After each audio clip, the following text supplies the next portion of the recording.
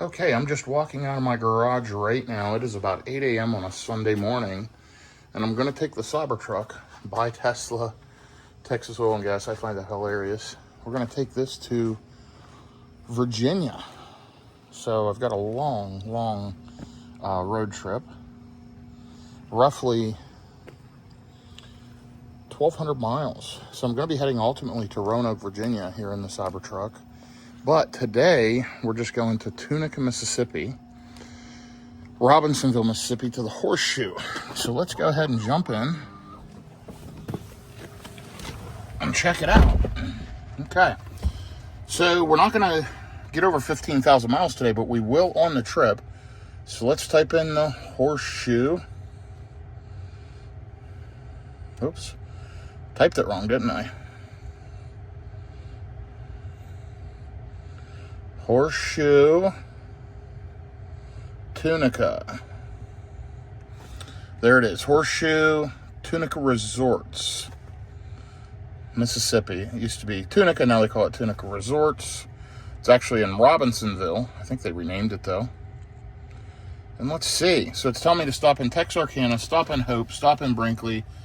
6 minutes, 41 minutes, 17 minutes. We'll see. I'm not sure I'm going to do all that. But we are going to get on the road 513 miles today. It's saying we'll get there at 4:42 p.m. That's probably about right. I'm expecting to get there between 4 and 5. Let's go ahead and reset the trip gauge. And for today, reset. And we're going to rename this. Today's trip is Tunica. Actually, let's rename it Roanoke, because that's my ultimate destination, is Roanoke, Virginia. I'm going to be in Tunica tonight, Bristol, Virginia tomorrow night, and then Roanoke, Virginia the next few nights. Then I'll either be road tripping or flying back to the Dallas-Fort Worth area. We'll see which direction I decide to go. But I will get over 15,000 miles. I'll give you my 15,000 mile review. In the meantime, let's get unplugged and get on the road. We'll figure out that first charging stop. I'll probably try to skip Texarkana. Let's take a look. Texarkana is a 150, and if I recall, there are some 250s right around that area. For example, I could stop instead in New Boston and get 250 kilowatts, and there's another one there in Nash that's 250 kilowatts. So why in the world would you stop in Texarkana? It makes zero sense. So we'll get that fixed as we get on the road. Learn as you're navigating on the Tesla Autopilot. Always try to charge at 250 kilowatt or above. Your cars are mostly capable of that if you arrive with a low state of charge. I am charged to 100%, 323 miles. It filled up about 2 hours ago. I've had the cabin preconditioning. I have been plugged in. You can see it put 51 kilowatt hours of energy in, and it's still pulling 7 amps, just keeping the cabin cool. Let's go ahead and get unplugged and get on the road. It's as easy as this. We'll just press this button, it'll go white, and I unplug.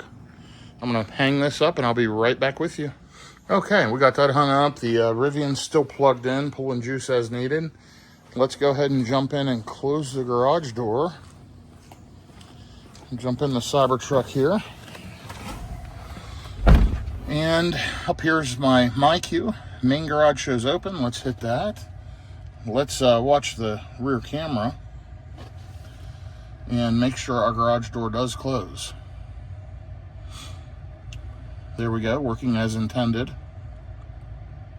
Now once I put it in drive, my rear view mirror will pop up on the screen, which is fine.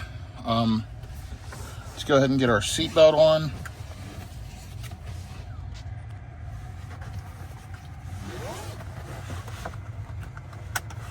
Okay, we're buckled in. Tap to activate drive. And it says press accelerator to drive, and off we go. And then guess what I'm going to do in just a second. By the way, let's get this back to normal view. We're going to turn on FSD right now. I did that by clicking in on the right scroll wheel. My profile set to hurry. My mirrors just unfolded, and FSD is navigating through my neighborhood. So off we go on another epic road trip. Again, this is about a 1,200 and some mile trip.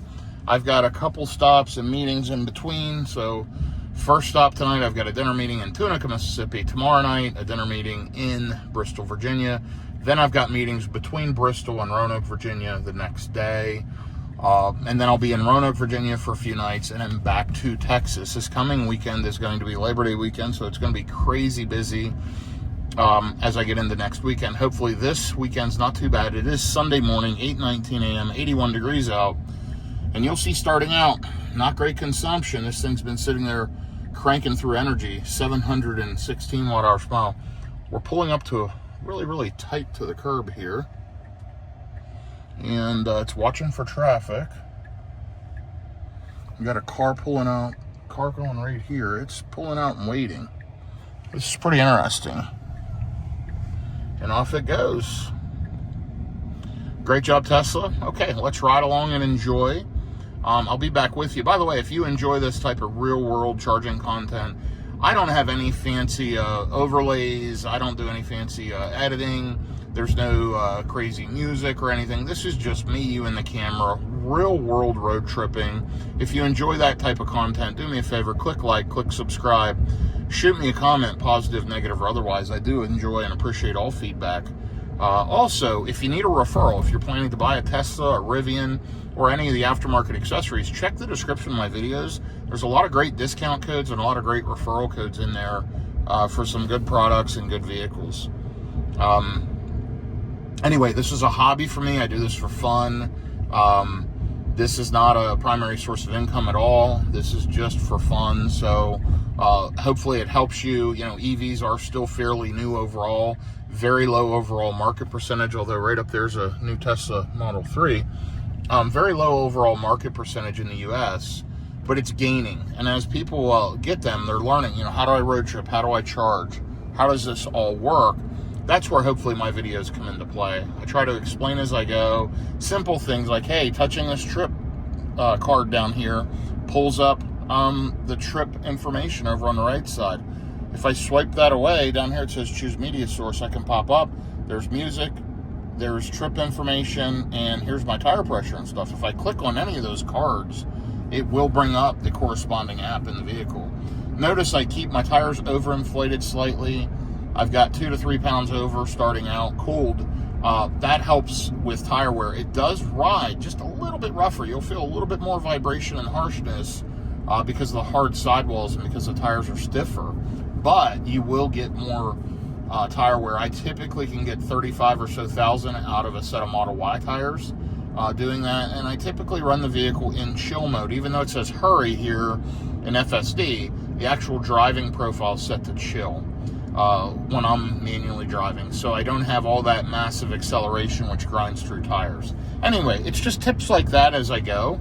I'll share with you as we're road tripping along. This is going to be a good one today. This is an easy one, you know, 500 miles, no big deal. We'll knock this out quickly and be in the hotel before 5, 6 o'clock. So hopefully this will be uneventful. We're going to be traveling along. And like I said, once I get on the road, get a little time under my belt, I'll adjust to charging stops because we're not going to stop at a version 2 and potentially at a version 2 supercharger. They're 150 kilowatts. If you have to power share with another Tesla, it's only around 72 kilowatts. So what that means is if there's 8 stalls and there's already 4 cars there and they're spread out and you park beside a car, you have to split power. They share. Stall A and B share. And many times, many sites have both version 2 and version 3 superchargers at the same site. You can tell the difference. A version 2 supercharger, on the charging handle, there's a metal silver ring you can see, and it's a thicker cable. Stay away from those. Try to charge only at the version 3s when possible. Sometimes it doesn't make a huge difference. Sometimes it does. Better safe than sorry. Anyway, as you saw, my navigation was planning me to go to Texarkana. Still is, although, see, it's already saying 16% arrival. That will improve, I believe, as we go, and maybe it'll figure out a better stop. But I'm either going to stop in Hope, I'm going to stop in Nash, I'm going to stop somewhere where I can get, you know, a better charge on a version 3 250 kilowatt. Anyway, FSD's doing a great job. I'm going to go ahead and ride along with it and enjoy the drive for a bit, and I'll be back with you with an update in just a little while. I will keep you updated throughout the entire trip today, tomorrow, and the next day, and this will be posted as one continuous 1,200 plus mile trip. For me, this will happen over 3 days, so it's going to be a lot of fun. I hope you ride along and enjoy the adventure. Okay, let's talk a little bit about efficiency. Lifetime on the vehicle, 434, almost 435 watt-hours per mile. Starting out this morning for just the first 9 minutes, 280 watt-hours per mile. Hopefully we'll be under 400 watt-hours per mile today, but we're driving through some areas with pretty high crosswinds, some pretty high-speed sections, so it just depends. We'll see how it goes. This Cybertruck overall is pretty efficient. If you have a non-Tesla, you use to miles per kilowatt hour. So if you divide and use 1,000 as your division mark, this is 2 point something miles per kilowatt hour. 333 watt-hours per mile would be rated 3 miles per kilowatt hour, for example. 250 watt-hours per mile, divide that into the 1,000, that'd be 4 miles per kilowatt hour. So this isn't super great efficiency, but keep in mind, about 90% of my miles on this Cybertruck are highway miles. By the way, I'm manually driving because it still thinks there's construction up here, and this access ramp shut off. They just reopened it, so I'm going to ignore turning left on McGee Lane, and I'm going to go up here and turn right and jump on the access road and save, 3 or 4 minutes. So it's just a navigation thing. They'll fix that, I'm sure, in the next few days or weeks, but I've seen that happen now a couple times on Teslas. Getting on 35E south here in the Lewisville, Texas area. Anyway, I'm going to get out on the highway, ride along for a bit. I'm going to find a podcast to listen to. I've got some phone calls to make later, but it's only 8:30 a.m. Central Time here on a Sunday morning. They're just recalculated as I intentionally missed that left turn. So now it's correct, and it's going to jump on the correct route. So, all right. But by the way, it doesn't know the on-ramp's open. It's still showing 1.5 miles down there, and it's only like less than a half a mile until I'll be able to jump on the 35E South. Beautiful day, by the way. Hopefully we don't have a bunch of rain or bad weather, and we can get on the road and crank some miles. So less than 500 miles to go. This is an easy one today. I'm actually splitting the drive between 2 days rather than driving 900 and some miles tomorrow all in one shot. I decided to drive half today and half tomorrow and go ahead and take advantage and have a dinner meeting tonight, so why not?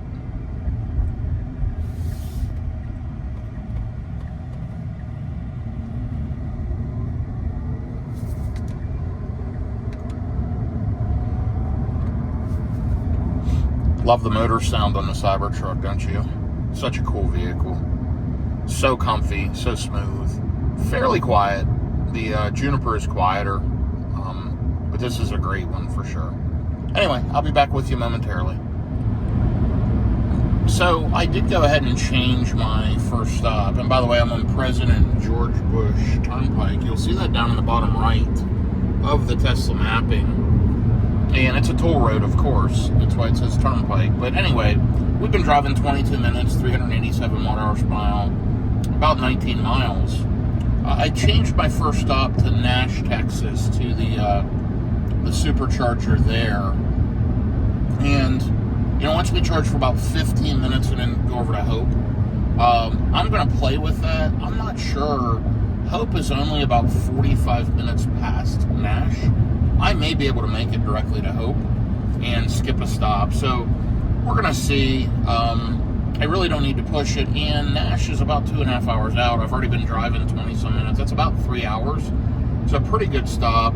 The problem is after that, there's no real good version 3s until Brinkley, Arkansas. So then it wants me to charge in Hope for almost 30 minutes. So we'll see. I may play with it. I may hit a third-party charger like an Electrify America, EVgo, whatever. EVgo suspended my free charging. I purchased a Cadillac Lyriq. I got 2 years of free charging that I could use on any vehicle, according to the dealership and according to what I was told. And I did do that for about 14 months. And just recently they suspended it because the amount of road tripping and charging I do. I've appealed that and I'm waiting to hear. But if I stop at EVgo, I will be paying their prices. But I may do that for convenience. Plus, they do charge faster than a Tesla charger because they charge up to 350 kilowatts, and this truck can take that. So we'll see. But what I know for now, first stop Nash, more than likely, and I'm going to play with it as we go. Efficiency's about what I expected. Actually, it's a little higher, but I don't know if you can hear the wind. I'm driving into a headwind. 412 watt-hours per mile. So I'll be back with you here shortly. The car has been doing the driving the entire time since I left, other than when I took over due to the small navigation change I showed you earlier. But it's driven on and off exits and done everything it's needed to do, switched lanes, and just handled the drive so far, which has made it very, very nice. I plan to pretty much let FSD drive me the entire way, which would be wonderful. Anyway, I'll be back with you shortly. So this is what it shows when I tell it I want to stop, remove all charging stops and go to Hope. It's saying you've got to be at Hope an hour and 12 minutes, in other words, full charge, and then go to Tunica. I'll add Brinkley in, but it says I'll make it to Hope with 5%. It's only 214 more miles. I'm at 93%. I should be fine. I'm going to let it ride here about 75 miles an hour. I'm going to get past pretty much like I'm sitting still on this turnpike, and as I get on 30. But that's okay. I'm going to slow down. Let me go ahead and move it to 74. And you'll see right there, I scrolled the dial down to adjust the speed, and it'll slow itself down to 74. And it says if I stay below 74, I can arrive to the charger destination above 9%. Anyway, let me add in the Brinkley stop. And here's how we're going to do that. We're going to click the charger icon down there. We're going to scroll along the route. I believe that's Brinkley there. We're going to add that in. I'm going to hit edit. I'm going to reorganize my stops. Oops. It wants me to pay attention, and I do need to. And there we go.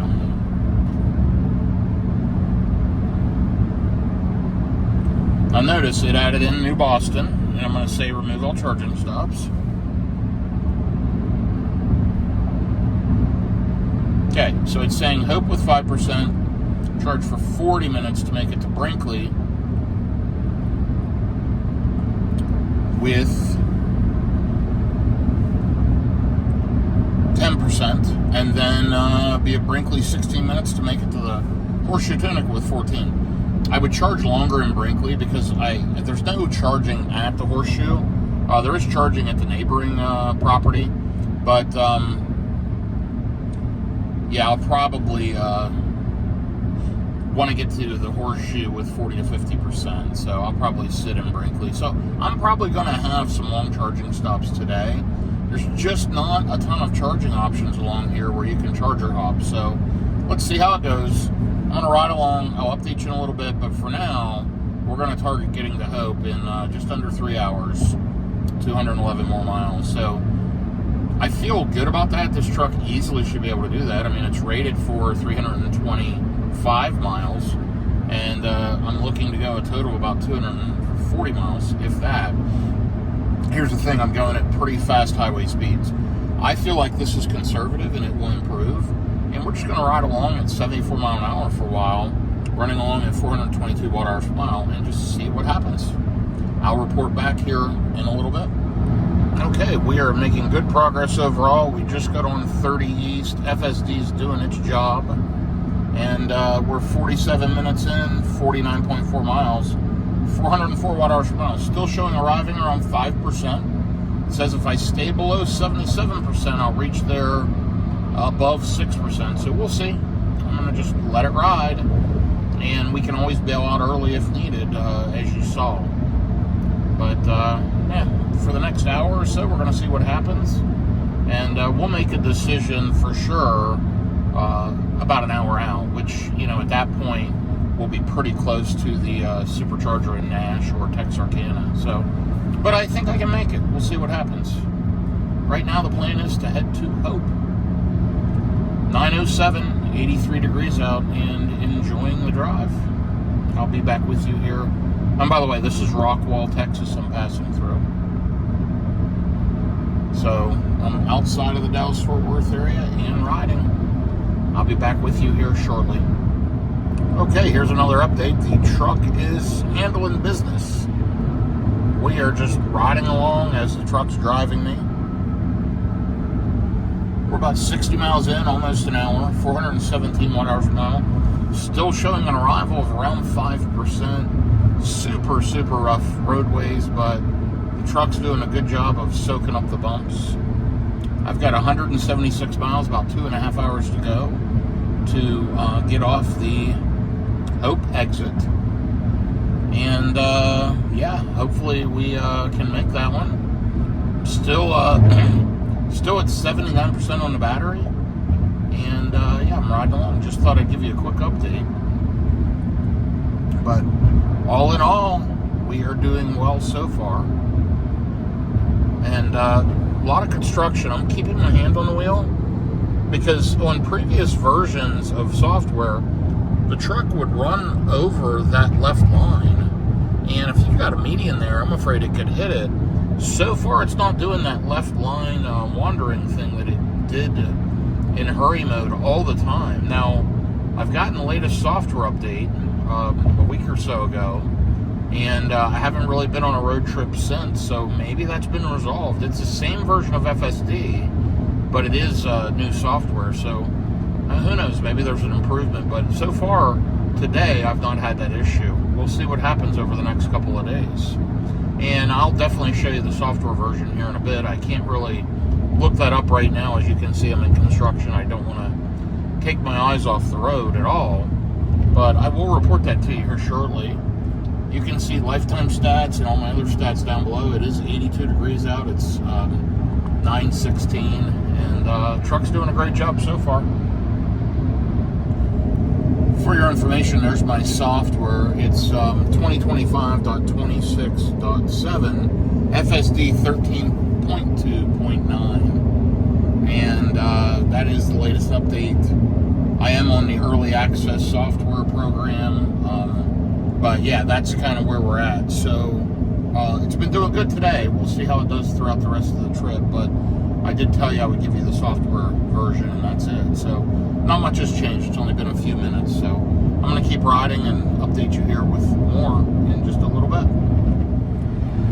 So we're still riding along at highway speeds. The speed limit's 75 miles an hour, so I'm getting passed fairly frequently, and usually more quickly than those cars just passed me. But anyway, I'm estimating arriving with 8% stated charge, 2 hours and 5 minutes, 151 miles. You'll see it's been about another 20 minutes. I've driven 85 miles now, an hour and 18 minutes, 419 watt-hours per mile. So doing great. Should be good to make it to Hope in just a couple hours. So about a third of the way down on this first leg of the trip. You know, to be honest, I like to stop every roughly hour and a half to 2.5 hours. This is a bit long on this leg. For me, I'm just so used to charger hopping, and it's kind of spoiled me, and I enjoy it. Nonetheless, we're going to ride along and try to make it all the way to Hope for our first stop, and I will keep you updated here as we go. It is warming up out, by the way. 84 degrees out now, 9:37 a.m. Central Time. Still shows, by the way, we're going to arrive a little after 4:30. Shows a 4:38 p.m. arrival. About 40 minutes of charging here in Hope, which sounds about right. It's a long one. One thing about it, when I road trip in my Model Y Juniper, my normal charging stops are, 15, 20 minutes and go. It's definitely longer with the Cybertruck. It's just way more inefficient, and it does charge more quickly, but really, you're not getting the advantage of that unless you can hit a 350, 400 kilowatt charger. And Tesla simply doesn't have those. They have the 325s. I've charged this truck over 350 kilowatts on EVgo before.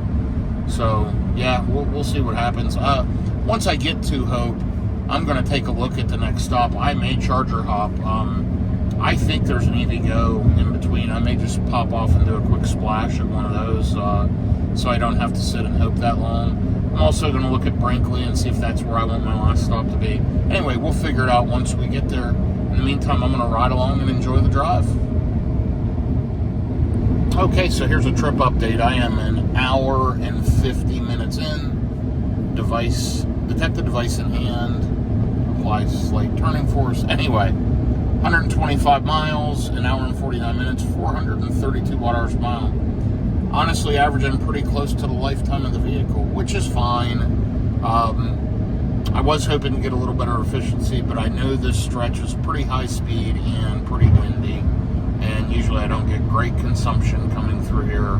130 on east side of Texas into Arkansas. This is just pretty much common.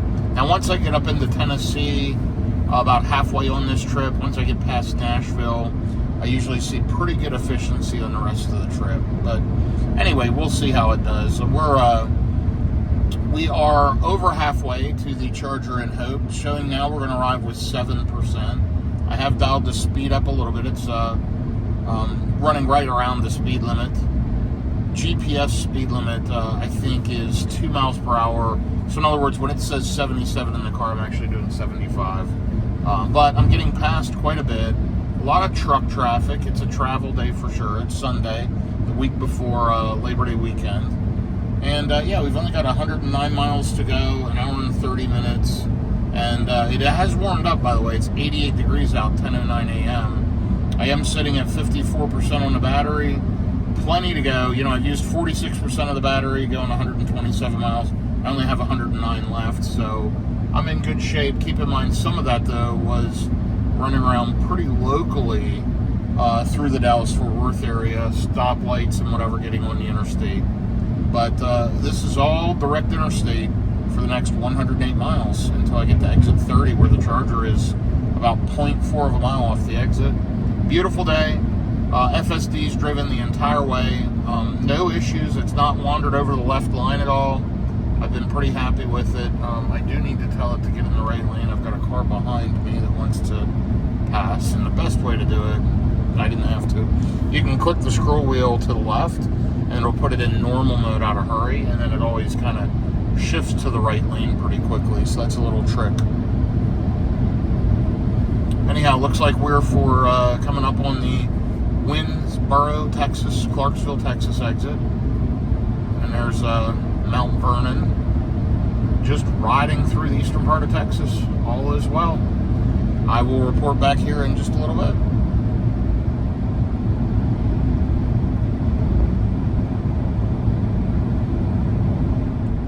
So you'll notice it's estimating now 9% state of charge upon arrival.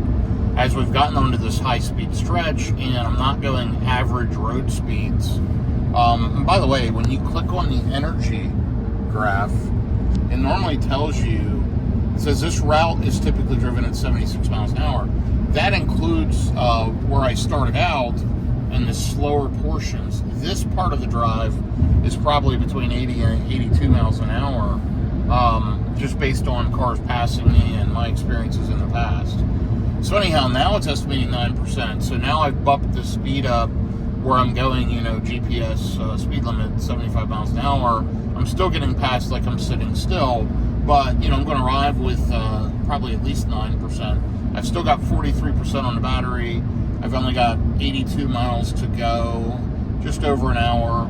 We are consuming some electrons, though, 440 watt-hours per mile. It's very windy, and I can certainly feel it, but this entire drive, again, has been full self-driving, so it's done a wonderful, wonderful job. I'm really glad to have it. 153 miles in, 2 hours and 12 minutes. It is hot out. It is 90 degrees, which is probably part of the reason that I'm using up more energy, just keeping HVAC to keep the cabin cool. Either way, making great progress. I'll be getting there with... it's going to be around 236 total miles on the first leg. I'm going to use up most of the battery to do that. Real world, I'm probably 250 miles on the highway in this thing, maybe a little bit more. Around town, certainly much better. But EVs get great fuel economy around town with their regenerative braking. When you're on the highway, they consume more electricity and will not typically get the stated range. Been a good drive. I'll be probably 40% of the way there. I'll be 236 miles into a 510 mile or whatever trip. So not quite halfway, but pretty close to. And yeah, knocking it out quickly here this morning. Easy drive. If I was to drive this straight through, it's about 7 hours depending on the speed you go, maybe 7 hours and 15 minutes. All highway, super easy. You can see how quickly cars are passing me. Anyway, we're going to keep riding along. I will update you here again in a little bit. Only a little over an hour out now. Okay, so we're riding with traffic now. Attention monitoring unavailable. Detected device in hand. Great job, Tesla. That's the camera right up here, seeing what I'm doing. Big bump. Sorry about that. Anyway, we are now riding along at highway speeds because we're going to arrive with 9%. So we have a little bit to burn on the battery. We're only 51 minutes out, 60 total miles, and making great progress. 2 hours and 29 minutes into the drive, 176 miles, 443 watt-hours per mile. Actually, worse efficiency overall, and we've pushed the lifetime efficiency the wrong direction up to 435 watt-hours per mile. The higher the number, the less efficient. So anyhow, we're going to be getting off exit 30. Got a charge for 30 or 40 minutes. I looked. The charger that's between Hope and Brinkley is in Little Rock, and it is temporarily closed. So I wouldn't stop at that one anyway. It's a 150 kilowatt Tesla supercharger, a version 2, and it is usually packed. Oh, there went my wiper. I was seeing something. That's pretty funny. Yeah, that charger in Little Rock's usually packed, so I try to avoid that one for sure. There is an Electrify America. There's also an EVgo right before Little Rock. So there's a couple of bailout options, but I need to take a break, stretch my legs. I need to check. It looks like they might have put some Tesla destination chargers in the Horseshoe Tunica parking garage on level 1. According to Grok, there are chargers there, so I need to check PlugShare. I need to Google it. I need to check ChargeWay. I need to confirm that I have charging at the hotel. That may change how long I sit in Brinkley. Either way, though, we're making great progress. I hope to hit the hotel today. Around 4:30 would be ideal. We'll kind of see what happens. Looks like there's some construction up here. Left lane closed ahead, merge right. So, you know, an easy way to do that, just switch us to normal, standard. And I click that scroll wheel that direction to the left, and it automatically moves me to the right lane. So, anyway, I'm probably going to need 30 minutes anyway. Stretch my legs, get a refreshment, use the facilities, check my email, on, and confirm my charging, confirm my next stop, check EVgo. So it's going to take me a bit, and I need to stretch my legs for sure. I've been riding for 2.5 hours, and as you get older, more frequent stops are good. So anyway, I'll be back with you here. Before we get to the charger, we're just making excellent progress now, and we are burning some juice because we've got it. So I'll be back with you. Okay, we are in a construction zone, and we are 200 miles into the current drive, 2 hours and 48 minutes, 452 watt-hours per mile. Again, this is that terrible economy stretch, terrible efficiency stretch. I told you I was hoping overall on this trip to get high 300 watt-hours per mile. It's potentially doable once I get up into Tennessee and beyond. It'll help bring down my overall average, but you can see right now it's not great at 452. Anyway, we've got about 30 minutes left, 35 miles, and we're going to arrive still with about 9% predicted. So you can see, like I thought, that was pretty conservative. But I did set the speed. I rode right at the speed limit, or thereabouts, for the first hour. That's just one pro tip. If you're road tripping and you're concerned about making it to the destination, just slow down. EVs get so much better range and efficiency at lower speeds.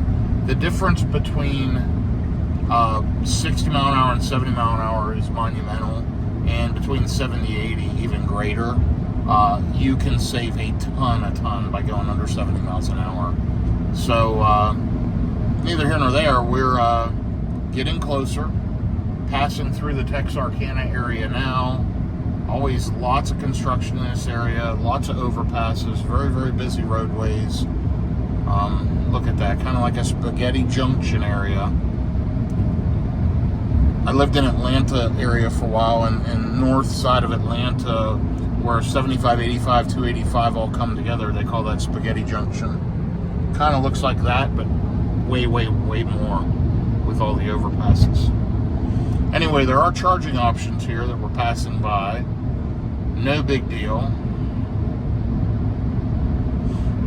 It's showing there are 15 stalls available upon arrival at the 250 kilowatt charger that we're headed to in Hope, Arkansas. I've charged at this one quite a few times.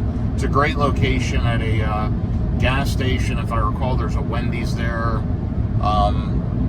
And there's some other food options beside it and across the road, whatever. But this is an easy one. I'll back in down along, you kind of back down in along the grass and walk straight forward then into the establishment where I'm going to use the facilities and whatnot. But yeah, so far, FSD's doing a great job. Happy with that. Let me get in the right lane. I've got a car coming up behind me.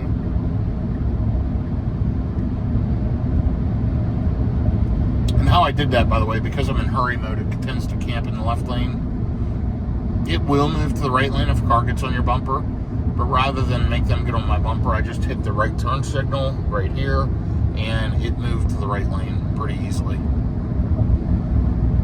So for now, we're just going to keep riding. Yep. Good trip so far. 91 degrees out, 11:10 a.m. We are clicking down the miles. I'll be back with you in just a minute. So you can tell what version charger you're going to. If you click the charger, it'll show you, sorry, 1 second here. It shows you up top 15 of 16 available upon arrival, and there's where it says 250 kilowatt. That's a version 3. A version 2 will say 150. And then down here it shows you the price, 32 cents per kilowatt hour. Congestion fees of 50 cents kilowatt hour if you sit there at a busy time and plug a charger. 50 cents a minute, I mean, after you're full or after 80% or whatever. Anyway, that's how you tell. Now, there are some that'll show slower, below 100 kilowatt. Those are urban chargers. They're around 70 some kilowatts. I've seen those in Palm Springs and some cities. And then there are 325 kilowatt, which only the Cybertruck's currently capable of receiving. And those are version 3.5, 3.5. Those are the new big, white, tall version 4 dispensers with version 3 cabinetry, long story short. Eventually, those should be able to put out 500 kilowatts, 800 volt, whole different charging infrastructure and architecture, whatever. But right now, they will put out higher amperage on the Cybertruck, getting up to 325 kilowatts. So, anyway, nonetheless, try to stick to 250 kilowatt or 325. If you remember, starting out this trip, it wanted me to stop in Texarkana and charge for 15 minutes and then go on to Hope. And it wanted me to stop in Texarkana at 150 kilowatt charger. And right before that, just a few miles before in Nash, was a 250 kilowatt. It would have made 0 sense to stop to 150 when there was a 250 right before it.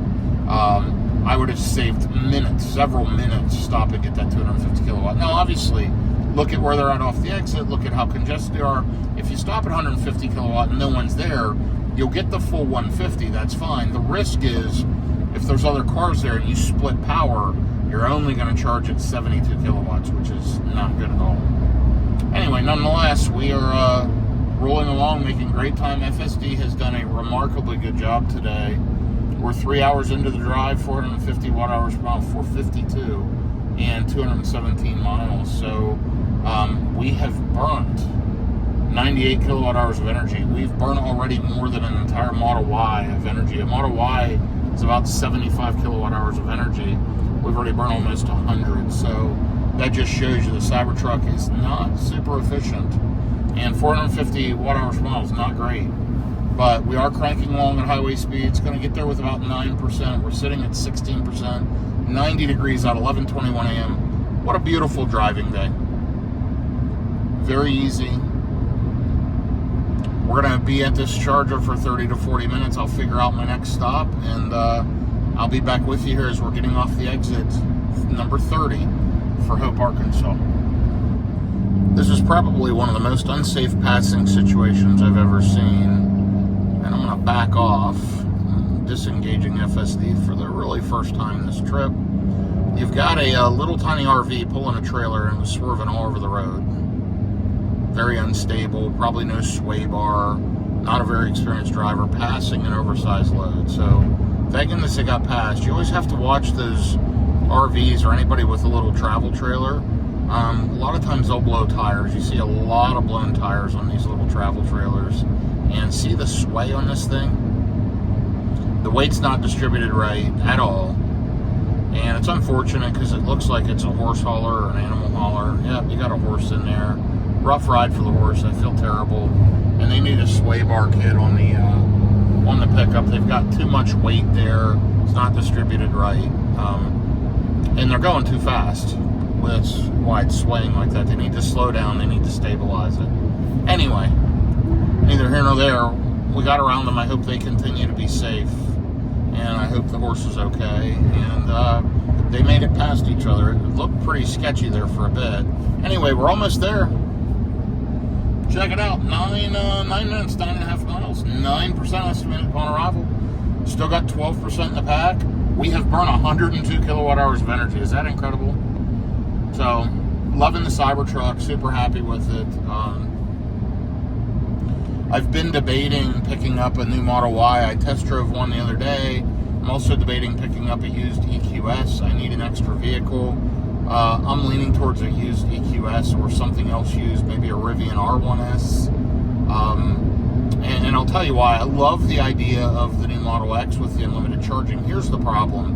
It wasn't long ago the Model X was $79,990, and you got choices of paint colors in some cases at certain times. Minus the $7,500 federal credit, you could get a Model X for around $72,000. Sometimes less if it was an inventory vehicle. I found one at one point for $67,000 brand new.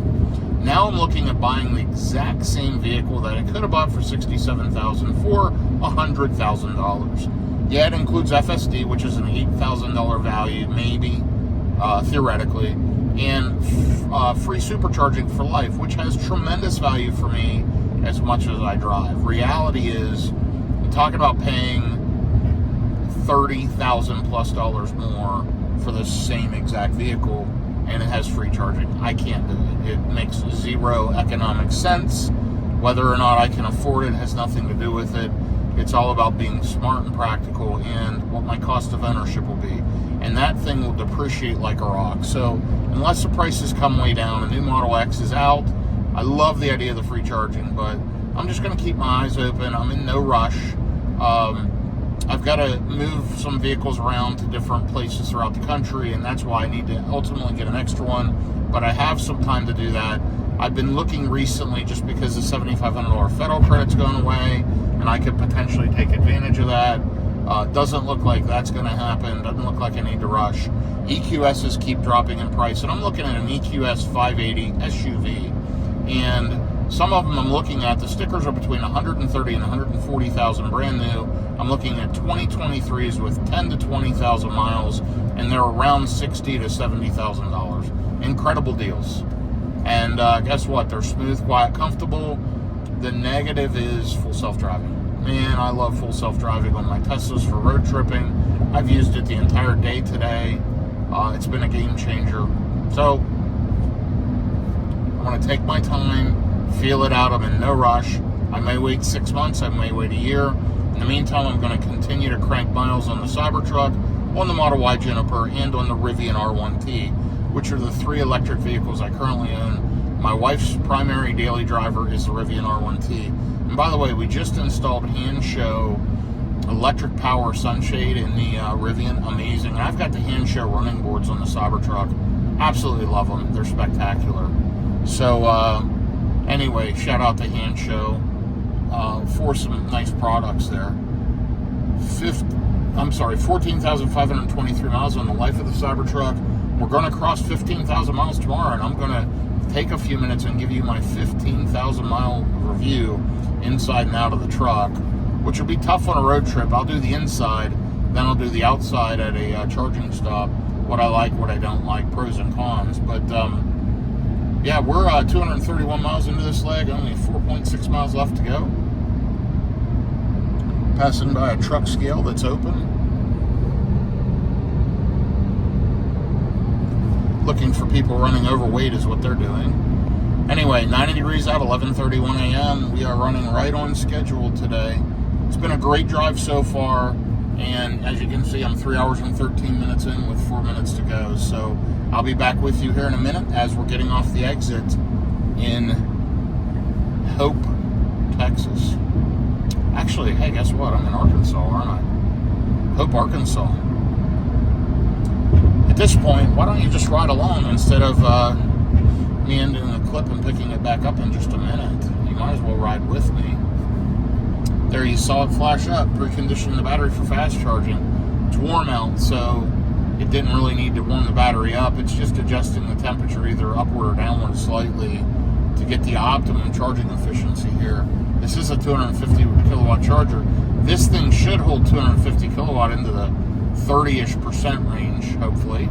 And let's just get plugged in and see how it does.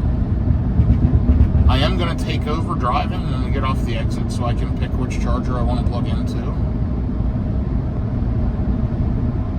And it looks like we're arriving as expected. We're sitting at 9% right now, so looks like we're going to arrive right around 9%. Remember, when I started out, it said I couldn't make it here, and that wanted me to stop in Texarkana, which I changed to Nash, which I decided to eliminate charging stops, save myself 15 minutes of getting off the exit, getting back on, plus charging time. It would have probably been a 15-20 minute time loss, and just went ahead and trucked straight on to this supercharger. And now I'm going to kick it out of hurry mode. We're going to click that scroll wheel to the left. We're going to scroll our speed down slightly. Get it slowed down a little as we head towards the exit. Tension monitoring unavailable. Yep. Those are the nags. And they're doing that because I am holding a recording device. So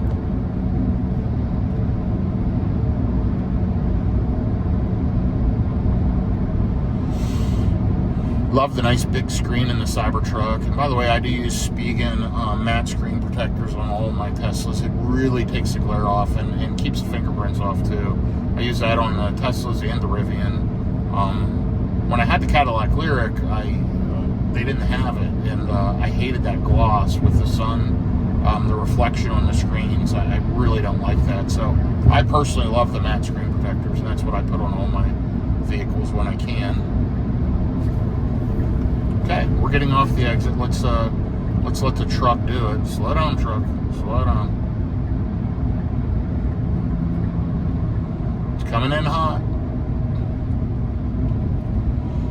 It's really not doing bad. It's just a little disconcerting when you're in the driver's seat and the vehicle's driving you, getting used to and having the confidence that, hey, it's going to do the right thing.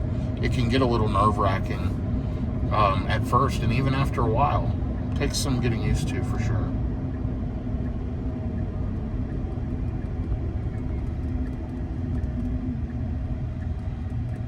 And right up here's the charger.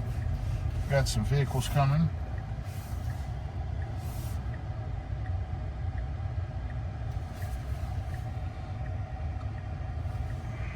I'm going to kick it over into hurry mode because it's being ultra conservative. Let's go. I'm tapping the throttle to get it going. And I'm going to go ahead and take over like I mentioned.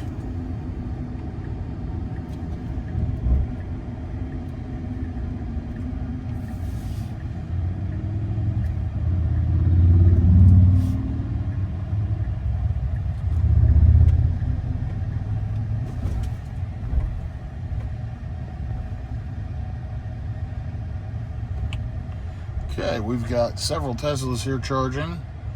Got a Model 3, Got a Model X. Got another Cybertruck. I'm going to back in between the Cybertruck and Model X.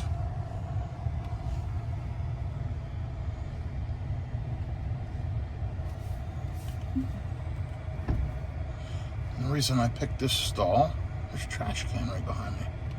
And I've got to get rid of some trash. So, let's go ahead and get backed in. Let's get plugged in. And let's see what kind of charging speeds we get.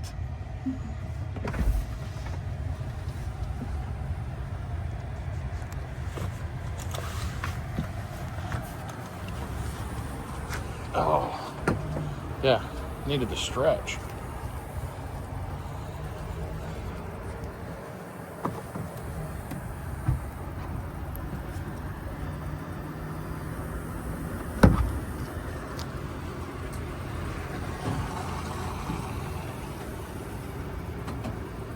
You're clicking, and we got green. All right, let's check speeds.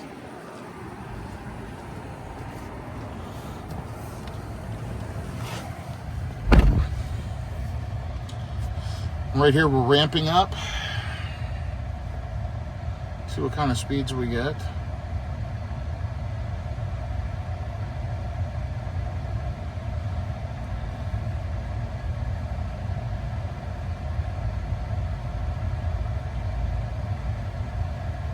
Slowly ramping. This is typical behavior for the Cybertruck on a Tesla supercharger.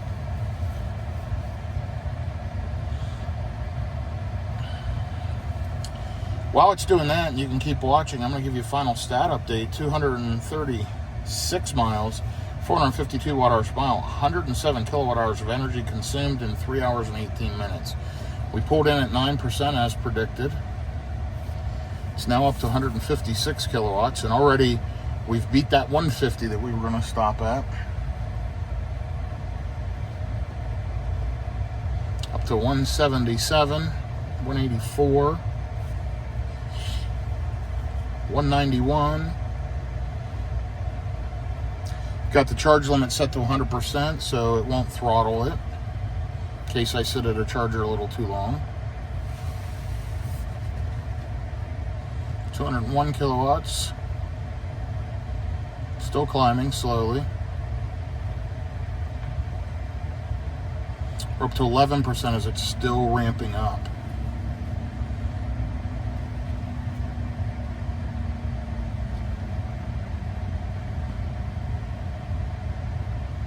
$206, 207. Hey, we're over 200 kilowatts. I'm happy with that. I'm going to let it ramp, and I'm going to go in and use the facilities. It's slowly climbing up towards that 250, and I'll check back in here in a bit. I am going to go ahead and keep climate and let it keep it cooled down because it is hot out.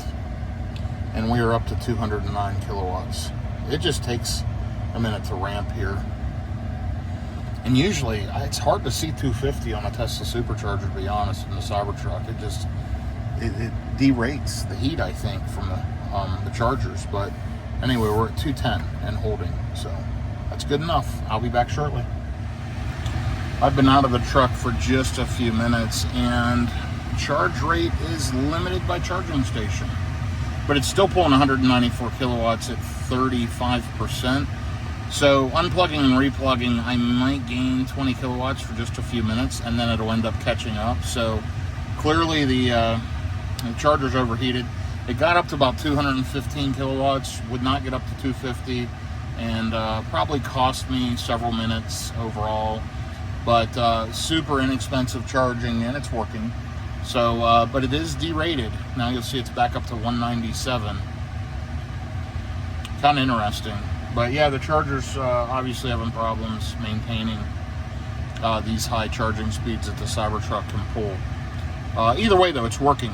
So, Sean, I need to be here another 35 minutes to continue the trip to Brinkley, Arkansas. It's 174 miles away. I'm going to take a look at options, do a few things, and I'll be back with you here shortly. It's 11:48 a.m. So I might stop at an EVgo. I'm not sure what I'm going to do yet, but I will let you know. So the EVgo is in Benton. I can easily make it there right now. It's 11:53 a.m. It's 69 cents a kilowatt hour. I'm paying 32 cents here. Makes 0 sense to stop there. They suspended my charging plan because they said it looks like it's charger abuse and I must be doing ride sharing or whatever, and I posted that. It's just because I road trip so much. So I've appealed that, but right now it's still suspended. So who knows what's going to happen with that issue. But regardless, I don't want to give them 69 cents a kilowatt hour just based on principle. It seems ridiculous. So I'm going to check. There is a Electrify America there in Little Rock, and I may just run to that one. It's at a Walmart. I've been there many times, and I'm going to see what else is en route. Or I can just sit here and continue to charge and get enough juice to make it the all the way to Brinkley, which I've charged at many times. Let's take a look, by the way, on the Tesla nav. See, we got this one charger up here in Conway, Arkansas, and you've got the one here in Little Rock that says temporary closure. So that's pretty interesting. Maybe they're upgrading that one finally. But right now, if we take off, we're getting there with minus 20%. That's funny. It says I have enough charge to continue my trip. To where?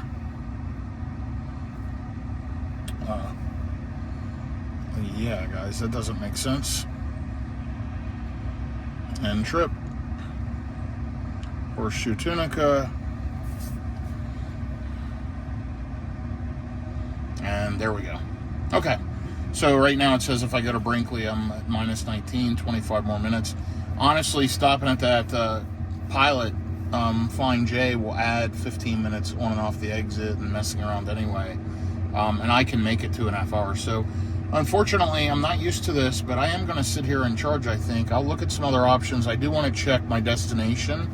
And, you know, with the Model Y, it's so efficient, I would already be back on the road. This thing takes some kilowatt hours. It's already pumped in 53 kilowatt hours of energy, which in the Model Y would be almost full and ready to go. So kind of crazy, but it's a big vehicle. So anyway, I'll be back with you here shortly.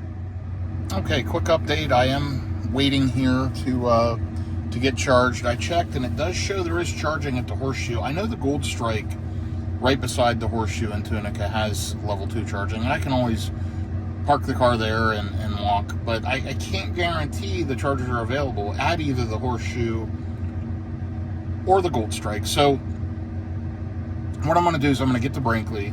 I'm going to top up to where I can get to the hotel with 30 or 40%, and then hopefully I can get plugged in and get a full tank overnight.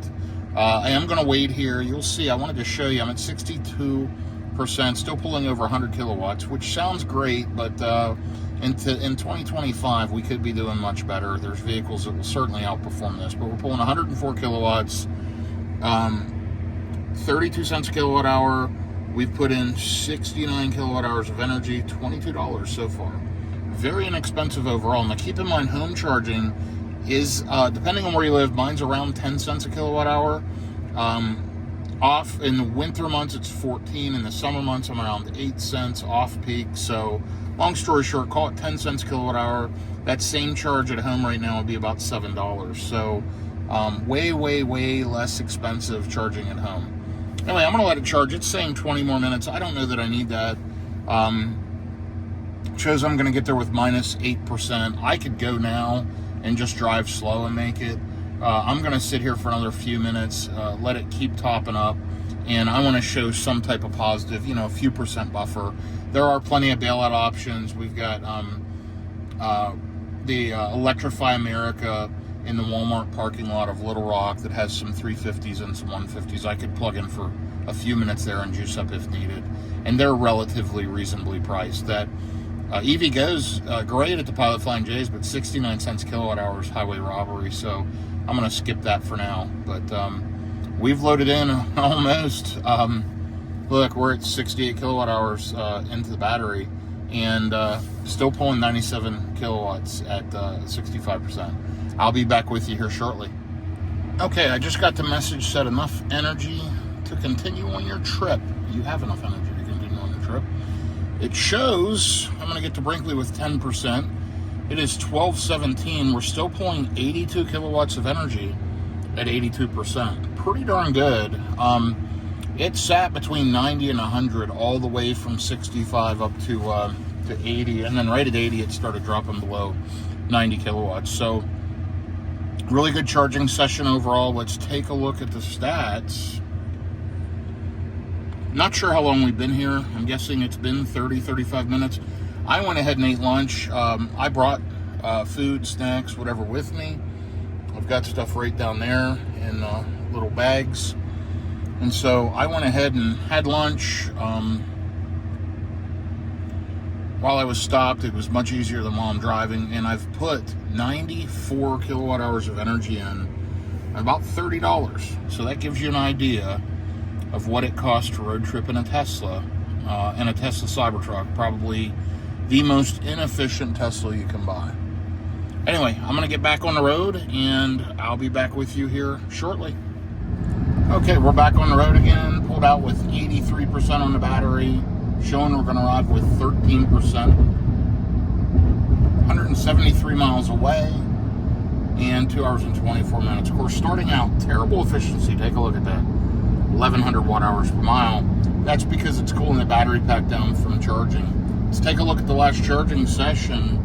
$30.39, and you saw we put in a lot of juice, and it was relatively quick. I mean, 35 minutes for a charging stop. The Model Y is a much better road tripper because I can stop for 15-20 minutes and drive another 2.5 hours. So this thing is so big and so inefficient, it does add time or extra stops. And because the Little Rock charger is closed, and because I didn't want to stop at the EVgo or the Electrify America, I had to sit there and deep charge longer. So part of that's on me, part of it's because that charger was down, but part of it's the Cybertruck's just not as efficient, and I can't get the full charging speeds at Tesla version 3 superchargers. So once it's able to charge to 500 kilowatts, that may change things a little bit. In the meantime, with the way the charging curve is and charging performance, the Model Y is definitely a better road tripper. 14,530 miles overall on the vehicle. We're at 91 degrees out. It's 12:22, and let's take a look. We're still showing arriving around 4:30 p.m. to the hotel.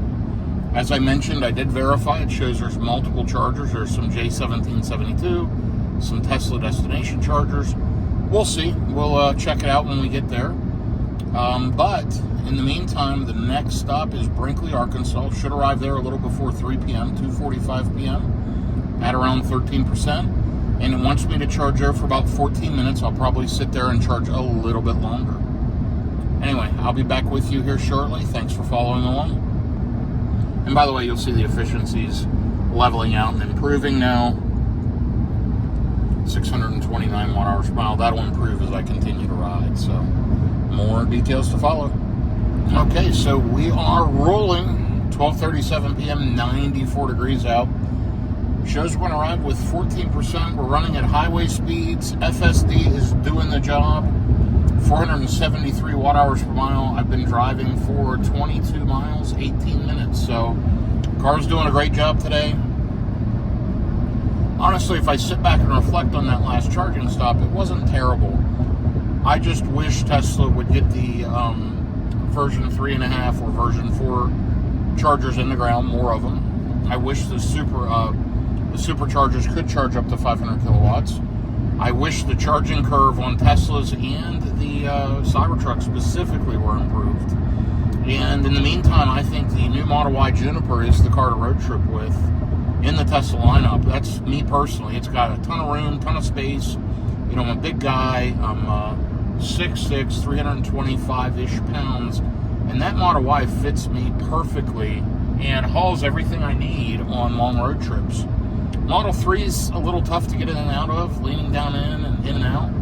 Model Y is perfect, super efficient, great charging in my opinion. And yeah, the charging curve could be better, but you know, from 10 to 50% it charges super quick, generally, and you can then jump another 2.5 hours. It's really good. It's just so efficient. The Cybertruck, it's a wonderful, comfortable road tripper it's just going to add a little bit of time. You know, that was a slower charging stop than I would have had with the Model Y for sure. I sat there an extra 15 or 20 minutes. Now, granted, I went further my first stop than I normally would, and I'm going further the second stop, so there's some variables, but all in all, not disappointed. I mean, I'm enjoying it. If I'm by myself, typically the Model Y would be a better choice because I can be in and out super quick and run, and I've never really had to wait on the car when I'm in the Model Y. I think maybe one time.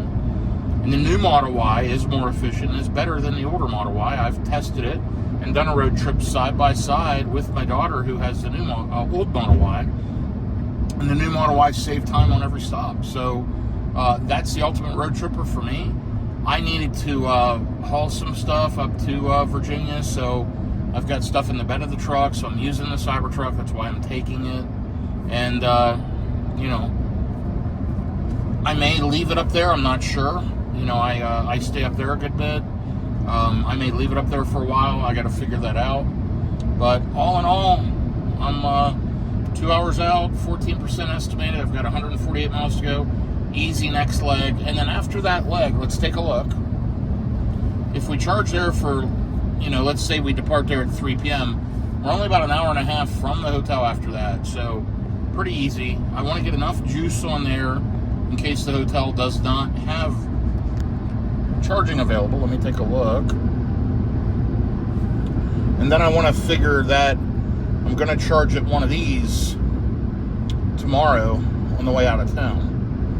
Probably like that one in Germantown Parkway would be ideal, but I can stop up here if needed in South Haven or whatever. So I've got to plan accordingly, knowing where I plan to head tomorrow. Now, if I'm able to juice at the hotel, that's irrelevant. I can skip those stops, but I have to plan kind of worst case. So that's what I'm going to do, and I'm going to relax and enjoy the drive for a bit.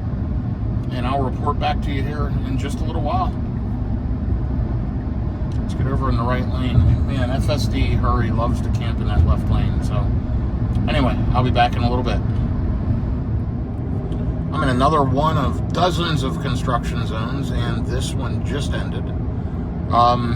Let's see, we are 53 miles in, 41 minutes, 473 watt hours per mile, 93 degrees out, 1:01 p.m. Disengage FSD and let this truck over and flash my lights for him.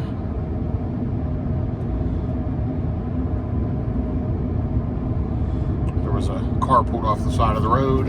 It's a courtesy thing to do. Just a rare case of having to disengage FSD. Let's put it in hurry. Let's adjust our speed. Okay. So it is showing we're going to arrive with 15%. We got plenty of juice. We are rocking and rolling at highway speeds and flowing with traffic. Got 120 miles to go to Brinkley, Arkansas. So I'm going to keep riding. We're about 289 miles into the Roanoke trip, 455 watt hours per mile overall. So listen, not great efficiency today at all, but you've seen I've got headwinds, rough roads, and high speeds and heat. So let's see if it improves tomorrow, but looks like that's going to be the tale of the day, meaning the story is poor efficiency today. But anyway, we're going to ride along and enjoy it. FSD continues to do a remarkably good job. I've only disengaged overall 2 or 3 times all day, just by choice like that, letting that truck in or getting off the exit, you know, things that I choose to do because I want to navigate a parking lot or pick which charger, but the car will do it. So it's gotten very, very good. Anyway, I'll be back with you here in just a little bit. Yet another road work area. Lots and lots of road work in the summertime. And frankly, they need it. A lot of rough roads and new construction, new paving, road replacement, whatever. But here's the thing. We're going to arrive now with 16% estimated state of charge upon arrival. Hour and 26 minutes, just over 100 miles, 103 miles out. We've been driving for 55 minutes, almost an hour, 71 miles, 456 watt-hours per mile. Terrible, terrible, terrible efficiency today. But highway speeds and smooth trip, not a lot of traffic. It's hot out, like I mentioned, 92 degrees. It's 1:15 p.m. Blue skies, smooth sailing. Loving the Cybertruck. Mine is the dual motor, all-wheel drive, tactical gray interior. Love the thing. Got a few aftermarket accessories on it that I really enjoy. But all in all, it is a wonderful, wonderful vehicle. And I'm glad I have it. Just about to turn 14,600 miles. So I got this vehicle in late December. So I've had it going on, let's say I've had it 8 months. Not that many miles on it. Of course, I've put 10,000 miles on my Model Y Juniper. I did put some miles on the Cadillac Lyriq. I put some miles on other vehicles. And I put some miles on the Rivian R1T. I drive typically 50 to 75,000 miles a year. So follow me if you want to watch a lot of road tripping videos like this. I usually post a couple a month, kind of all over the country in EVs. And I've got quite a few trips planned here now through the end of the year. Some flying, some driving, combination of both. But yeah, this is a good one. FSD has just continued to improve. Full self-driving supervised has gotten so good that it makes these trips so much easier. I can just sit back, relax, and let the Tesla do the work for me, which I really, really enjoy. Anyway, we're going to go ahead and ride along. There you go, 100 miles now. So, making great, great progress. Thanks for following along. I'll be back with you soon. Okay, so I'm driving through the Little Rock, Arkansas area. The Cybertruck still does push that left line.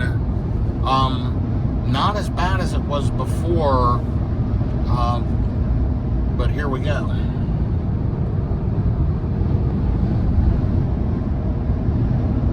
Anyway, it's been a known issue. It'll get better on every version of FSD, and I'm sure it'll totally go away soon.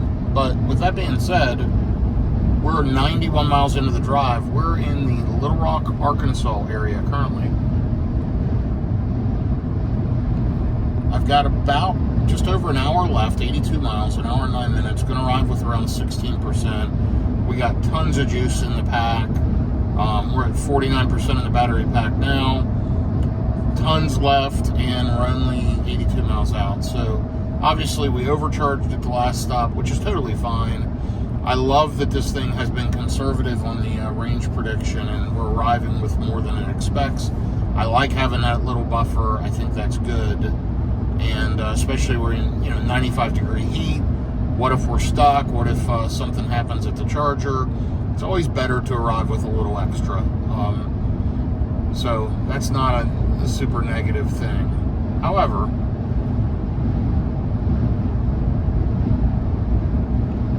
I am 444 watt-hours per mile.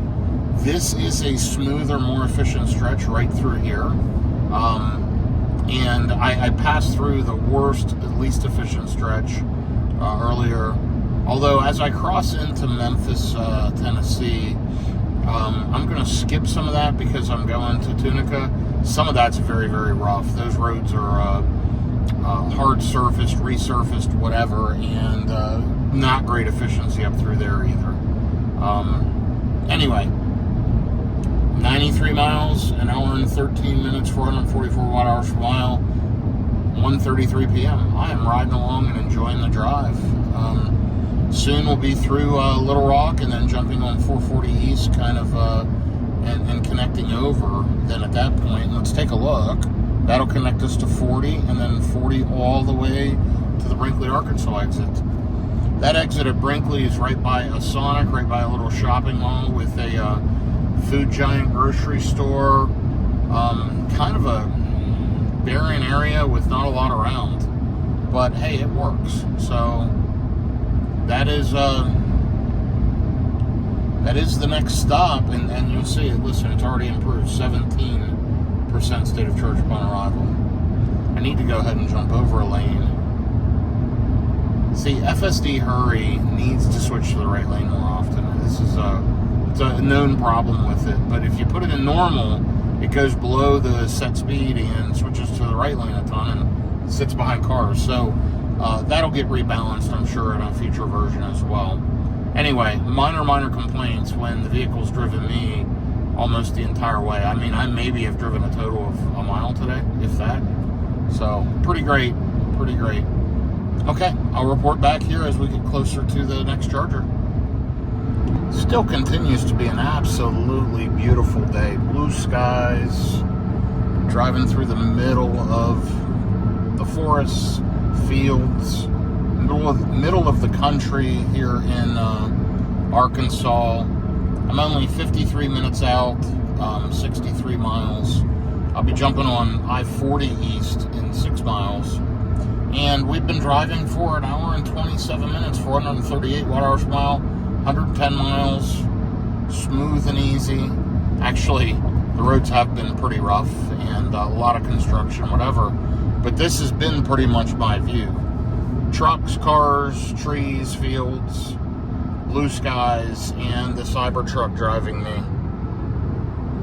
This is my field of view. This is my perspective right now. You're looking kind of through my eyes. This is what it looks like as I drive. So, I absolutely love riding in a Tesla and using full self-driving. It has become a game changer. You know, I remember back in the day, I was a beta tester for full self-driving, and I had a 2022 Model X Plaid and a 2022 Model Y Performance, both that I had paid for full self-driving. It was $12,000 on each car, and it was not good. It was awful. It had phantom heartbreaking events all the time on the interstate. It was pretty cool around town, and it was neat. It wasn't fully usable. It was a little scary, but on the highway, it was so bad. I mean, it scared my wife riding with me on road trips. It would hard brake all the time. And, I mean, your heart would just drop. You'd be riding along at full speed, and all of a sudden, it would just phantom brake. And phantom braking just kind of went away. It was such a big deal.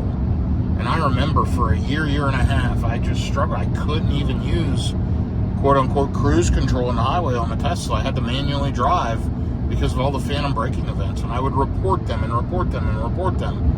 And guess what? They got it worked out. And it is so nice now to be able to go on a 500-mile trip today and let the car drive me. And I'm just sitting here listening to a podcast. I've been on some phone calls. I did a little bit of work through email and had lunch at the last stop. But wow, it's really gotten to be remarkably good. So if you haven't tried it, go do a demo drive on a Tesla. And you can click my referral link, schedule a demo drive. They're free. In some cases, depending on where you live, you can do a 24-hour or longer test drive and go in the software, turn on full self-driving. You click the vehicle icon down here, you'll go under autopilot, and you'll turn on full self-driving. There's some of my settings, so you can see them. And turn it on, and listen, plug in a destination and let the car drive you. The scariest drive on full self-driving is the first time you drive it. And after that, it becomes second nature. It just has become so good. I don't want to manually drive anymore. I mean, I'm sitting here just relaxing, and this car's driving me across the country today. And it'll do the same tomorrow and the next day and the day after that. I love it. Makes it difficult to consider buying any other vehicle, to be honest. It's become that good. So, anyway, that's just my little 2 cents. All right, we are 2 miles out from jumping on 40 East, and we'll be riding 40 East all the way into Virginia tomorrow. We'll be on 40 all day until we hit 81, and then we'll take 81 to Bristol, Virginia, where we'll be staying tomorrow night. So now we're going to run 40 East today over to Brinkley, and then once we're through Brinkley, we're about an hour and a half, as you saw from the hotel, the Horseshoe in Tunica, Mississippi. And we will divert off 40, go through some country, ride down along the river, and get to Tunica. I wish Tunica was more off of 40 and closer to Memphis, but it is what it is. And it does add maybe a half an hour to my travel plans going up to Virginia, but it's where I need to be, so that's okay. All right, we're about to exit off. Let's see how full self-driving handles this. I like to kick it in normal, standard, every once in a while. See what happens. As soon as I clicked it into standard, by clicking that scroll wheel to the left, it changed it to standard profile up here. It jumped in the right lane right away and it's calmed down. And see, it's going into an ending lane. Let's see what it does. There you go. Some people would do the same thing, self-driver. It was a mistake, but it corrected itself. I like the turn signal cameras. The cameras are crystal clear on this thing. Really, really good. AI4 hardware 4 on the newer Teslas is excellent. So now we are riding along till exit 216, which is Brinkley Cotton Plant. And we're literally just right off that exit. We turn right off the exit, go down to the light, I believe it is, turn right by the Sonic, and the Chargers will be down there on the left, right before the shopping plaza. Let me go ahead and click this scroll wheel to the right for hurry. And let's see what happens. The vehicle should jump into the left lane and jump up to speed. And it sure has. Gotta love that. Okay. We are about to get to the last charging stop. So, you know, we're going to drive, call it 520 miles-ish today, roughly 515, 520. And we've had one charging stop so far, and we'll have a second one. Easy. Most times, if I'm driving 500 miles, I'd have probably made an extra stop, and I'd have done a splash and dash. Because the chargers in Little Rock were down, and I didn't want to use the EVgo, I could have used Electrify America. My Pass Plus pricing is okay there. It's maybe 42 cents, 43 cents a kilowatt hour. I just didn't want to deal with it. It was no big deal to sit there and have lunch and charge. So, anyway, I'm just not used to having to sit and charge that long because I'm used to just charger hopping. I am hoping, though, that once we get to Tunica, we can plug in and fill up overnight, because that does save some time tomorrow for sure. Anyhow, I will be back with you here in a little bit. We're about 45 minutes from the charger. Going to arrive with around 17%. We've got 39% on the battery now, so let's just keep riding along. More details to follow. Okay, we're roughly 30 minutes out, 35 miles. Going to arrive with around 19%. You've seen that climb from 13% all the way up to 19%. I really believe running the tire pressure a little higher than recommended. You know, I start 2-3 pounds over, and then as they warm up, it goes even higher. That helps a little. Generally, this having those core wheel and tires, not the big off-road wheel and tires, helps. And this stretch of roadway is more efficient. You know, it's smoother. There's less headwind, and you can see my efficiency number has improved to 428 watt-hours per mile. Overall on the Roanoke trip, it's 374 miles, 443 watt-hours per mile. So it is getting better, as I expected after we got through that rough stretch. 34 miles out from Brinkley. And yeah, it should be good. 2:10 p.m. Should arrive around 2:40. Still 94 degrees out. It is toasty. FSD's doing a great job. It continues to drive me. Been a lot of traffic here this afternoon. It has certainly picked up. And I had a few traffic slowdowns here just a little bit ago. But now we're kind of fairly wide open. But you can see tons of trucks moving freight or repositioning or whatever they're doing here on this weekend. But this is typical interstate in America, in the Southwest, as I drive across the I-30 to I-40 corridor, it is a charging desert. So even with Tesla, there's limited options, as you can see. I mean, it's not chargers every 20, 30 minutes like you are around cities. It's spaced out. I mean, these chargers are hour and a half apart, 100 miles apart. There are some DC chargers, this, that, whatever, but we still need a lot of infrastructure along these corridors. And with that Little Rock, Arkansas charger being down, that's definitely going to clog up some of the other chargers around. So, pretty interesting. Because that Little Rock charger is normally full. Nearly all the time I would see it, it's full. It's in a shopping mall. There's a couple of restaurants, a couple of hotels near there. I'm hoping they're expanding it, because it needs to be, it's a version 2 site. It needs to be a version 3.5 or a version 4, and it needs to have probably double the stalls, if not more. So maybe they're correcting it. It's long overdue. That site's been maxed out for several years now, so that'll be interesting. I'm going to check it out here next time I come through the area, and I'm going to hope that it's expanded, but we'll see what happens. If anyone knows, shoot me a message about that Little Rock, Arkansas charger there at Bass Pro Shops. It's off that Bass Pro Shops Drive, I believe. Anyway. Okay, so we're an hour and 52 minutes in. We have burnt 61 kilowatt hours of energy and 142 miles driven. So, making progress. I'll be back with you here as we get to the charger. One thing that's always good to do is click on the charger before you get there. It shows me out of order 1B. Now, as you're pulling in, you'll get a little pop-up on the screen. They added that to the latest software, and it'll tell you which ones may be out of order. But right now, it's telling me 1B's out of order. 4 of 8 stalls will be available upon arrival.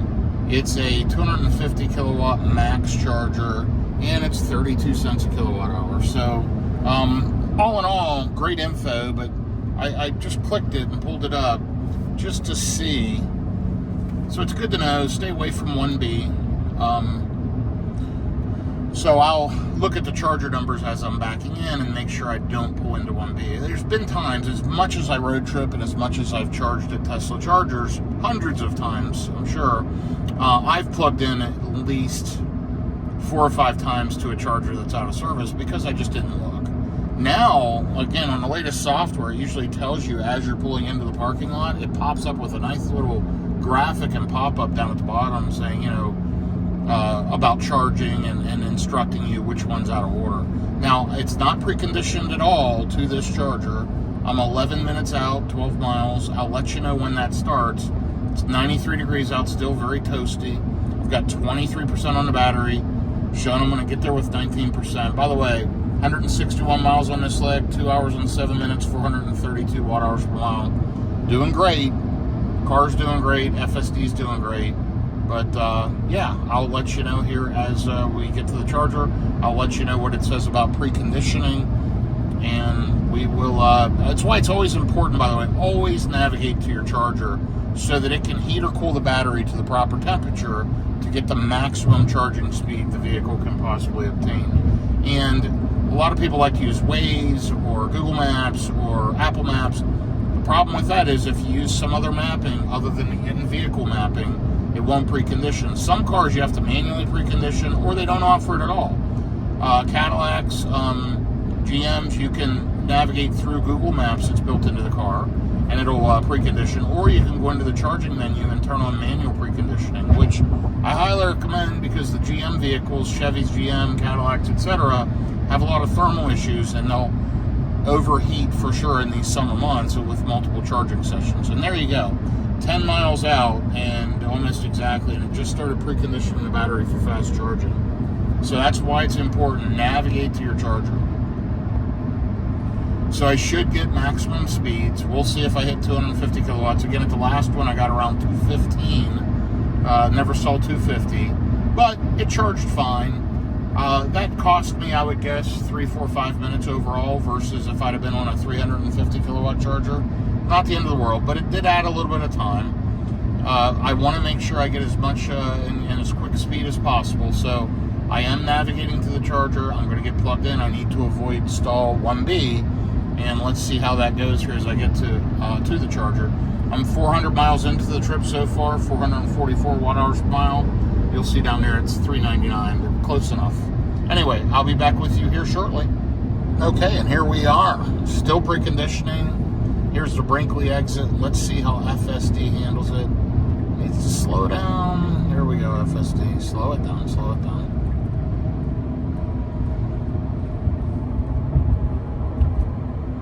Coming in hot. And the charger's right over there in that. There's a Family Dollar. There's that Food Giant. There is a Waffle House that's walkable. I've eaten there a few times over the years. Love some good Waffle House. Anyway.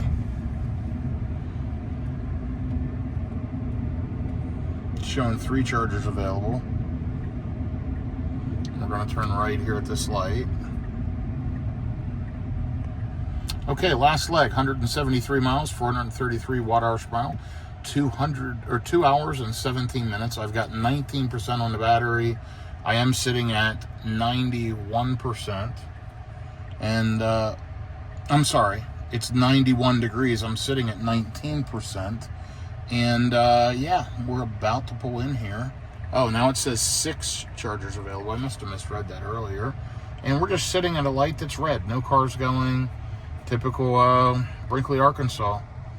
I've sat at this light, I don't know how many minutes in my life. It must not have any sensors.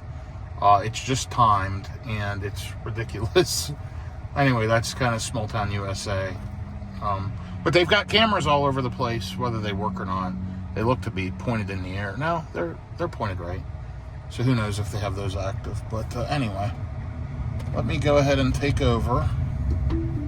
I've got the controls down. We're going to go straight down here.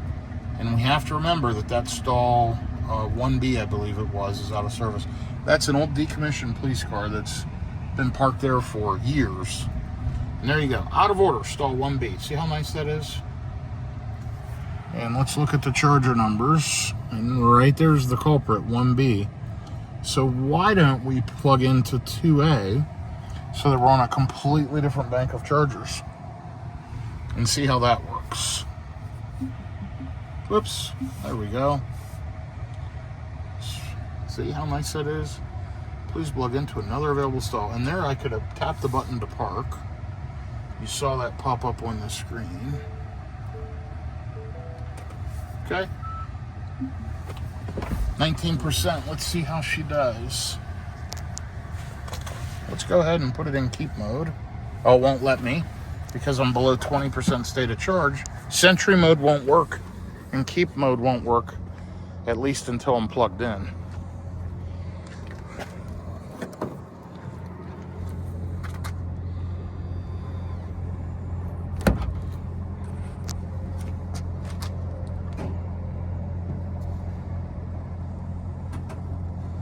There you can hear it. And we're green. So let's take a look.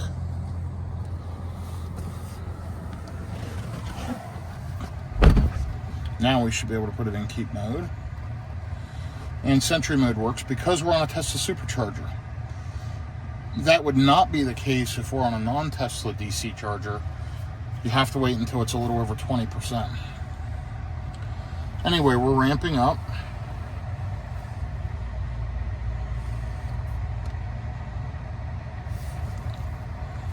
Up to over 100 kilowatts. 117. Here comes a couple Teslas. Old Model Y, Legacy Model Y, and a Legacy Model 3. 152. And 60. Yeah, that's an old Model 3 with the, it's a pre-2021 maybe. Got another one pulling in the end. All of a sudden, we got a bunch of Teslas. Here's the good news, though. We're over 220 kilowatts. Check it out. 230. 242, 250, 253. Should get a little I there telling me charging limited by station. 255. And holding at 255 at 21%. So this one's charging better than the last charger, that's for sure.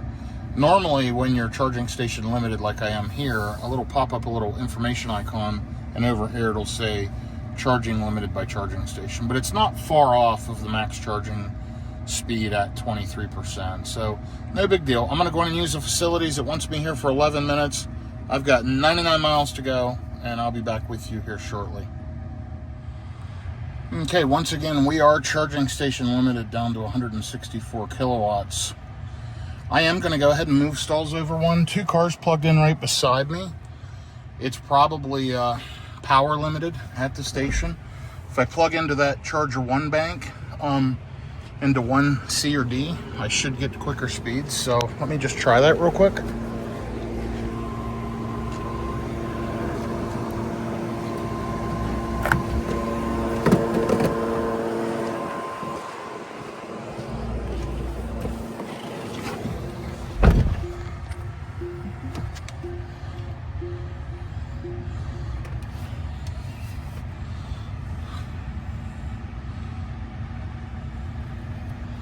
What we don't want to do is we don't want to back into 1B.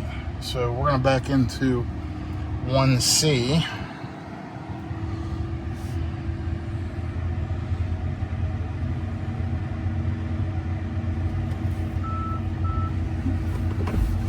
And we're going to see how that one does.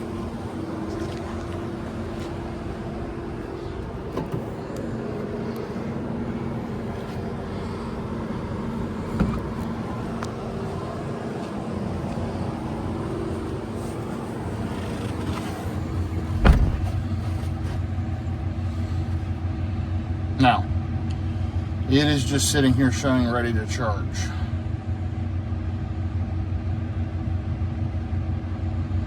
Did I make a mistake? Let's see what happens. Ready to charge. Charging equipment communication error. Unplugged via mobile app or touchscreen and retry. Okay, let's try it again.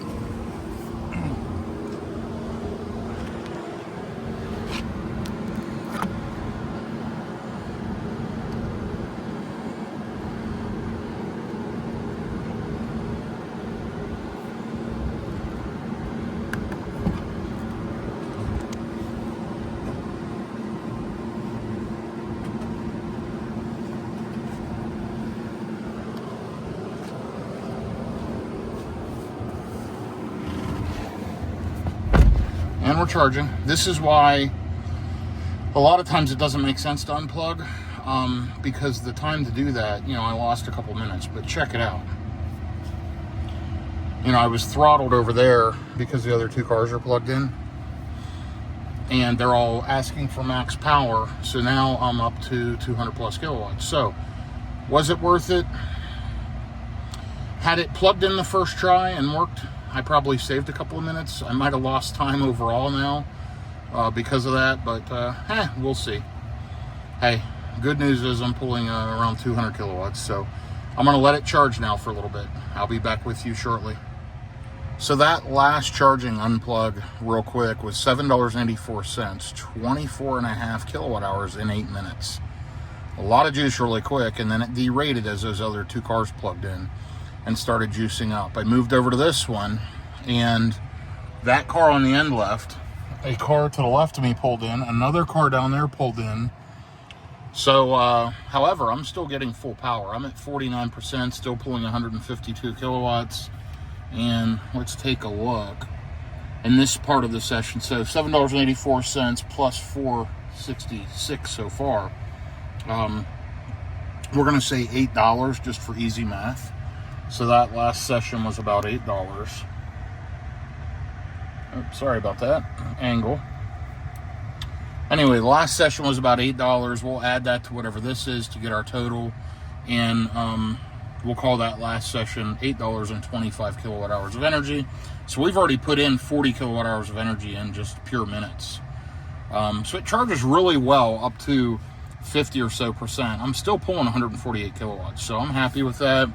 Let's see what we're going to arrive to the hotel with. So now here's what we need to do. We're going to add a stop, and what we're going to do is find the Germantown Parkway stop, which actually, I'll tell you what we'll do. We will just simply add to our trip. We're going to go in, edit trip. We're going to add the destination of the Hard Rock in, Bristol, Virginia.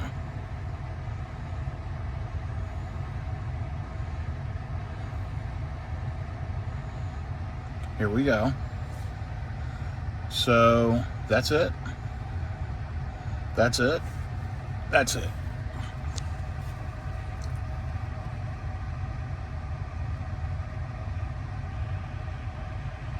So right now it says we'll make it to the Horseshoe with 17%, and then up here to Memphis tomorrow with 3%. That's not enough of a buffer. What if I can't charge it to Horseshoe? So I need to get to the Horseshoe with 30 to 40%.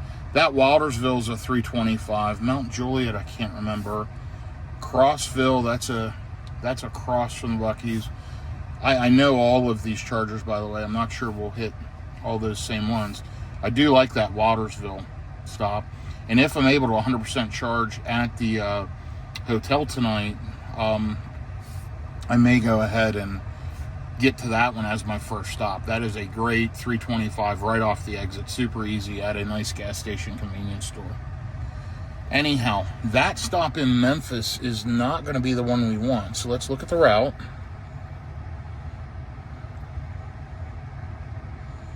And so here's my route coming out through. It's wanting me to stop at that one. Actually, that one might be the most convenient, but here's the one that I normally stop at that's outside of town. I could hit that one, though, if I need to in the morning. Is this Wildersville? That's Jackson. That's at the Casey Jones Railroad Museum. Yeah, I've been to most all of these chargers. But let's assume we're going to go to this one tomorrow.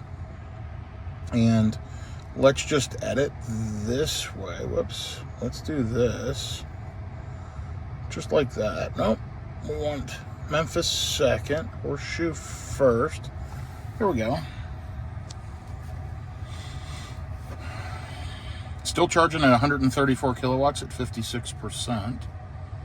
So it's saying if I charge here for 5 more minutes in order to get to the Horseshoe and then up to Memphis. But if I leave right now, I'll get to Memphis Germantown Parkway with 3%. So let's just do in our heads, if I get here with about 40%, that means I'd get up here with what, 20-some percent.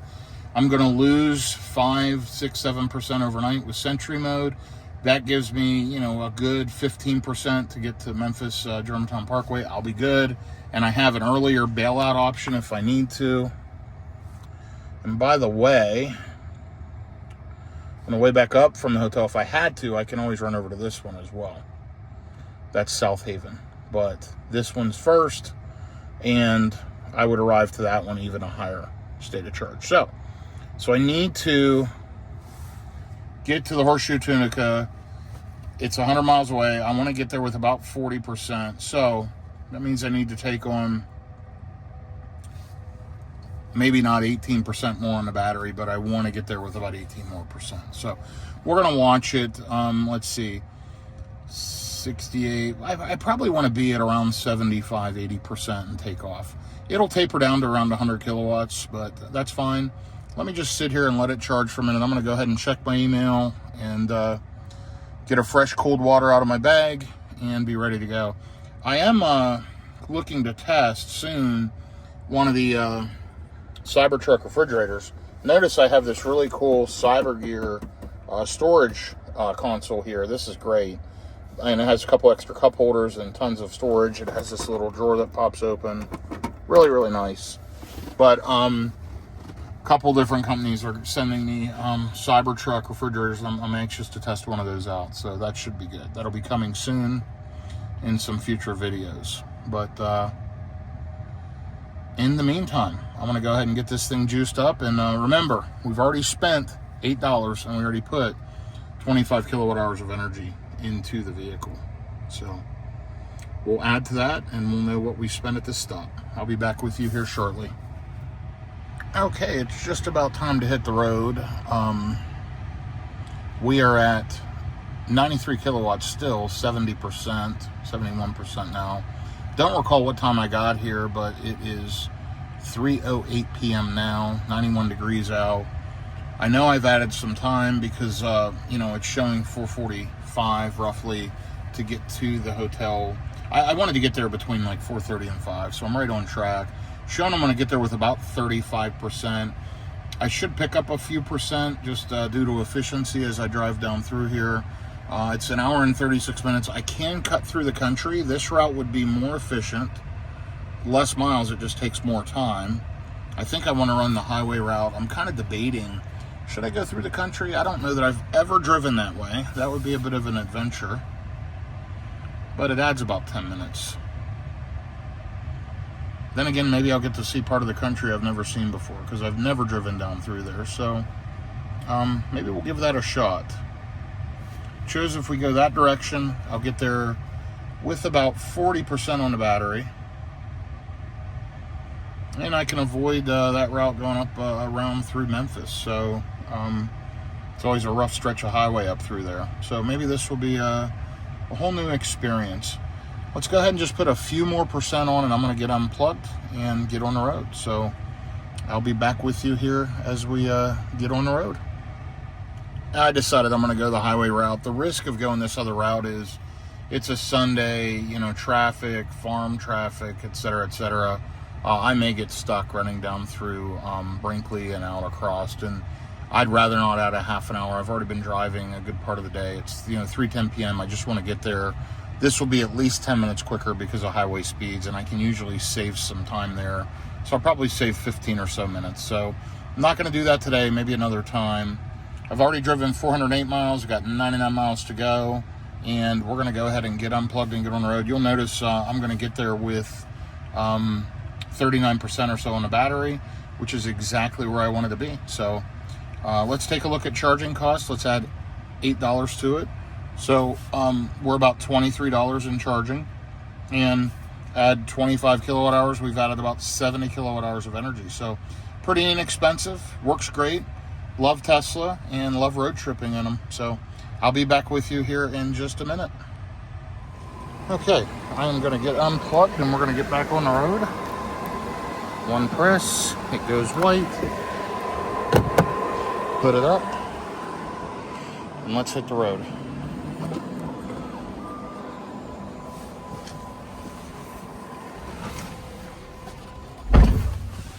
Okay, exactly where we want to be, and I'll be back with you as I get on the road.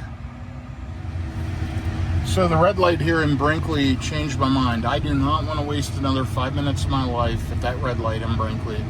We're going the back route. It shows we're going to get there with 44%, so it'll be interesting. Yeah, I just got done telling you I didn't want to add the 10 minutes to it, but I know I would have lost 5 minutes at that light. I've sat at that light too many times in my life, and it just turned red as I was pulling up to it. So guess what? We're going to ride down through the country, and we're going to enjoy the drive.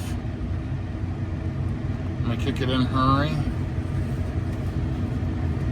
Pretty cool.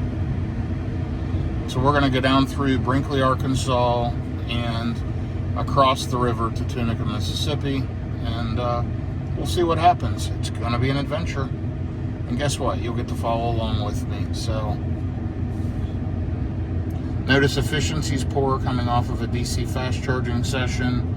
High power equals high heat. 700 and there he is, 700 watt hours per mile. That'll calm down. So far on the Roanoke trip, 409 miles, 445 watt hours per mile. I should hit the horseshoe in Tunica, Mississippi just before 5 p.m. with around 44%. So less than 100 miles to go. That's easy.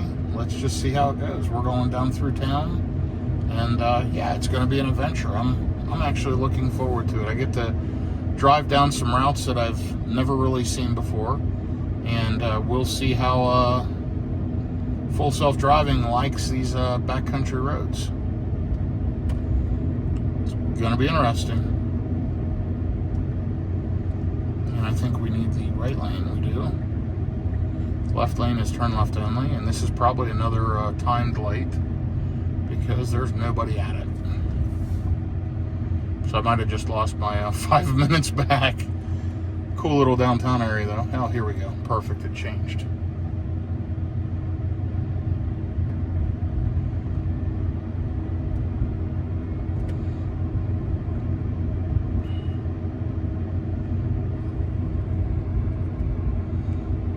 Baker's Barbecue. Best barbecue in town, so they say. That's what the sign said.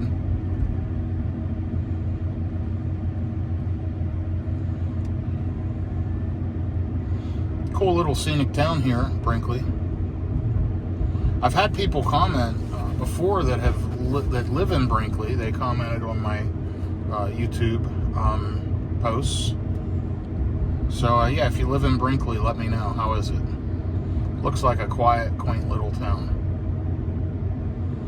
Anyway, let me bump my speeds up just a little bit.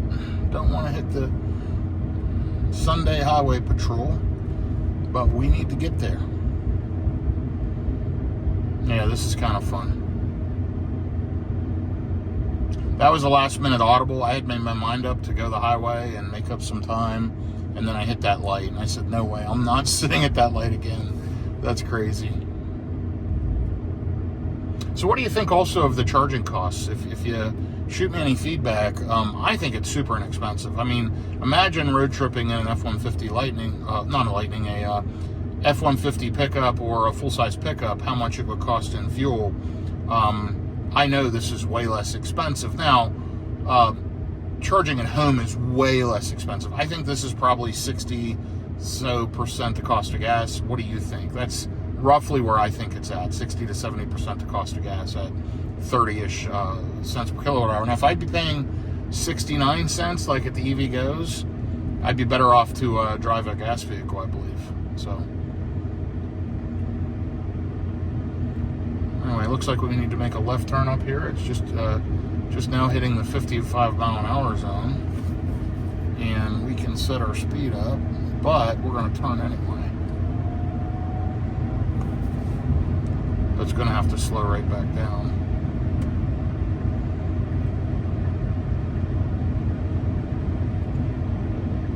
But this is beautiful down through here. Historic State Park.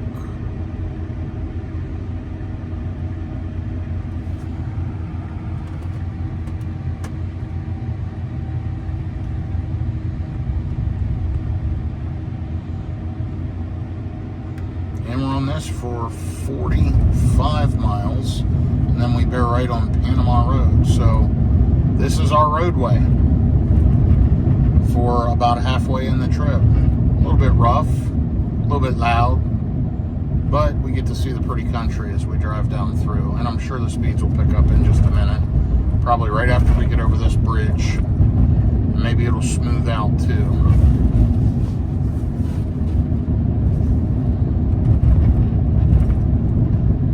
There we go. There's your 55 mile an hour zone.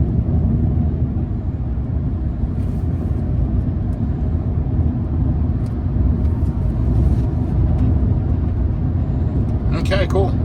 We are back on the road again. There was the final charging costs. And, yeah, time. We plugged in at 2:49. So, how long have we been driving? 6 minutes. So we were on that last charging session, 15 minutes. On the first charging session, 8 minutes. So 23 minutes or something there. I thought it was longer. Whatever. We might have been there 25 or so minutes. Whatever it is, we definitely added some time. Either way, though, we are on the road and riding to Tunica. So all is well. All right, I'll be back with you here in just a little bit. So we are in farm country, beautiful fields out here in the middle of Mississippi. I'm sorry, Arkansas. We're about to cross into Mississippi soon. And yeah, I'm just on the south side of Brinkley. And this is just beautiful country out through here. A lot of nice country homes, little farms and stables. I didn't know what this area was like, so it's really cool to be driving down through here and checking it out. Hardly any cars on the road. Of course, it's reading the speed limit sign wrong. It is 55. And we're just kind of cruising down through. Nice, smooth, and easy. Good efficiency so far in this leg. 10 miles in, 404 watt-hours per mile. Hopefully that'll be good the whole way. Should arrive with around 43%, which is great. And we'll try to get plugged in and charge if we can. But either way, it'll be fine to sit overnight if not. And yeah, this was just kind of fun.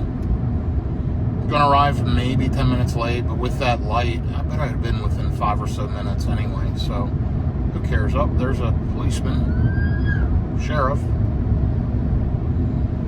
getting somebody. Looks like he's passing a car to catch that other vehicle, possibly. Nice house right there.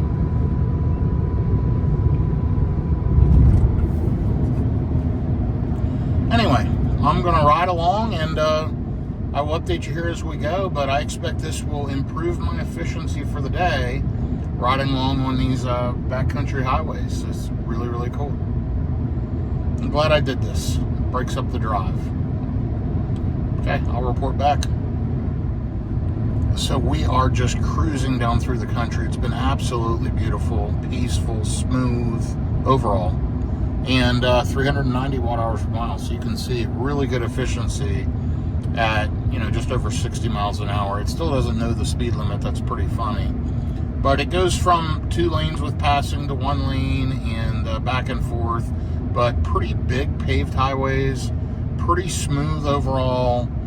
There are some rough patches on bridges and stuff, but man, this is a nice little country drive. I'll have to remember this for the future. I am 76 miles out now in 20 minutes. It's just peaceful. I'm relaxing and just taking it easy on this Sunday afternoon. Beautiful drive, 430 miles in, and I'm fresh, refreshed, and ready to go. Absolutely loving the Cybertruck and loving full self-driving. What a wonderful vehicle and what a wonderful piece of software. So Tesla, you've knocked it out of the park with self-driving. I'm very, very happy. Anyway, Louisiana Purchase Historic State Park is to the left, it says. 2 miles. Very cool.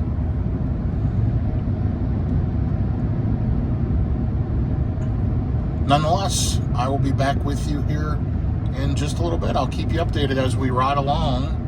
We are in Holly Grove, Arkansas currently. Soon be in Mississippi. I'll be back with you in a bit.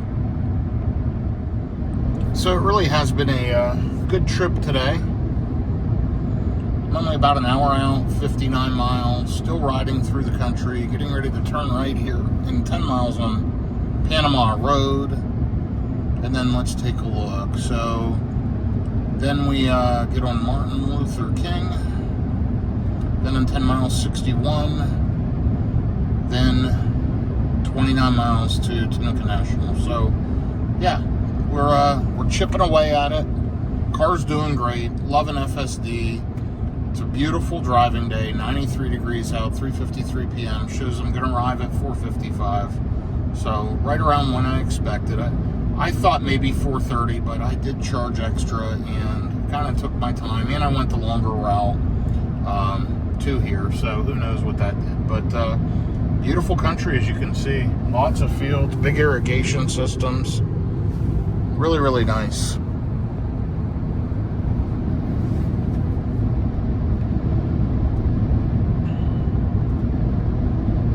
Anyway, I'm going to enjoy the drive and try to give you another update here before we get to the hotel resort. Okay, we continue to make progress. We're getting ready to turn right here on Panama Road.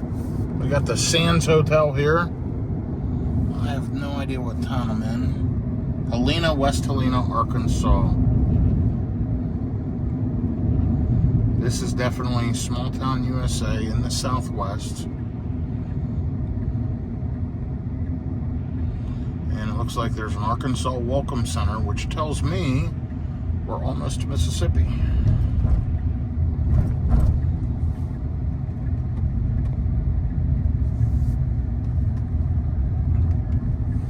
We're going to kick it in hurry. So it'll go ahead around this truck. It's a Sonic. You know you're in the South. Yeah, we're riding along. So 5 miles now. We turn right on Martin Luther King Jr. Drive, showing we're going to arrive with 42% at 4:55. We've got 52 minutes, 48 miles left. We're at 379 watt-hours per mile for the day overall in the Roanoke trip, 437 watt-hours per mile. We'll probably finish up slightly below the lifetime average of the car. We'll see. But we've been driving for 51 minutes and 48 miles here on this little leg. Really enjoying the drive. This is scenic and relaxing for sure, and something different. So I'm kind of glad I did this. Anyway, we'll see how the rest of it goes, and I'll keep you updated. Let's see what is going on at this intersection.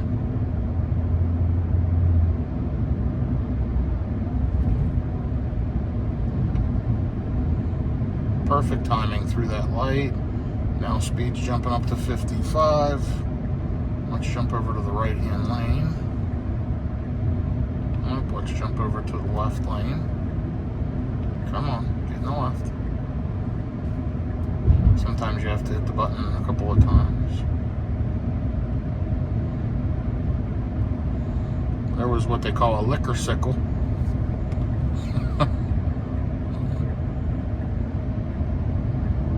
Sorry, but in a lot of parts of the South, if people lose their driving license due to a DUI, they'll ride around in scooters. So I've heard people call them liquor sickles before.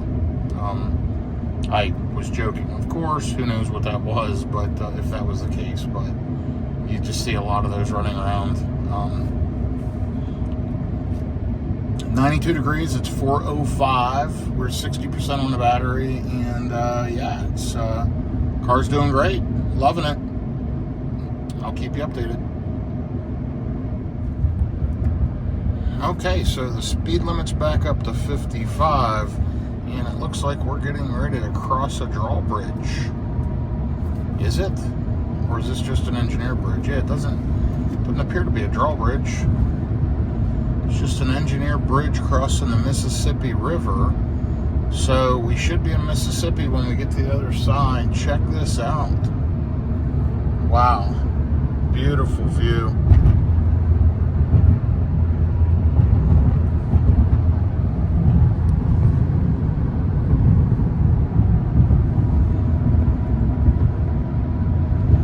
This is cool. And guess what? The truck is driving me across this bridge. Crazy to think of that. To me. Crazy to me. Anyway, I think we're crossing into Mississippi. I haven't seen a welcome sign, although maybe I missed it. There's a sign for the Isle Casino.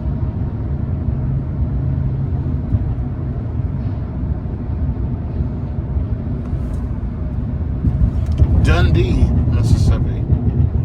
The Isle Casino.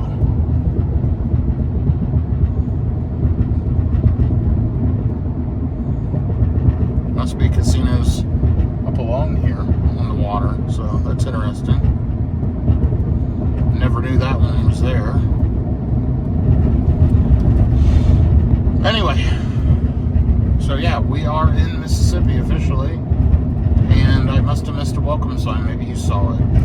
Either way, we are. Boy, that was rough.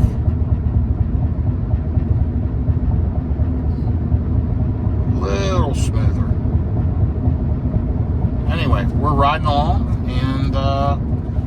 enjoying the drive. 4:54 p.m. arrival, still 42%. We've got 41 miles to go, 42 minutes.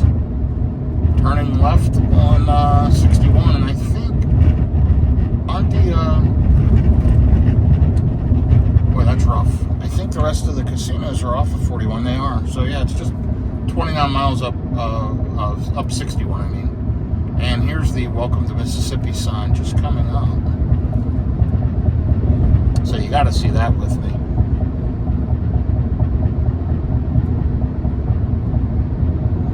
.372 watt-hours per mile, almost down to the car average. We're at 436 overall for today, 435 overall lifetime on the vehicle. And here you go. Welcome to Mississippi, birthplace of America's music.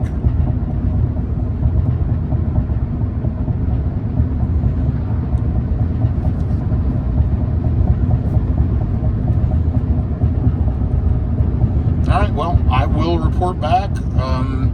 I'm going to tell you we're going to beat the lifetime average efficiency just because of this little detour I made. It's interesting how that works, isn't it? Driving below 70 miles an hour, you see the efficiency difference. This thing can do really well on range at 370 watt-hours per mile, so pretty good. Okay, I'll update you here in just a little bit. Okay, here you are from my perspective, kind of what I'm seeing, and a bunch of windmills. Getting past like I'm sitting still, riding along at highway speeds. Cars are going much, much faster than highway speeds up through here, and looks like I'm getting past again. Anyway, we're still going to ride with around 42%, around 4:55 p.m., and 30 minutes out, 29 miles. It's currently 4:25. I have 54% on the battery. It's 93 degrees out. Nice, comfortable, warm day. 379 watt-hours per mile, and guess what? We're almost beating the lifetime efficiency of the car. We're at 435.5 watt-hours per mile. I don't know if we're going to beat it. We've just got a little ways to go yet. We'll see what happens, but you know, we are pretty efficient on this last leg, so we'll kind of see what happens. We've been driving for an hour and 12 minutes, 68 miles. Cybertruck's been amazing. Let me know what you think. This is a long video, folks, so if you enjoy this type of content, real-world road tripping in an electric vehicle, keep following along, because we're not even halfway there. But day one is down in 30 minutes, and I'm looking forward to it. Okay, so guess what? We are almost here. 1.3 miles, we turn left, and then we're just a few miles from the resort property. So let me take it out of a hurry. Let's slow the speed down some. It's going to reduce speed anyway up through here.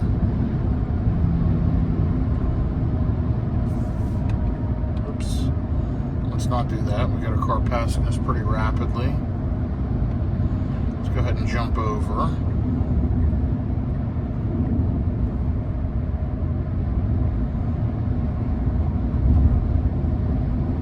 That says Casino Strip Resorts and Country Club. The rest of the sign's blank, so I don't know if that one's out of business or what's going on. But we're going to turn left up here in 0.6 of a mile. And I'll give you a stat update once we get turned left. Actually, I can do that now. 92 miles so far, 398 watt-hours per mile. Less efficiency. It was running close to 70, actually over 70 miles an hour, because we were speed limit right around 70. And so, yeah, it was. We were going faster than that for a bit. So we've got cars coming here. Let's just keep an eye on FSD and see what it's doing. I'm going to take over, and I'm going to go ahead and go. Now, it would have probably done that just fine, but to be honest, it's been a long day, and I wanted to go.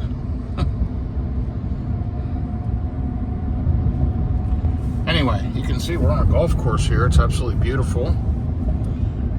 So 436 watt-hours per mile overall, about the overall average of the car, and However, most of the miles on this vehicle have been driven on the highway. The difference today was wind,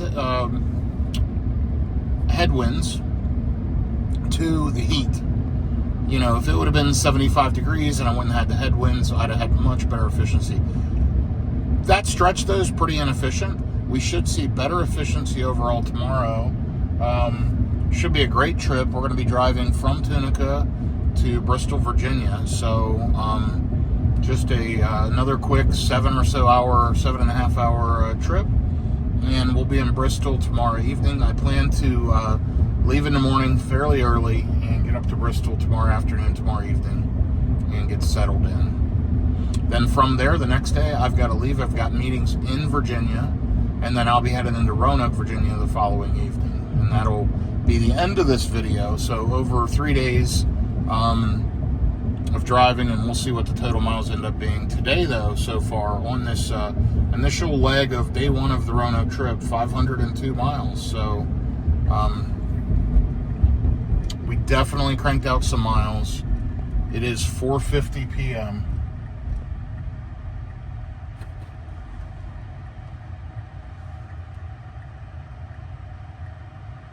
It's very conservative in standard. I am going to wait till this car goes and then kick it over into hurry.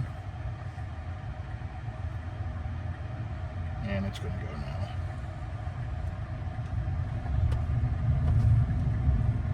So it'll go in the right lane, then it'll switch left, and then it should go up here and turn left at the light, which we missed the light. Not a big deal, just it's been a long day, and I should have just taken over and pulled out, and I'd have made the light, but that's okay. It's another couple of minutes. Anyhow, we're only 2.4 miles away. Should arrive with 43%. We're sitting at 44 now. It's been a good trip. Pretty inexpensive overall. What did I spend? $55 in total energy, maybe. Yeah, I don't think we could have done that in a gas pickup truck for sure. And it would have been half that, or close to half that, in the Model Y. So anyway. Okay, let's go FSD. Get us there.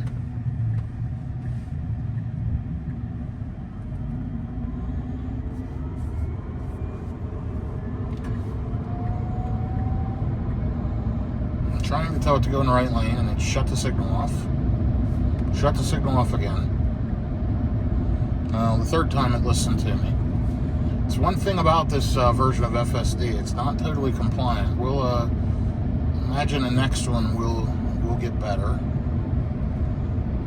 And I believe that's the horseshoe right over there.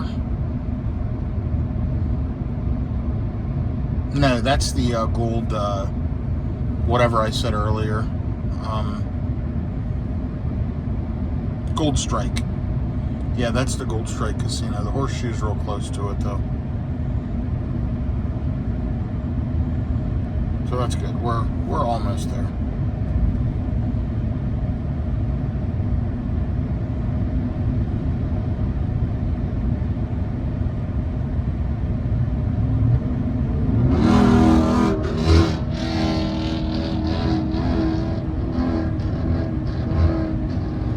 Sounds like his engine's going to blow up. He might be wanting to race the Cybertruck. That's pretty funny.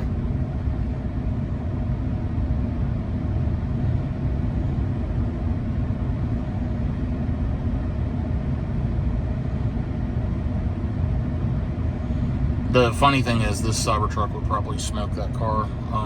Even though it's just the dual motor all-wheel drive, it's pretty darn fast, 0 to 60, and that car didn't look like it was. It was just loud.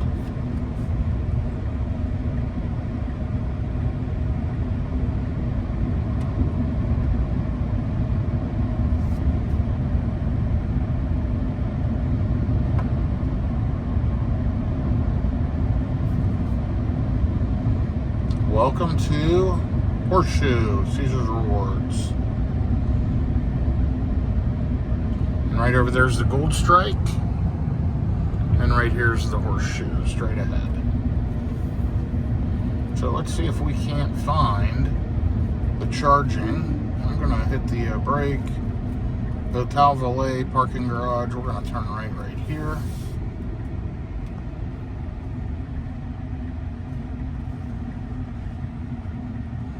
And obviously these two properties are basically connected, so if I need to run over and charge at the Gold Strike, I will.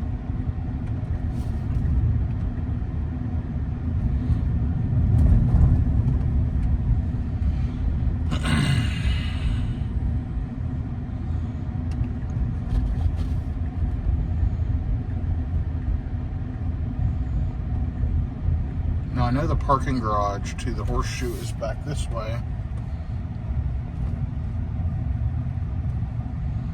because I've parked back here a few times.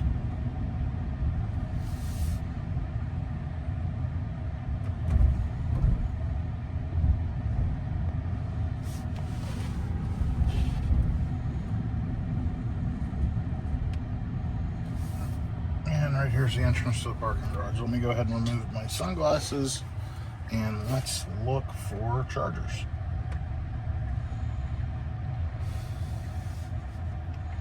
I have a feeling they would be along the far wall on one side or the other. So let's take a look and see if we can find them. I don't think they'd be down along the middle lane. I think they'd be all the way out on the outside lanes.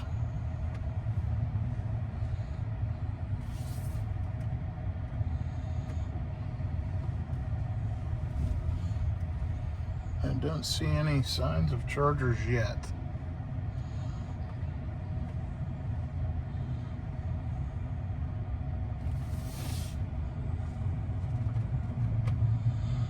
Now, according to PlugShare and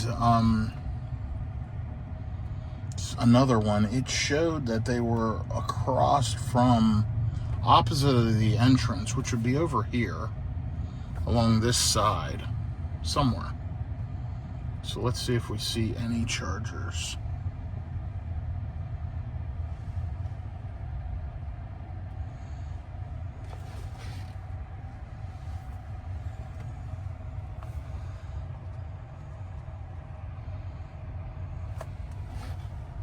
I bet they're right here. Here we go. Awesome. Awesome, awesome, awesome. Okay, let's go ahead and get backed in and see if we can activate these things. They are not Tesla destination chargers as it said, but they are something. And we'll see if we can't get plugged in and get charged up. Okay. All right, I'll be back with you here in a bit with a final trip update. Let me go ahead and give you the stats now. 97 miles, 393 watt-hours per mile, 435 overall average. So we did average, the vehicle average, 14,798 miles overall. We drove 505 miles today, and it is 4:57 p.m. We've got 43%. We're going to try to get plugged in. Have a great day, everyone. Okay, we are leaving early. It is 4:52 a.m. Cybertruck just finished to 100%. 7 kilowatt charging. Right there's the hotel entrance right behind me. So the chargers are right here, which is great. And we're going to go ahead and get the vehicle loaded up. And I'll check back with you from inside the truck. Hey, I'm here in Tunica, Mississippi, loading up my Cybertruck here in the Horseshoe, and I wanted to show you this really cool TL Yard LED front light kit. Check out this logo kit. That is amazing. I mean, I've got water in there and it just lights everything up. What a fantastic option. Highly recommend it. Again, this is TL Yard. It's an accessory they offer. Check out the link in the description of my video. Feel free to use my promo code. This is a wonderful product that I really, really like. Really a great addition to the Cybertruck, pretty easy install, and as long as the truck's turned on, which I have the door open over there, this thing will light up whenever you open it. Really, really incredible. Great job, TL Yard. I love this product. It's a 10 out of 10 in my book. Yeah, it's super early AM here, just about 5 AM, and the Cybertruck has awesome lighting. I mean, look at that rear light strip. I love these puddle lights. I got them from Tesla. They say you can only install them in the front doors, but guess what? Little tiny bit of adjustment. They fit in the back doors as well. The interior lighting, footwell lighting, the LED light strip. Just beautiful exterior lighting on the Cybertruck. And then to top it all off, and let me leave this door open. I want to keep climate on. Let's check this animation out one more time. I think this is just so sick. That is incredible. Wow. Love it. And it lights it up. I mean, you can clearly see everything plain as day. Great job, TL Yard. That's an awesome product. Let's see if it does it again. I'm gonna open up the front trunk one more time. Love the front light strip too. Here we go. Man, I love that animation. That's just one of those little things that separates it, just like these puddle lights on the ground. The Cybertruck logo, super bright, really good quality. And then the interior lighting in the Cybertruck as well. So just, it fits. I think that's a great aftermarket accessory. Make sure you use my coupon code. If you buy that one, you'll get a pretty deep discount on that. Have a good day, everyone. Okay, you saw we pulled in with 43%, and it sat overnight in Sentry mode at exactly 5 AM. We're at 100%, showing 323 miles. It's lost 2 miles since new. Original rated range was 325. It's now 323. No big deal. You know, we've got almost 15,000. We're going to cross the 15,000 mile mark today. And let's go ahead and navigate to our destination for the day, and let's see what Tesla Route Planner thinks I should do.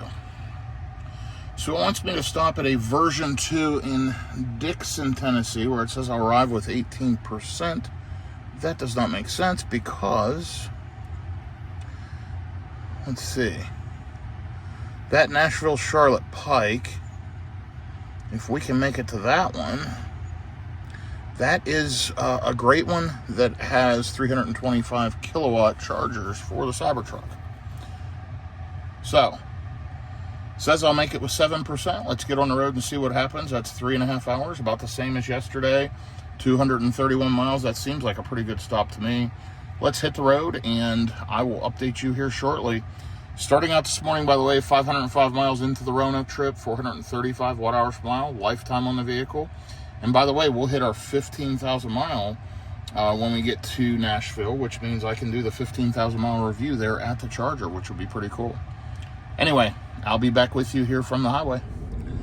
It's always nice to start out this morning with a full tank of fuel. $31 is what it cost to fill up overnight. It was 36 or 38 cents a kilowatt hour with a 50-cent one-time initiation fee. At the end of the day, it worked excellent. Caesar Properties recently looks like they've added mostly Autel chargers, is what I'm seeing, at least at the Horseshoe properties. And I've got an Autel RFID card. I've got the app. So it can be confusing if you've never used those. But anyway, I just tapped the RFID card. It uses my credit card and immediately started charging. It charged around 7 kilowatts, which topped me up about a half an hour before I was ready to go. So it was perfect. It popped up as I was getting the room cleaned up to head down and check out. So I turned on climate, conditioning, cabin, pre-cooling, whatever, and got in the car and took off. So I left at 5 a.m. We're on the road. You saw a little clip of me walking out to the parking garage, and of course that front lighting kit, I think that thing's pretty cool. Just a great product. I really don't promote anything that I don't like. and I'm not forced to do any promotions. This is a hobby for me. So if I get a good product, whether I buy it or they send it to me, I'll let you know. And I think that's a pretty good one. So far, anyway, I like it. So it's showing I'm going to arrive in Nashville at 8%. The biggest issue is I'm going to be hitting Nashville by 8:30. However, I'm on the outskirts. I'm on the west side of Nashville, and it's going to want me to charge for 20 or so minutes. So till then, hopefully Nashville traffic will die down. Then I'll pass through Nashville around 9 to 10, on through Knoxville, and then into Bristol, Virginia. Probably 2 to 3 total stops today. We'll see how long I charge in Nashville there at the Charlotte Pike. If I recall, that's at a Target Plaza. And it's a nice clean charger. It's got some version 3s and some version 3.5s. It's a pretty big installation, and I've charged there many times. And they also, if I recall, have some level 2s and some other brand CCS chargers, perhaps. But I've seen a lot of vehicles charging there. It's a Magic Dock site, as well as charges other Teslas. So I've seen new Rivians and a lot of other vehicles charging there as well. So anyway, I'm only 229 miles to go. Been driving for 5 minutes, 471 watt hours per mile. FSD's doing its job this morning, and I'm going to ride along and get up the road. Of course, it's dark out, early AM, 71 degrees. We should get pretty good efficiency. You see it already bumped up to 9% down there. We're just going to take it easy and ride along and see how the day goes. I'll report back here in a little bit. Kind of find it amazing, you know, the car's been switching lanes, turning the high beams on and off, doing whatever it needs to do. It's, you know, dark out, 5:18 a.m., 68 degrees, and FSD is just doing a remarkable job. I mean, what a game changer. How do you buy a car without this type of tech? If you road trip the way I do, it makes it tough. You know, I've been debating buying a Mercedes EQS. I just don't think I can do it. It's just too good. And yeah, Tesla could charge better and this and that. That stuff will all improve. And car quality, you know, there's better quality cars. I mean, the EQS feels like a better quality car. But, man, do I love some Tesla technology. Just the way the app worked overnight. I was able to look at the cameras, able to turn the climate conditioning on. Everything's just instantaneous. It just works all the time.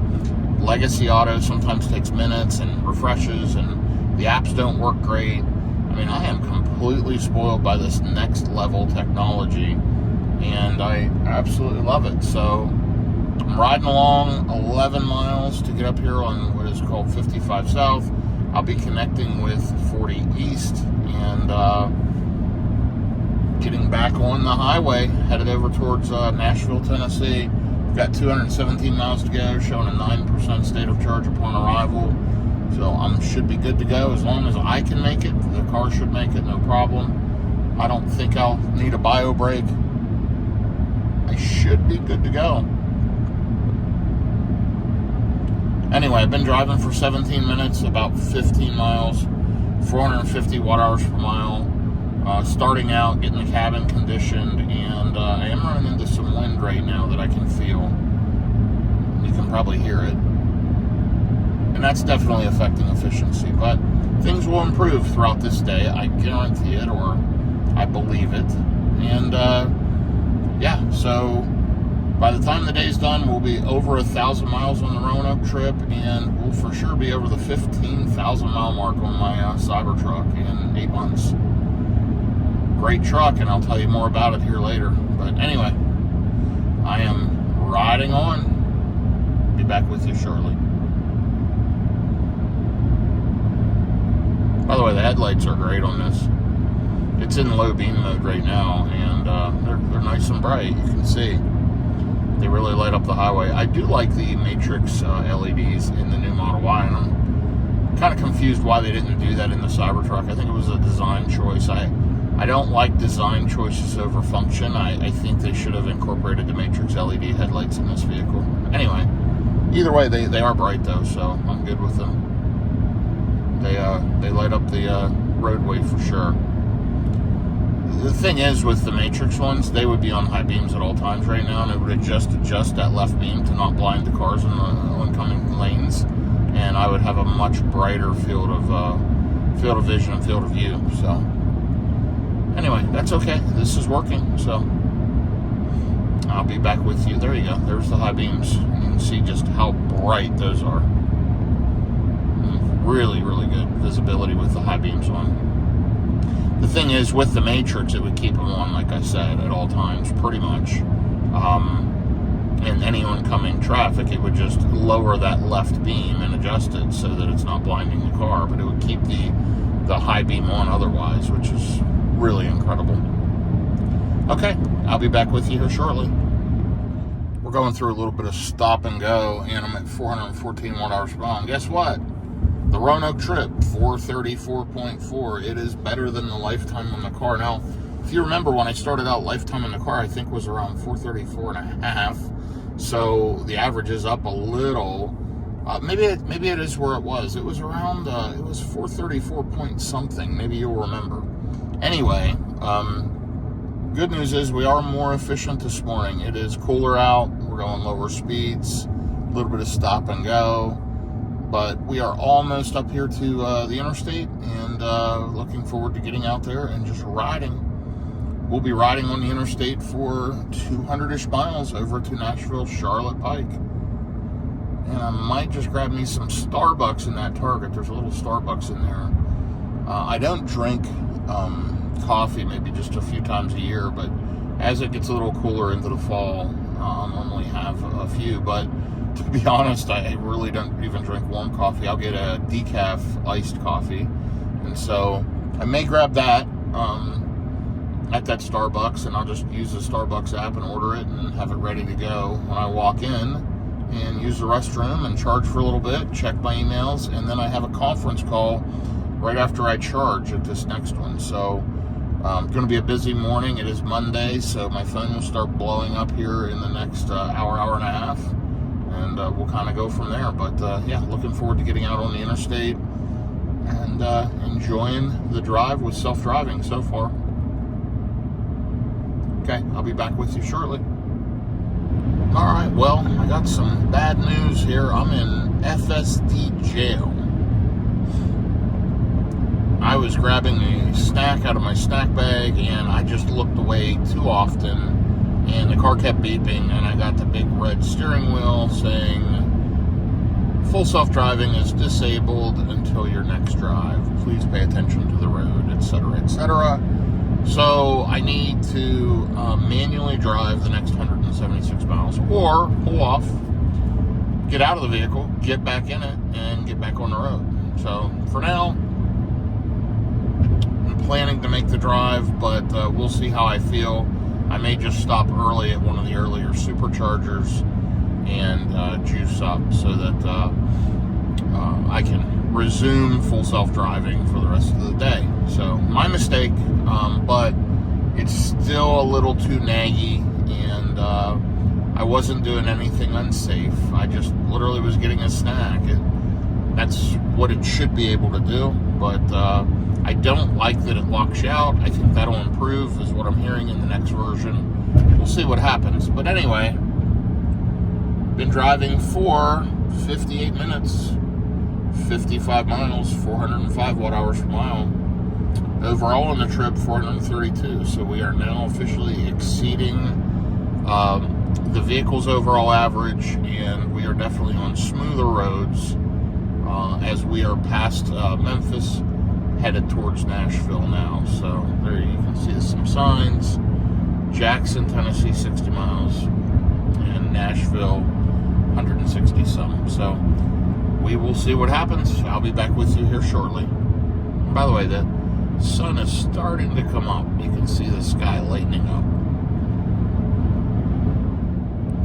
Continuing to lighten up outside, 64 degrees out, 6:06 a.m. Been driving a little over an hour.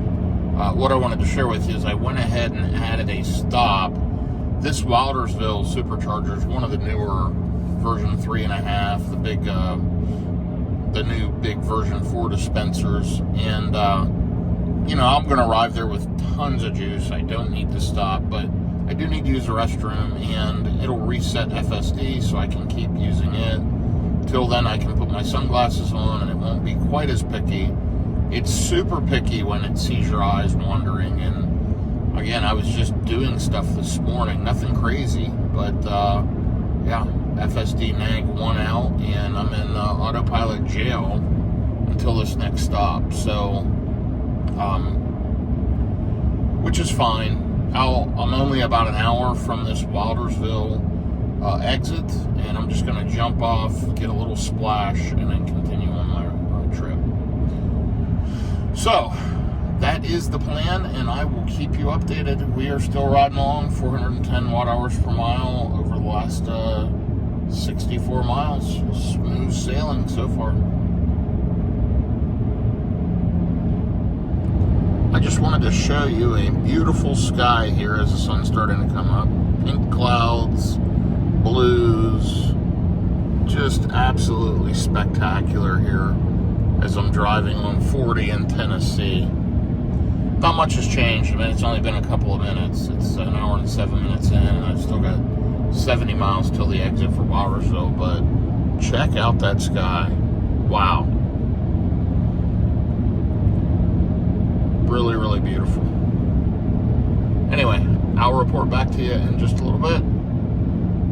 Oh, good morning. Almost 6:30, and you see the orange coming up in the distance. The sun is coming up. The clouds are now white. The sky is now blue. And you got that beautiful orange tint on the horizon. So, yeah, I just thought I'd share that. Really cool watching the sunrise as you're driving across the country. And I'm driving across Tennessee, which is a state I really enjoy. They have improved the roadways a good bit. There's still some areas that are pretty rough. It's funny, there's parts of Interstate 40, they literally have signs, watch for potholes. Instead of fixing the potholes, they've printed signs or had signs made up to say watch for potholes. It's just crazy. And these are like metal state signs that, are permanently affixed in certain areas, cautioning you to watch for potholes. Crazy. Anyway, we are an hour and 24 minutes in, 88 miles, and 422 watt hours per mile. We will be about a quarter of the way into the trip till we stop. We're stopping in 49 miles, another 50 miles. I think we're driving roughly 500 miles today, we saw. So, yeah, a little over a quarter of the way in when we stop, and that's a good thing. Again, I don't need to charge. I'm going to be at a very high state of charge. I'm going to be arriving around, 130 miles, and around 50% left on the battery. I'll go ahead and use the restroom. I'll stretch my legs. I'll clean the vehicle out a little bit. I've got a couple pieces of trash in here. And I'll let FSD reset itself because it's being stubborn this morning. Good news is, after that, I've got a bunch of phone calls, and I'll have my sunglasses on, and I should be fine for the rest of the day. So, still loving the Cybertruck, and there's daylight mode. You saw what happened. It just switched. Okay, I will be back with you here shortly. So far, though, it's been a good trip this morning, other than losing FSD. Traffic is definitely picking up. I am preconditioning for fast charging. I don't know that I need it. It's not going to charge that fast. Let's see, we'll be arriving with around 50%, so maybe 150 kilowatt charging, something like that. The sun is up. It's behind the trees, but yeah, sun's up. I've only got 31 minutes, 33 miles, so almost to the charger. I'm just riding along at highway speeds, manually driving. 425 watt hours per mile on this leg. Definitely faster speeds now. And there's that sun. Good morning.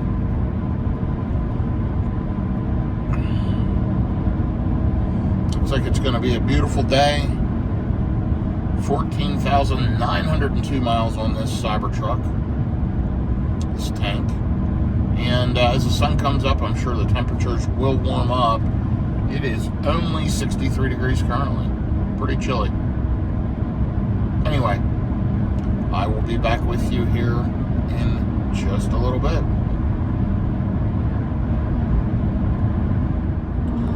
Yeah, you know, it's pretty wild. I'm stopping way early, and yeah, I feel like I'm bailing out super early, but I've already been driving an hour and 49 minutes, 119 miles.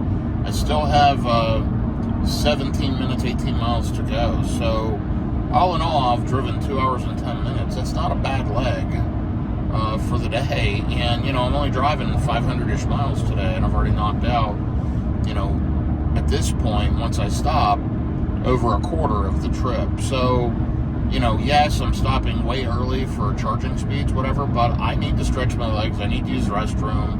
I started out super early this morning, you know, as you saw, leaving at 5 a.m. Central.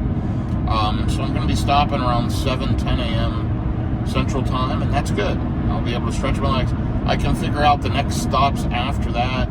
The car's got me stopping several more times, or the Cybertruck does, and I don't know that that's what I want to do. There is an Electrify America in Kodak, Tennessee. It's by Sevierville.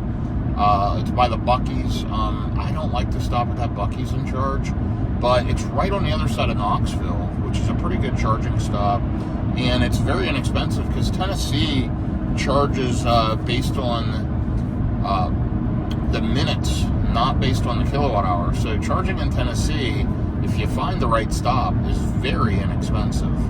And that one in Kodak's super inexpensive. That's in Electrify America. Anyway, I'm going to check that out. Of course, there's the Buc-ee's across the street, and I think there's a Mercedes chargers there as well.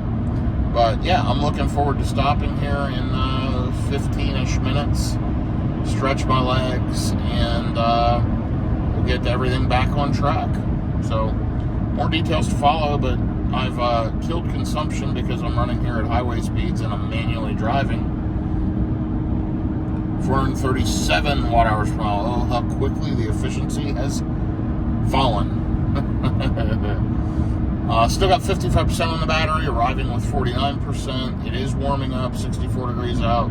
We got the sun showing its face over here to the right, and it's going to be a wonderful day. I'll be back with you here in a little bit. Okay, so here we go. 7:04 a.m. I am 1.6 miles from the exit. And only 1.8 miles from the charger. I'm at 49%. It says I'm going to arrive with 49%. It did precondition on the way there. Shows 11 stations available. I think there's 12 total at this one. And you can see it is right off the interstate. This is a great one. This Wildersville is new. In the last 6 months it opened up. I've used it now 2 or 3 times in road trips over the last 6 months. I love it. It's a 325 for the Cybertruck. It's convenient and easy in and out stop and nice amenities. So this will be a quick splash and dash and get FSD re-enabled. But I needed to stop anyway, so. The truck is fun to drive, but I'd rather, it's even more fun to have it drive me.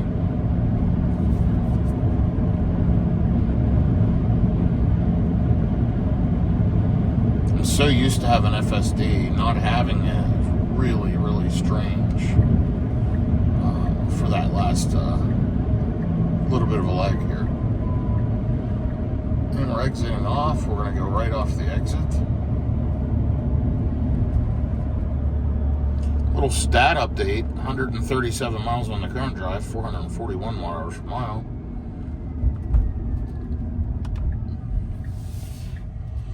And we're going right across the street. Okay, I'll be right back with you. Okay, and we are backing in. These are the new version 3.5 chargers, and here we go. I've got 4 more Strikeouts. Telemetry from your vehicle indicates improper use of full self-driving. Keep your hands on the wheel and remain attentive at all times. Full self-driving supervised will no longer operate after 4 more autopilot strikeouts. There's my stats, 138 miles, 439 watt-hours per mile. Let's go ahead and get plugged in.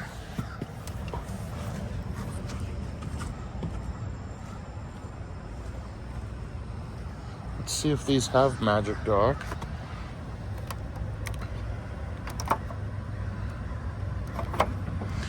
Looks like they do, but they don't want to come out. They may not be enabled.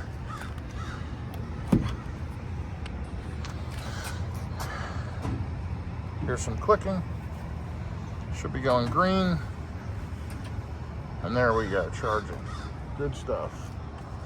This is a nice stop with trash cans. The fuel station over there.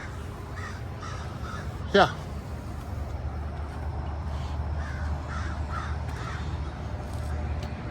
I do need to probably grab a squeegee and clean the windshield. Anyway, let's take a look at my charging speeds.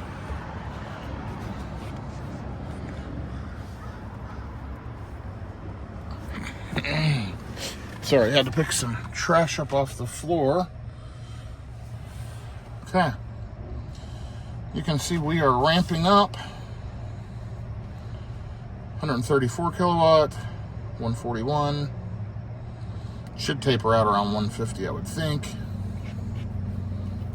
155, 157, 160, a little better than I expected. 164.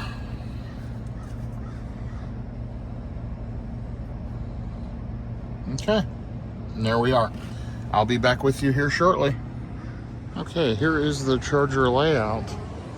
We've got 4 Teslas here charging. We're right off the interstate. Great location, all of the amenities. The only thing is the squeegees are all the way over there, which I went ahead and borrowed one. Cleaned the windshield, so I'm good to go. Anyway, I'll be back with you in a minute. Okay, so the plan right now, I believe we are going to just go ahead and stop in Mount Juliet at that charger. There is a Tesla supercharger in Cookeville that I could make it to, but that's a 150 and it's way off the interstate. There is some other options like Electrify America and EVgo, but we're going to go ahead and just head off to Mount Juliet. It's about 2 hours away, an hour, 118 miles. That's about perfect. I'm going to get there with plenty of range. I've overcharged here. Let's take a look at the charging stats. I've put on 33 kilowatt hours of energy for $10.33. It is time to go, and we're going to get out of here. I'll be back with you shortly. So we were at that stop for like 15 or so minutes. You know, I needed to use the restroom. I grabbed a refreshment out of my cooler, nothing from the store. I always try to keep costs down on the road. They really can get expensive, you know, road tripping and buying food and drinks on the road. So anytime you can bring stuff with you, you're way better off. Oh, look, it's going over that left line again. It's right on the edge. Anyway, we're going to ride to the other side of Nashville. Hopefully we'll miss that rush hour traffic, and we're going to charge up a little bit in Mount Juliet and figure out where we want to go after that. It's saying it only wants me to stop there 10 minutes and then jump to the next charger. We'll see. I may put on additional juice and skip a charger, but either way, we'll be to Mount Juliet in 2 hours and 11 minutes, 115 miles. You can see my efficiency starting out after supercharging. Not great, of course. And I'm running at highway speeds, but also, yeah, just really, really high consumption right now. That'll level out as we go. We're 650-ish miles into the Roanoke trip and riding on. I'll be back with you here shortly. Okay, so looks like we may hit some traffic around Nashville. We'll see how we do, but there is an Electrify America in Cookeville, Tennessee. There is a Tesla charger there, a 150 is a bailout option, but the Electrify America is at a Sam's Club, if I recall. It's got two 350 kilowatts, two 150s, They all appear to be online. I've not charged at EA in a while. Used to be a disaster. I'm going to try to go ahead and make it to that one. It shows I'm going to arrive with 4% on the battery, which would be better than arriving in Mount Juliet. It's showing right now. By the way, there's my stats. 52 minutes, 64 miles, 472 watt-hours per mile. Not efficient, but we've been running at highway speeds. Anyway, it shows I was going to arrive to Mount Juliet with like 30%, needed to charge for like 6 minutes. Kind of a waste, and that's a congested charger, difficult to get on and off the exit. This Cookeville one is usually pretty easy. So that's what we're going to try. We'll see what happens. I'm going to just ride along at highway speeds here for a while and see if we can make it there. Now, there is some major traffic, so it's routing me off an exit through some back roads. I may pick up some range and efficiency. See what happens. I can always slow down to make it there, or I can stop in Mount Juliet or whatever. So for now, I'm going to keep riding. I'm only 116 miles out. It's showing about 2 hours, though, because of traffic. And we'll see what happens. Should be interesting. Need a little adventure, just like that detour I took last evening going to Tunica. This will be another detour, and I'll get to charge it in Electrify America with my CCS adapter. We'll kind of see how that works. Hopefully I can get plugged into one of the 350s, and you never know. But it's a Monday, mid-morning. Hopefully they won't be too packed, and I can get some juice there. So we'll see. And like I said, if not, if I recall, let me take a look and verify. Yeah, there's a Tesla charger just right up the road, so I can always bail out and go there. No big deal. So I think that's the plan. We'll see if I can make it. More details to follow as we ride along. You might have caught it earlier, but I'm just over 15,000 miles, so when I get to this charger, this Electrify America, I get it plugged in, I get charging. I'm going to do a little walk around and give you my feedback after 8 months, 15,000 miles. How do I feel about the Cybertruck? I can give you a quick preliminary, though. It's 2 thumbs up. What a great vehicle. Super happy with it overall. But, yeah, more details on that to follow. Here's where we're at on this leg. It's showing I'm going to get there with 5%. Getting off the exit here in 2 miles to route around some traffic incidents. And shows 109 miles an hour and 51 minutes. About 20 minutes of traffic backed up, as you can see. And been driving for about an hour since that last stop. I can't believe it's been that long already. 71.4 miles, 457 watt-hours per mile. Never great efficiency going into Nashville. We're gaining elevation. Once we get past Nashville, Knoxville, then I start seeing really good efficiency for the rest of the trip into Virginia. And we'll see that happen here as we go today. But we're 714 miles into this 12-plus 100-mile road trip, and making great time. 8:26 a.m., 66 degrees. It's definitely warming up. We've got 47% on the battery, and should be good to go this last 100 miles. So, yeah, I'm interested to charge at this EA. We'll see how that goes. And then I may jump to the EA in Kodak after that. That might be my next stop. So, let's see what happens. I'll be back with you here shortly. I am going to plug in the Tesla supercharger, by the way, after this Electrify America. That way it will maybe precondition the battery because it's in the route plan. So I'll do that here in just a second. All right, so we're getting ready to pass through Nashville now. We are 424 watt-hours per mile on this leg. 89.6 miles, an hour and 27 minutes. We still have an hour and 22 minutes to go. We definitely hit some traffic. Shows we're going to arrive with about 8%. We've got 43% on the battery, 90 miles to go, an hour and 22 minutes. And FSD drove me through the detour, drove me through the construction, drove me through the traffic. I am so glad I stopped at that charger and juiced up so that now I can enjoy FSD for the rest of the morning here. And yeah, we're 733 miles into the Roanoke trip, 15,026 miles on the lifetime of this Cybertruck. So, 73 degrees out, it's warming up, it's almost 9 a.m. And hopefully I'll be through Nashville, Tennessee here very shortly. I'm getting close, that's for sure. Okay, I'll be back with you in just a little bit. This is a beautiful part of the country, by the way. Check out the trees and the just everything. Really like Tennessee. It's a good one. Okay, I'll be back shortly. So I thought you might want to see Nashville, Tennessee. And here we are, driving right through the downtown area in FSD, rocking and rolling, arriving with 8%, an hour and 10 minutes out, about 78 miles to go. We've driven 102 miles, an hour and 38 minutes, 410 watt-hours per mile. Overall on the Roanoke trip, it is better than the lifetime of the car. Finally, 432.6 watt-hours per mile.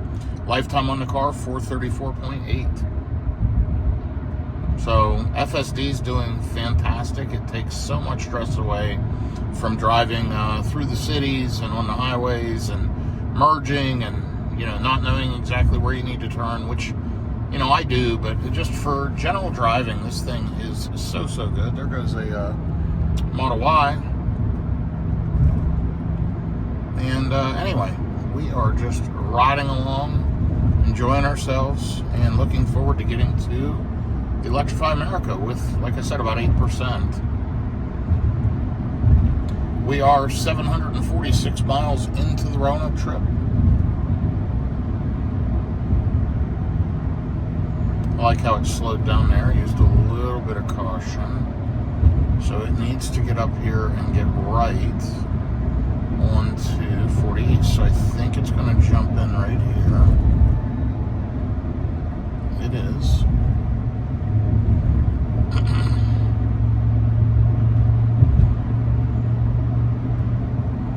Handled that just fine. Although this car in front of me is going too slow. But it will switch lanes and take care of it.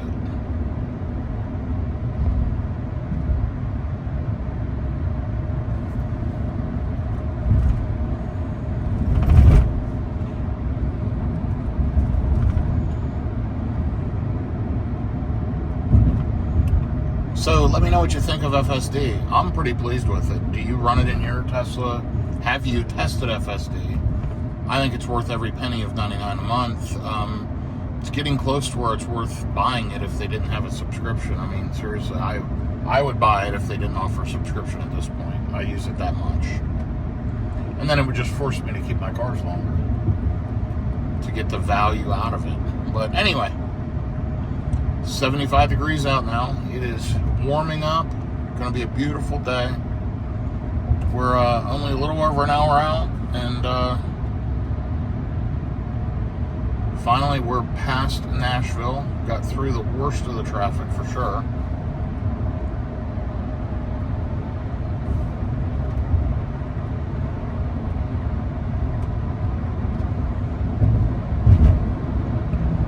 How backed up traffic is going westbound into the city. Kind of crazy, right? Anyway, we're riding along, all is well. Got a nice looking Mercedes there in front of us. AMG model of something. AMG GLE 53 maybe. That's that slope back version. Alright, I will report back to you shortly, but just wanted you to see Nashville as we navigated through the city, or really the software navigated me through the city. Good to go, coming out the other side. Okay, here's another trip update, just riding along on 40 East. This is what most of the drive looks like. 4-lane divided highway, trees on both sides, some occasional fields, some occasional houses or buildings, some billboards, power lines. That's about what we see. 135.5 miles into this leg, 415 watt-hours per mile. Been driving 2 hours and 5 minutes.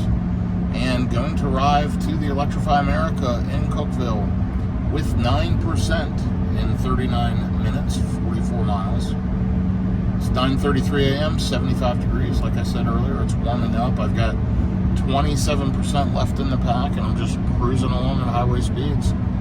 Absolutely loving it. 779 miles into the Roanoke trip. And couldn't be happier with FSD. Again, here's my perspective. Eye level for me is about right here. So that gives you a good idea.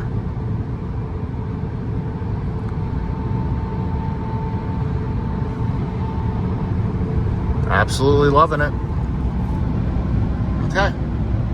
I will be back with you here in just a little bit. By the way, to charge it in Electrify America, I have the Electrify America app. From the app, you're able to add their virtual card to your Apple Wallet. So then essentially you just simply tap to pay. You pull up that card from the Apple Wallet, you tap to the RFID. Unfortunately, Electrify America doesn't have separate RFID cards. Most of the other chargers do, and I have 3 of each for all the other charger brands, 1 for each of my vehicles, and I have a little holder in each vehicle, a card holder in the center console. So like that Autel charger last night, you know, I didn't have to open the app. I was able to just tap my RFID card. So essentially with EA, I'll tap the RFID card from my phone. If that doesn't work, I'll go on the EA app and click the charger and click Start Charging. I will use my CCS adapter, plug in. Unfortunately, EA does not have plug-in charge or Auto Charge Plus for Tesla vehicles or for Rivian. Hopefully all chargers will come up with that option. They should. It's so easy. When I go to a EVgo or I go to a Tesla charger, I just plug in and it works, generally.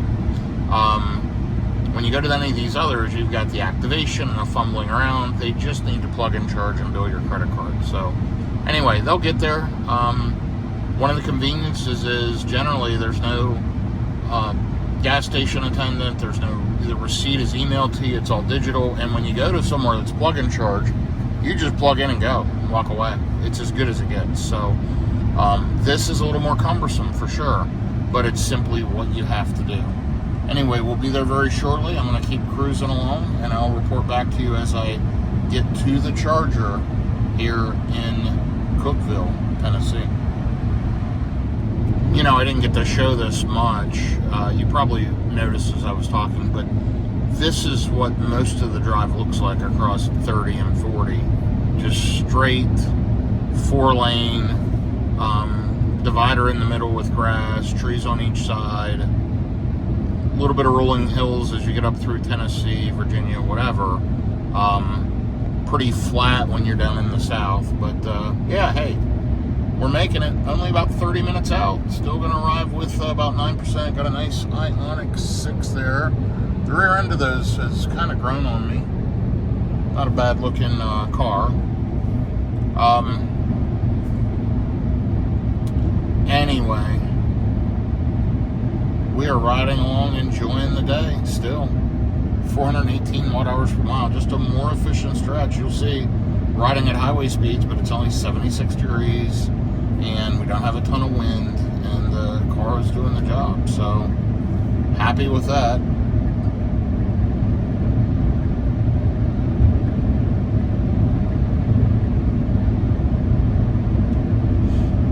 Okay, 790 miles in the Roanoke trip so far. Wow, 432.8 watt-hours per mile.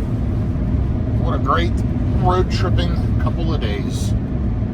Hope you've enjoyed following along. I know this is a long one, but as I mentioned early on, no fancy music, no fancy overlays, no fancy editing, just real world road tripping. Me, you, and the camera. Here we go.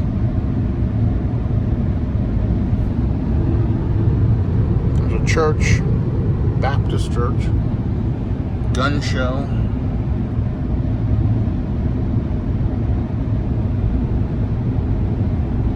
Very, very pretty country. Okay, I'll report back as we get off the exit.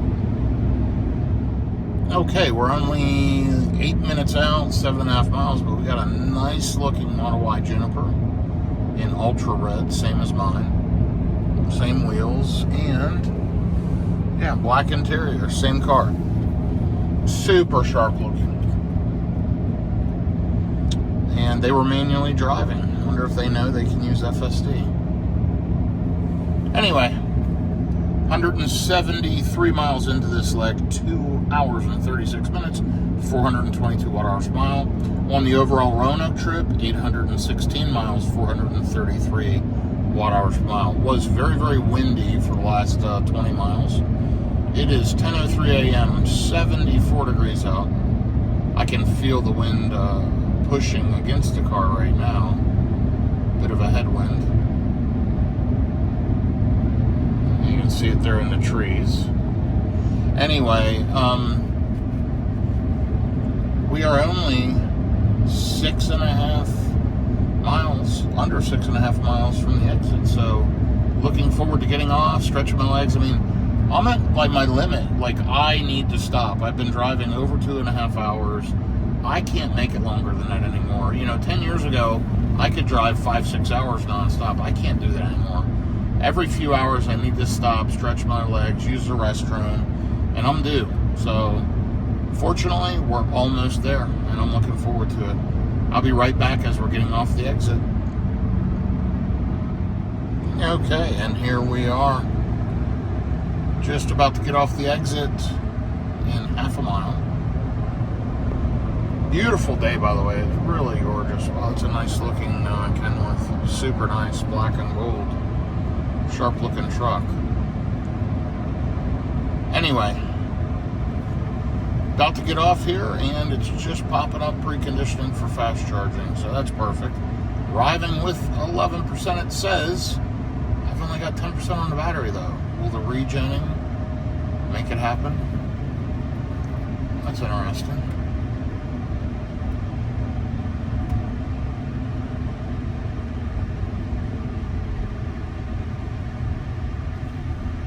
Well, it didn't add a percent back to the battery, but let's look at the stats. 180 miles, 2 hours and 41 minutes, 420 watt-hours per mile. Overall, 822 miles on the Roanoke trip. Hold on 1 second. And 433 watt-hours per mile. Got a bunch of traffic coming, and we just got to go up here and turn right at the next light. So, car should take off now. Let's go. Yep. And we're going to turn right here. Remove that call. People always call me when I am getting off an exit, using a restroom, whatever. My phone always blows up, so without fail. Anyway, the Electrify America chargers are up here at the Sam's Club. I've stayed at this Fairfield Inn right here. It has some charging at it. There's a Fairfield Inn right over there.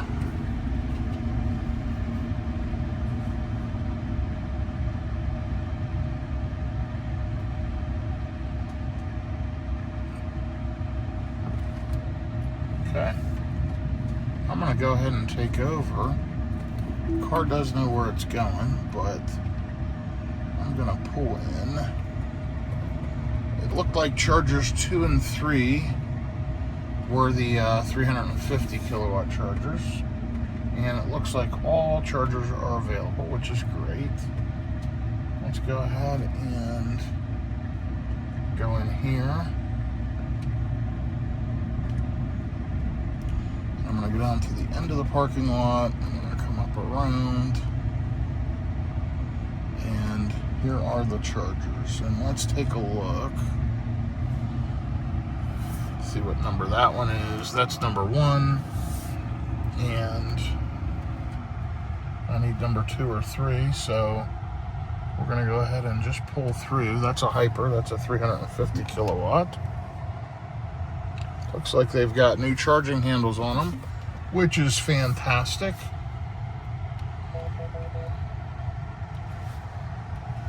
Let's pull right up here and plug in. Okay, I'll be right back with you. I've got to get my CCS adapter attached and got to tap to pay, so I'll be right back. Okay, we've tapped to pay, 48 cents a kilowatt hour. Not too bad, versus 62 cents is what it popped up at.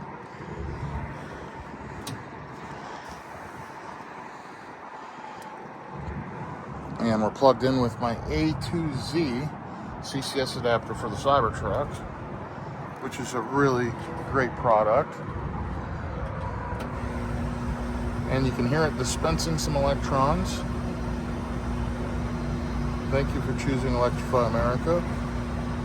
And we are charging. Right down here, you'll see the speeds. Perfect. We're around 250 kilowatts, and that's just fine. I'm going to go in and use the facilities. Now, this should ramp up to about 350. So let's take a look in the truck and just see. I have seen 350 before on a EVgo. I am going to turn on keep. Oh, it won't let me yet because we're under 20%. But up here's the charging speed. So pulling around 270 kilowatts. Not too shabby. It should keep ramping up just a little bit as the battery heats up. My guess is the battery wasn't fully optimized. Oh, maybe the modules in the charger are spooling up. Because now we're up to 286.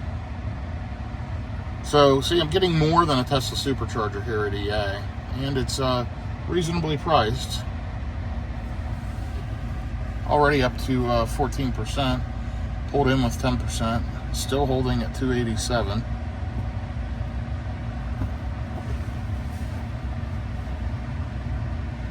All right, well, I'll keep an eye on it and I will report back.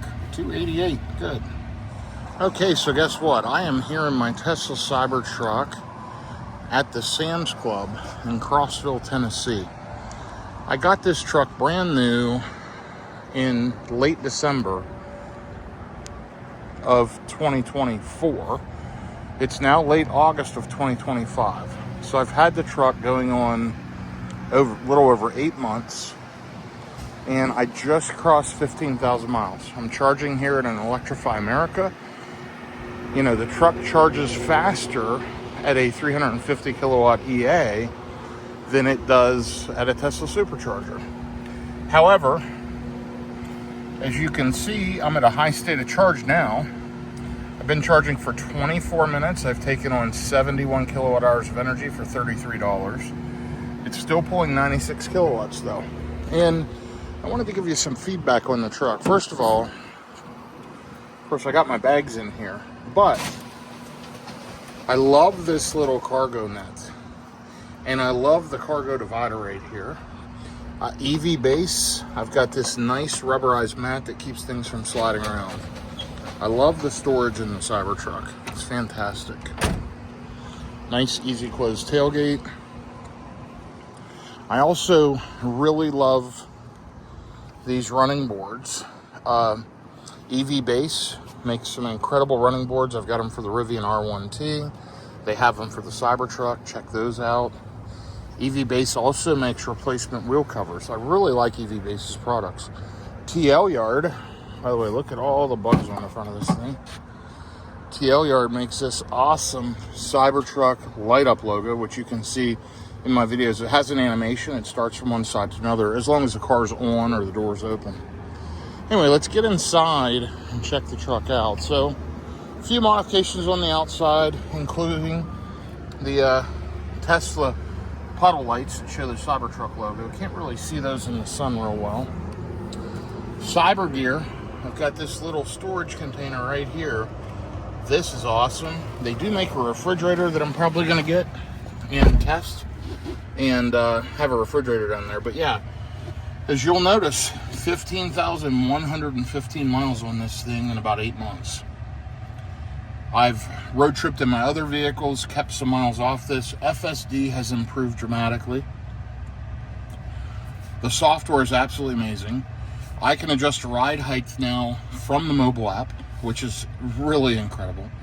And for informational,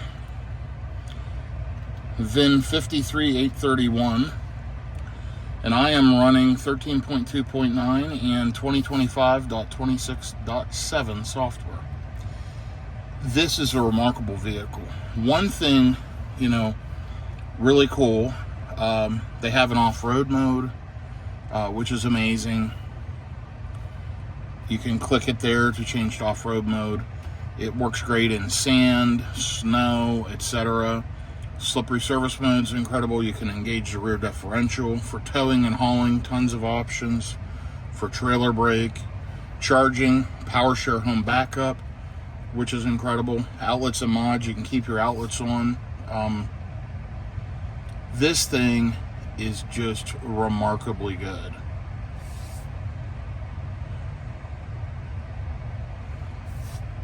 Full self-driving, there's some of my settings.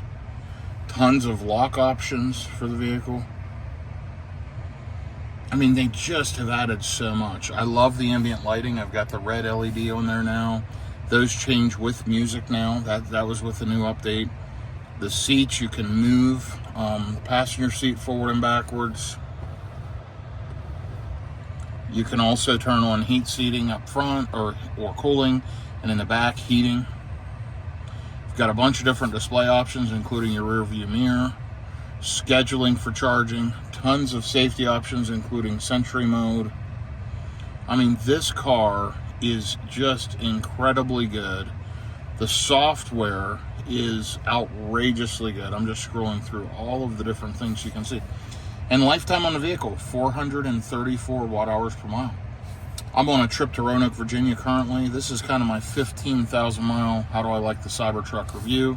Connecting to Wi-Fi, Bluetooth, audio settings. You now have multiple presets for audio settings. I don't have one created, but you can. I'm going to put the immersive sound on auto. Upgrades, this is where you can buy full self-driving, whatever, I already have it. So good. If you have premium connectivity, you can turn on satellite navigation, satellite view. This thing is just completely impressive. So, I am on a trip right now, and my next stop, I want to stop at the Electrify America in Kodak, Tennessee, and then I'm going to go on to Bristol, Tennessee. We're going to, for now, remove Bristol and just go to the Electrify America in Kodak, because that'll be my next stop. I'm going to get there with 30%, so I'm plenty charged. But I wanted to take 5 minutes and give you a quick review. So I got the dual motor all-wheel drive. I got the tactical gray interior. I got those core wheels and tires, the smaller, not the Cyber wheels and tires. This thing does great on a road trip. It's, to me, incredibly efficient for the size of vehicle. Smooth, quiet, and comfortable. Now, after I got it, probably several months ago, there was a lot of controversy. I had people flipping me off, all kinds of craziness. Now I'm getting thumbs up again, and people are liking it. A lot of politics centered around the Elon and Tesla, which was uncalled for, and us owners who paid hard-earned money for a vehicle don't deserve that. But at the end of the day, that's kind of died down now. So it wasn't good there 3 to 6 months ago for a little while.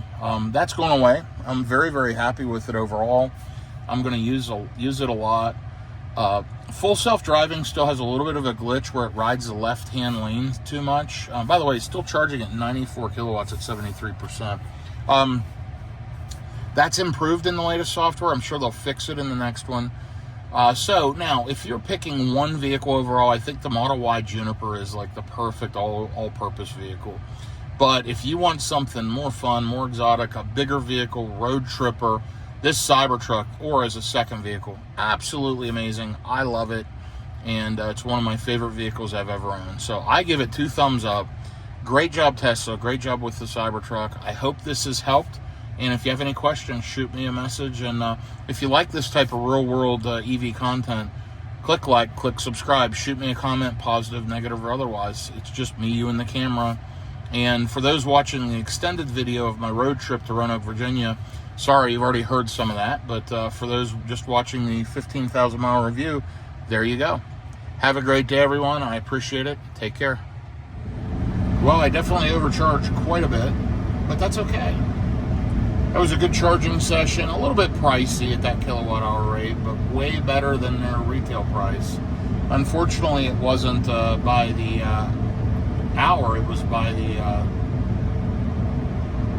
that one was by the kilowatt-hour and not by time, not by the minute. The Tesla charger previously was a by-the-minute charge, and anyway, I got a great charging session there, and it did pop up to 293 kilowatts, at around 24 or 25%, I saw looking through the mobile app. Anyway, tapered down, of course, but much faster charging at a 800 volt like Electrify America, EVgo, whatever. It does save 5 or so minutes, it seems like. And that was a super quick charging session up to 70+%. Anyway, I've got about 100 miles to go. No big deal. An hour and 27 minutes. Perfect. I'm enjoying these short pops now. I'm glad to be stopping in an hour and 27 minutes. I'll get there with about 31%. I'm going to Electrify America in Kodak. Now, if it doesn't work, across the street is a Buc-ee's with Tesla superchargers and probably other chargers, if I recall. Hopefully, I don't have to use that one. I really rather not go to Buc-ee's and deal with all the traffic and congestion. I've charged at this Electrify America in Kodak many times. It's at a Harley-Davidson shop, and let me think what else is there. There's like a beef jerky outlet. There's a hotel that I've stayed at, as a matter of fact, that has a Blink charger and like a level 2 charger. Anyway, decent amenities. Stuff will be open this time of day. I'll be hitting there about 12:33. And I'll be on Eastern time. Am I on Eastern time yet? No, I'm still in Central. I'll be switching to Eastern time any minute now, so I'll lose an hour, so it'll be 1:33. And I haven't added my final destination in yet, but I'll do that after this stop. So anyway, thanks for following along. We've been driving for 22 minutes, 535 watt-hours per mile. Not great. Truck is hot. Battery's hot. It'll cool down now, and that'll improve. Anyway, we're 845 miles in the Roanoke trip, 435 watt-hours per mile, so making great progress today. It's only 11 a.m. Central, and we're already getting to Knoxville. That's good stuff. Anyway, I'll be back with you here shortly.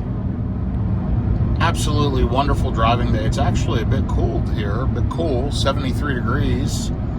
Find that interesting. I didn't realize it was that chilly up this way. And I'm going to arrive with about 33% in about an hour, 70 miles. I've driven 50 miles, 45 minutes, 423 watt-hours per mile. Overall on the trip, 432 watt-hours per mile. It's been a good, easy trip. I've been on the phone most of the way here on the last leg. I've got more phone calls to return, so I'm riding. I'm letting FSD do the job, sitting back, relaxing. Another wonderful road tripping day in the Tesla Cybertruck. Man, this thing is fantastic. I'll be back with you here in just a little bit with another trip update, but just there's some stats for you. 874 miles on the Roanoke leg, 432 watt-hours per mile. I'm sitting at 56% on the battery, and as I mentioned a minute ago, going to arrive with a pretty high state of charge. So off we go. You know, there really are more and more electric cars on the road. If you look ahead, that's a Hyundai Kona, which is a fully electric vehicle. I've seen a number of unique electric cars. I'm glad to see there's more and more of them springing up. But by and large, I'm going to say 99% of the cars I see are gas or diesel. I mean, just this country has a long way to go if there's going to be this transition to electric. Over there's a Tesla. Anyway, let's give an update. 33 minutes left, 36 miles, 34% estimated upon arrival. Really good efficiency on this leg, as I predicted as we got past Nashville, towards Knoxville, whatever, 392 watt-hours per mile and 428 watt-hours per mile overall now on the Roanoke trip, and it's improving the lifetime now. We're down to 434 and a half. It's 80 degrees out, so beautiful weather. It's at 1 p.m. and I am officially on Eastern Time. We're about to go through Knoxville. We're on the outskirts of Knoxville now, just kind of riding along with traffic, doing our thing, letting the car drive me. And as always, just a good experience with FSD. It's really done tremendously better as far as this left line issue. It still hugs the left line, but it hasn't run off onto the median during this trip yet. So that's been good. That's been much better. Still got some work to do, but yeah, it's getting there. Anyway, you can see FSD's just adjusting as we go, adjusting speed. It really has taken so much stress out of the drive. I mean, I've driven 900 miles, and I'm basically completely fresh. I mean, what a game changer for cross-country road trips. I think people have no idea, and I think this would blow 90% of people's minds that this car can drive itself like this. It's outrageously good. Anyway, I'm going to go ahead and ride along. Wow, look at that. The efficiency's even gotten better. 387 watt-hours per mile. So, anyway, I'll be back with you in a bit. I've been driving for an hour and 15 minutes, 86 miles, and just a little bit yet to go. And I love these hour and a half to 2.5 hour stops. They're perfect for me. All right, I'll be back soon. So I thought you might want to ride through Knoxville with me. We're getting ready to pass through the Women's Basketball Hall of Fame is right up there. It's the Golden Globe over there on the right.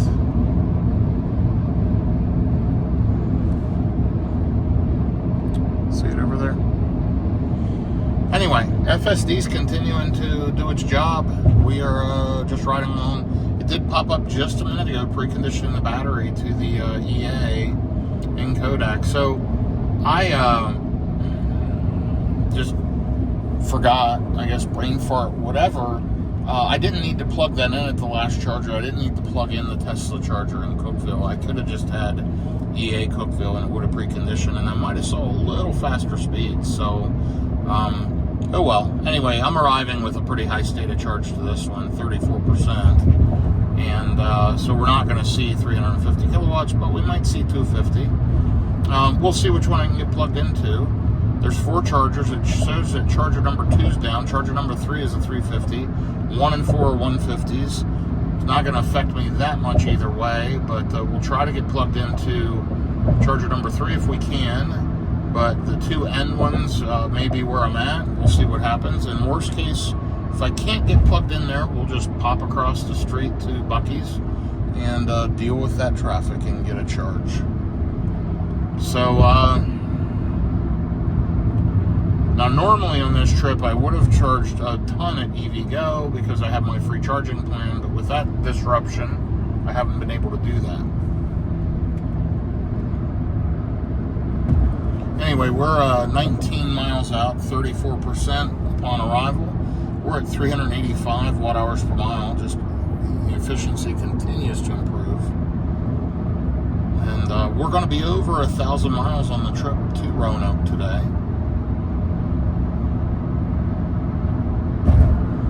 Let's just ride along a minute as we go through the rest of Knoxville and get out onto the other side. Some pretty rough roads through here. Have been for years. Now this little section here is actually pretty smooth.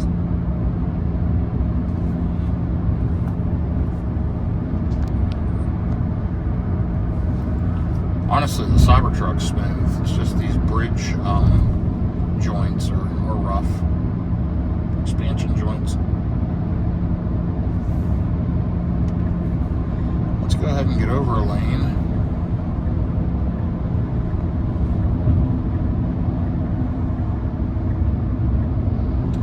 It's funny, this truck at 70, I mean, doesn't even hardly feel like we're moving. It's pretty good.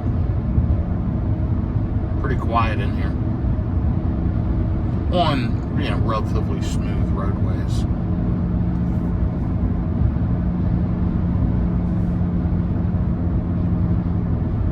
We're going to let this pickup truck pass us, and then we're going to jump in the left lane, I'm sure. There you go, FSD. Figure it out. And it's jumping over in front of that car, which it should. The car was kind of speeding up to cut us off, and FSD did the right thing. It didn't cut the car off. It gave it plenty of room. Objects in the mirror are sometimes closer than they appear.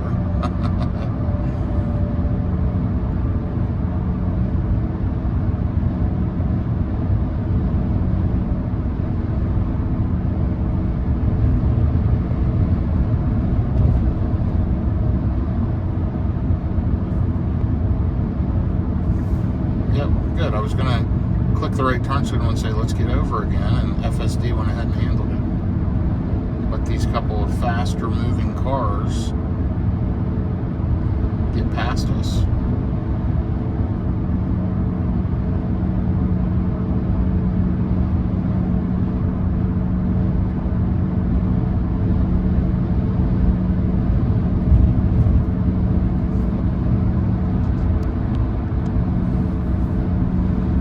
Here's where the highways split apart, and we'll stay on 40 towards Asheville.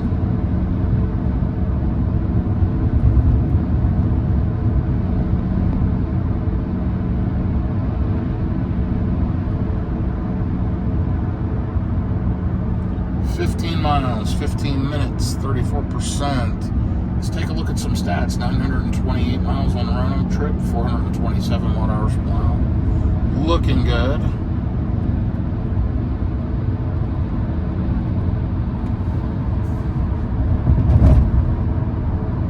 Pretty sharp turn. It is on that line. It's getting back over. Okay, it did good. Did pretty good. No issue there at all.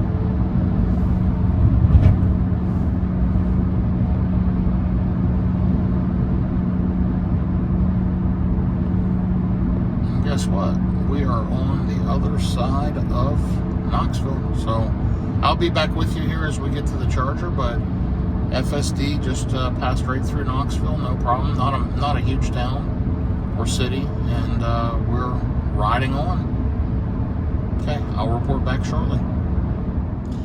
So this charger in Kodak, I don't think I've ever been there that all four chargers work. And I think I've stopped at this charger at least a dozen times, if not a couple dozen times, with many different Teslas I've owned, from multiple Model X's, multiple Model Y's, the Cybertruck, the Rivian.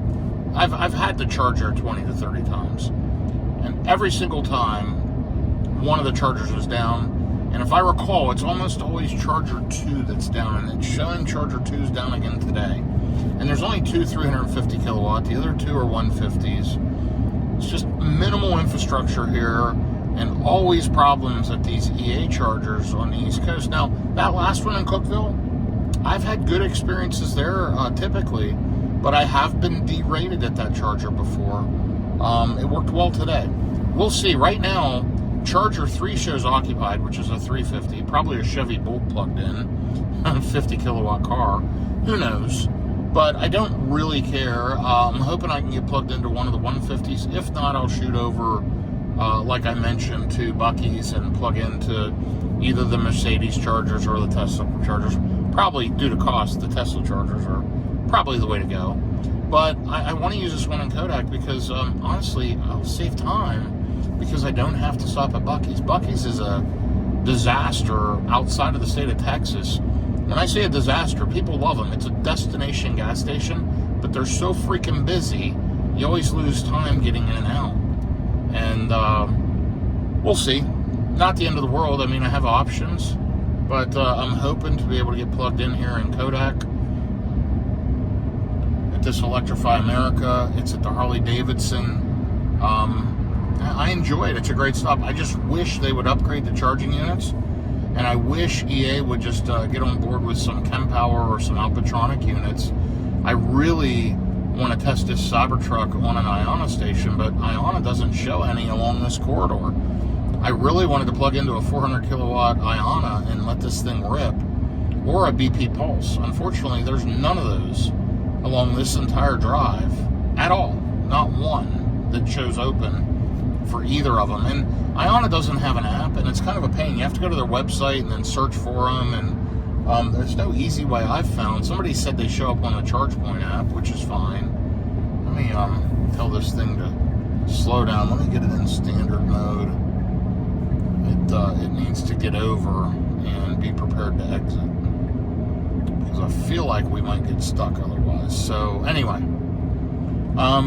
yeah, disappointing for sure that EA hasn't improved the infrastructure through this area. But hey, they have been maybe keeping them up better than in the past. At least 3 of the 4 are working. I've been there before where only 2 of the chargers are working, and one of the 2 is derated. So is that really working? Tesla, on the other hand, almost all the stalls are usually working, and I usually have pretty good success. With that being said, let's see what it does here off the exit, because we've got to go left. So it should jump over into the left lane, and it is.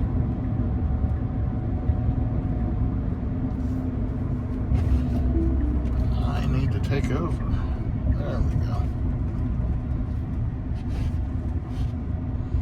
I don't know if it was going to do this or not, but I certainly did. This is a really, really strange intersection.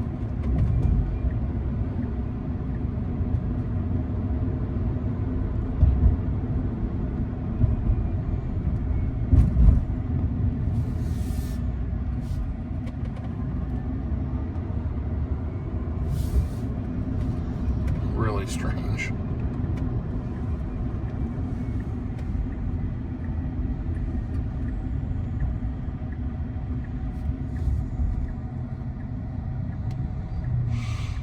Okay, now we'll just wait for this light, and it is up here on the hill at the Harley-Davidson dealer.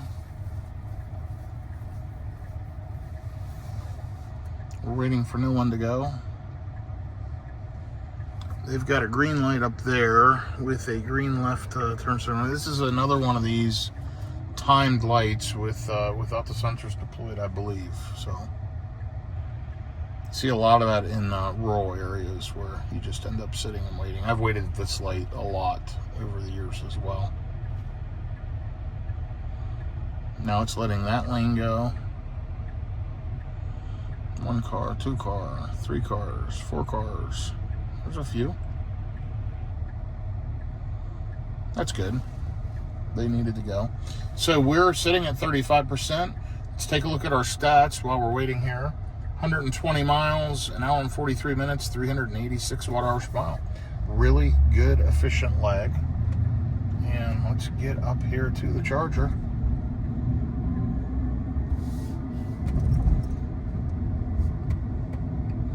I always like to come in on the top side.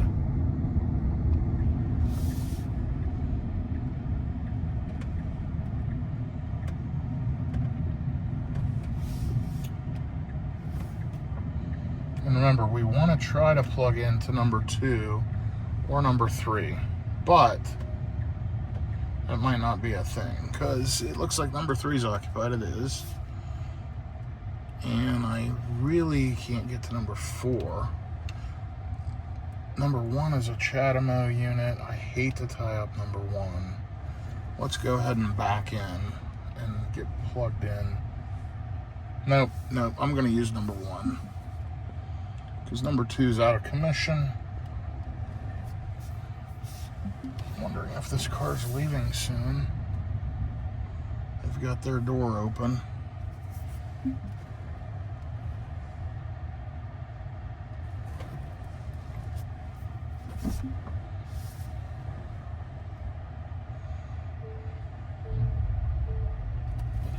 Okay, I'm going to go ahead and get plugged in, and I'll be right back with you. Okay, we're plugged in, 42 cents a kilowatt hour. Idle fee of 40 cents a minute. Pass Plus plan. We are charging. We're on the 150 kilowatt unit.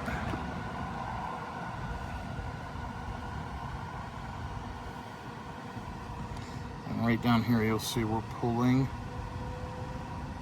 118, 119 kilowatts. So that is fine. We don't have to be here super long. We've got an Equinox over there charging. And limited by charging station. You'll notice charger number 2 is unavailable.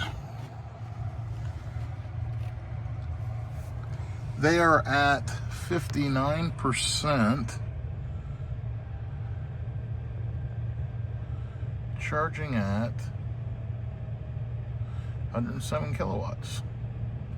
And that's just fine. They're getting a good charge, so good for them. Let's see, we're just sitting at 118, and last stop that I paid for on the Tesla was Wildersville, $10.80. So let's see where we've got to go and how much juice we need. I'm going to walk up to the Fairfield Inn and use the restroom. I'm going to let this thing charge. And honestly, with this slow charging, I'd have probably been better off to go over to Buc-ee's. But let's kill Buc-ee's. And right now, if I leave, I'll arrive with 2%. So until I walk up, use the restroom, come back, I should be good to go. And it's totally fine. I mean, I'm already at 37% stated charge. So, you know, what was I going to get? Maybe 200 kilowatts for a little bit, 250 tops, and then it would have tapered down quickly. It's normally around, if I recall, around 50%. It's around 150, 160. So we're not losing that much speed right now. And it's charging, so that's good. I'm going to go ahead and put climate in keep. Why not? And I'll be back with you here in just a bit. As I walk over here to the Fairfield Inn, I wanted to kind of show you some nice stuff here. There's the beef jerky outlet, Harley-Davidson dealer. You've got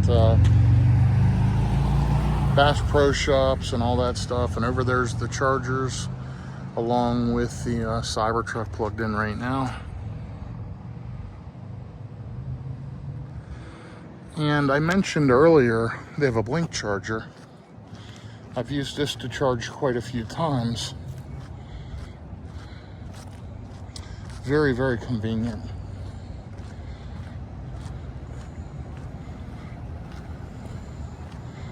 And I've got my Blink RFID card. Of course, I got the app. And I've got the RFID card in the Cybertruck, in that little card holder in the center console. And it's up and running. Take a look at rates. 33 cents a kilowatt hour. Not too bad. Okay, I'll be back with you here shortly. Okay, let's see how we're doing. Been here for 8 minutes, taking on 16 kilowatt hours of energy, $5.75. Pulling 122 kilowatts, so ripping right along. Obviously a lot slower than what the Cybertruck can do. But guess what? If we leave now, we'll make it there with 12%. They do have chargers, and there are superchargers in town.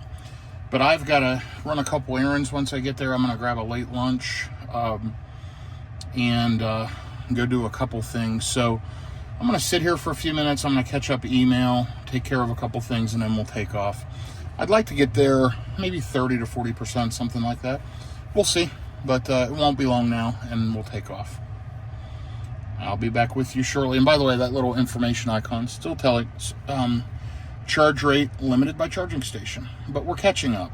So unfortunately, we're not getting the 150 we should be getting, but I found that's pretty normal for an Electrify America. And they are at 73%, been sitting there for 26 minutes. And looks like they had an okay charging session, 48 kilowatt hours, but Yeah, those Equinoxes, they charge average at best, if not poor, on long road trips. So anyway, I'll be back with you here shortly. Okay, here's an update. It's actually tapered down now due to the car. So around 60%, it was charging at the appropriate speed, 120-ish. 120, 123 was all the more the car could take, and now it's starting to taper down. You can see we're at 63%. It's at 107, 108, and continuing to slow down. So right now, if I leave, we'll arrive with around 29%. As you know, that'll probably improve as I go. We're getting pretty good efficiency on this stretch. I am going to let it charge for just a few more minutes as I finish up a couple quick things. And then we're going to take off. And we're going to go out and get on 40. And then in 13 miles, we'll get on 81. And then jumping off for the Hard Rock Hotel and Casino. And we'll go there and get checked in. And then I'll go run my errands. I'm going to just let this charge for just a little bit longer. Just so I have enough to run around and still use Sentry mode and all that. So just another couple of minutes and we'll get out of here. By the way, just to give you a little timing, I checked the EA app. We've been charging for 19 minutes. So we'll call it 20 minutes now, and I'm going to charge for just another few minutes and we'll get out of here. That's plenty. They charged for a little over 30 minutes and just left. We'll be charging for about 20, and in the Cybertruck, even at the slower charger, I took on way more energy than they did in a much shorter period of time. So it's pretty interesting. We've already taken on 39 kilowatt hours of energy. Just those Equinox, those Chevy, GM, Cadillac, they just do not have good charging at all, in my opinion. And they have thermal issues and overheat very, very quickly, which is why I had to get rid of the Lyric. Thank goodness I don't have that.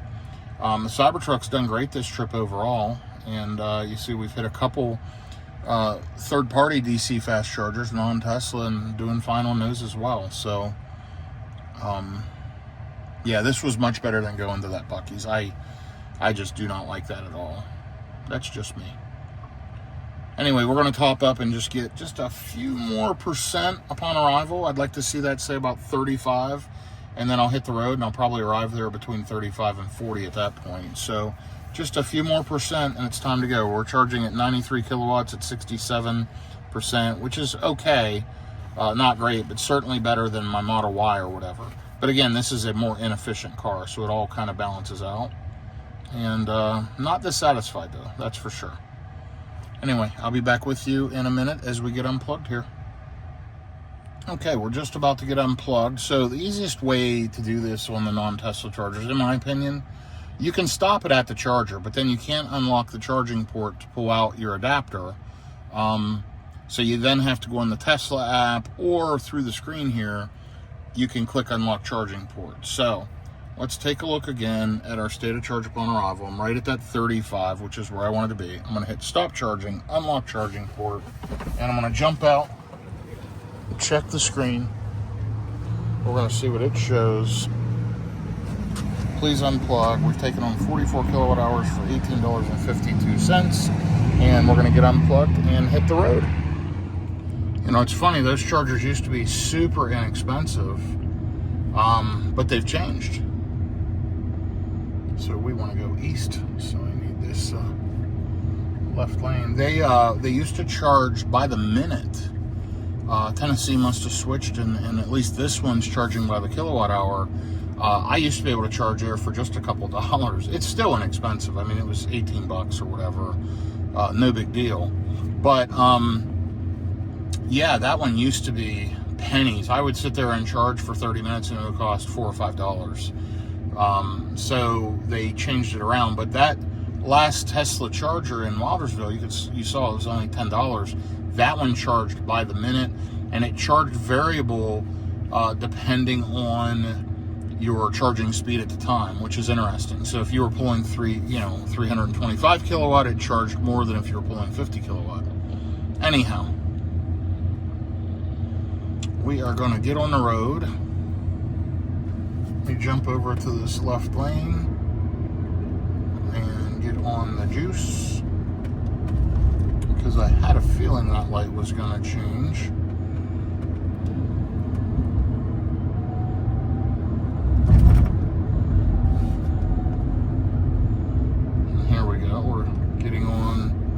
east. Notice this really, really funky intersection. They claim it creates efficiency. Usually just seems to confuse people.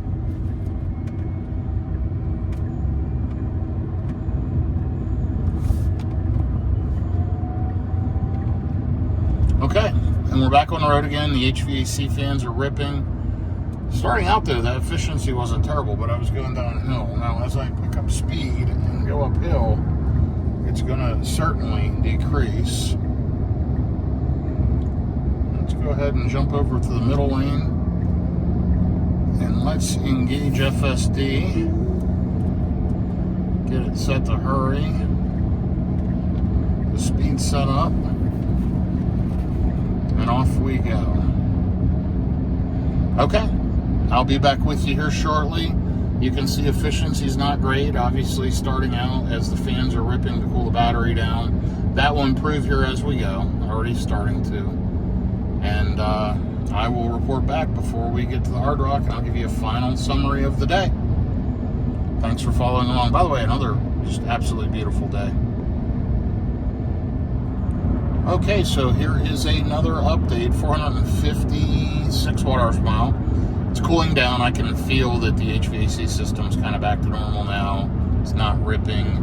And we're 53 minutes, 61 miles out. We've been driving for 25 minutes. Things will improve here. I wonder what FSD is going to do. This truck has its turn signal on. But FSD's ignoring it, so that's fine. He just wants to get over before the hill because he's gaining on the truck in front of him. Anyway, gonna arrive with about 35%. That may improve. We are going up and down elevation as we head into Bristol. We're on 81 now. Right now we're riding with the truck, so we're gonna get pretty good efficiency in this little bit.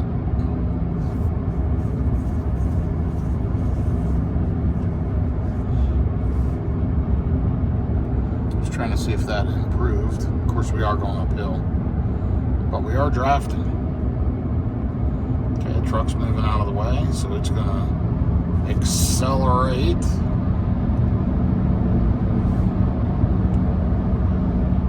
Anyway, 973 miles until we get to the Hard Rock. We'll be over 1,000 miles, 428 watt-hours per mile.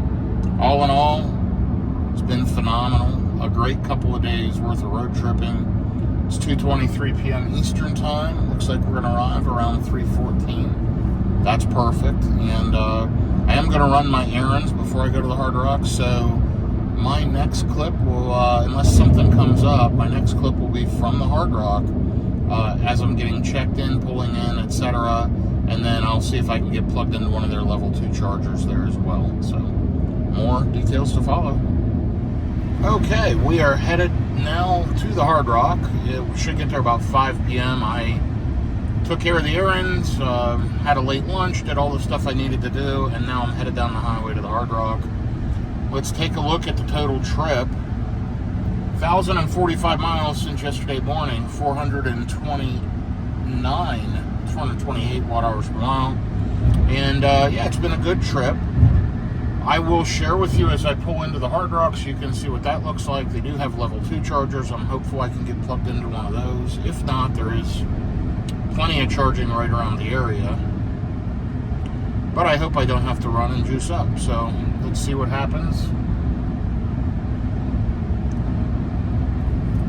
It is a Monday, so hopefully the chargers aren't full. But time will tell.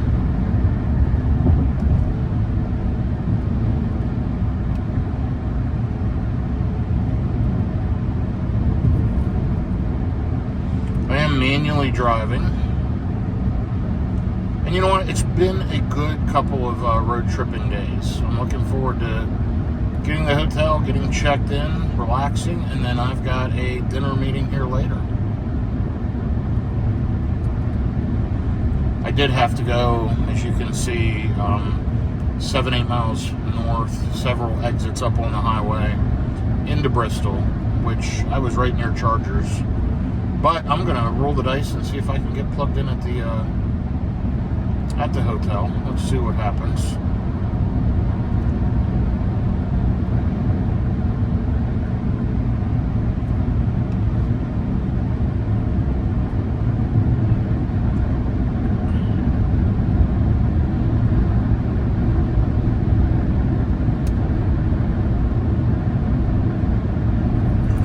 Exiting in just over 3 miles, so I'll be right back with you in just a few minutes.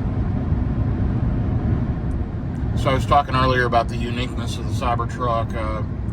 Had a gentleman come up to me as I was walking out of the establishment where I just was, and he wanted to talk to me about the Cybertruck. He said he never saw one in person, couldn't believe how big it was, because people probably talk to you all the time. I said, yeah, fairly often. He wanted to check it out, wanted to tell me all about it. His friend has a Tesla, is trying to convince him to get a Tesla, and he asked me how many miles I get, and I said, how many miles you get? And he goes, I don't know. I said, well, I get about 350, and he said he had a 16-gallon tank, and he gets about 8 miles a gallon in his big, souped-up, old-school Bronco, which is great. But, so I asked him, I said, does it really matter? I mean, how many times do you drive over 200 miles in a day? He goes, oh, really, never. So that's not a big deal. This has plenty of range, any Tesla would. And so just kind of educating them. It's always interesting to educate people on electric vehicles, because there's a lot of FUD out there: fear, uncertainty, and doubt. And that is for sure. So consumption on this leg's not been great. But now we're coming off the exit, and you'll see it quickly toned back down. I do have the AC cranking. It is a little bit humid here. It's cool out though, 77 degrees. There's a reminder to use FSD.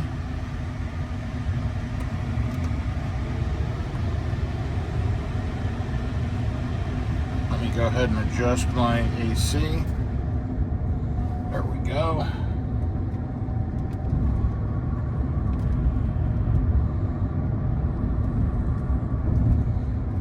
And we're half a mile from the Hard Rock. Sorry about that.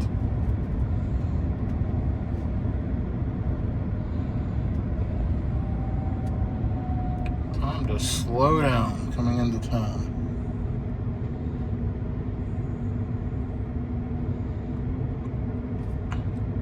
Well, essentially that will end the trip for today as I pull into the Hard Rock here. 1,051 miles, 427.5 watt-hours per mile. That's improved the truck's overall efficiency to 434.4 watt-hours per mile. Really just a fantastic vehicle. Super happy with it. And here is the Hard Rock, Bristol, Virginia.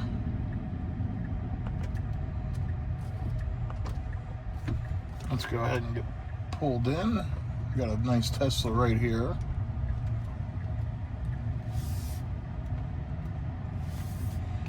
Hotel valet.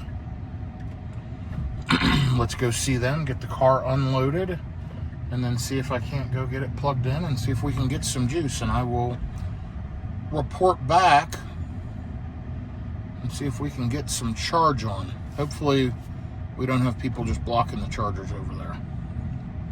Okay, I'll be back with you in just a little bit.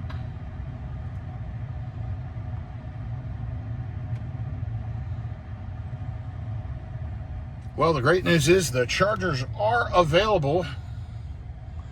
Looks like we got an Audi plugged in and Tesla wall chargers, destination chargers, and that is fantastic. There's two of them, and I'll be able to plug into the second one. It's a nice looking blacked out Audi for sure.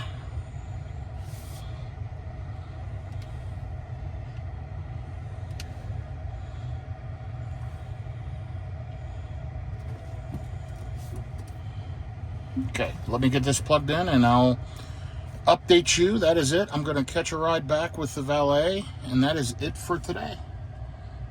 I'll be back with you in the next clip tomorrow. Okay, here we are leaving the Hard Rock in Bristol, Virginia. It is 10 a.m., 71 degrees. Just finished charging to 100%. 323 miles rated on the battery, originally 325. We've driven 1,051 miles, 427 watt-hours per mile. This morning, I've got to go to Narrows, Virginia for a meeting, and then off to Roanoke, Virginia. So Narrows is roughly 2 hours. Let me get that plugged in, and I'll be back with you here in a minute. Okay, here is my first stop for a lunch meeting. It is La Barranca Mexican Grill in a town called, let me look, Parisburg? Yeah, Parisburg, Virginia. Hour and 54 minutes. Let me get on the road and I'll report back. Okay, we are riding along with FSD, doing its thing. And yeah, it shows an hour and 52 minutes, arriving around 11:57 a.m., which is perfect, with 57% left on the battery. So from there back to Roanoke's even shorter, so I don't think I'll need to charge at all during this trip today of, you know, a total of a couple hundred miles, but we'll see. And here's the nice thing, I got a free charge last night at the Hard Rock in Bristol, so we're getting ready to jump on 81 right now. The car's doing the driving. Here's my point of view.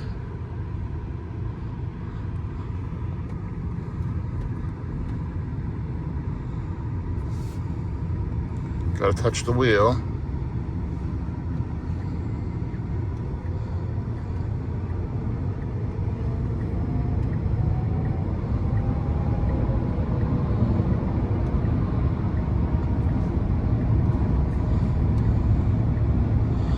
Great job, Tesla. Okay, we're on the highway. I will keep you updated as we go. Obviously, terrible efficiency starting out, 910 watt-hours per mile. That will improve here very quickly if you just want to watch for a second. And by the way, yeah, that's the car. Getting in the left lane, doing its thing.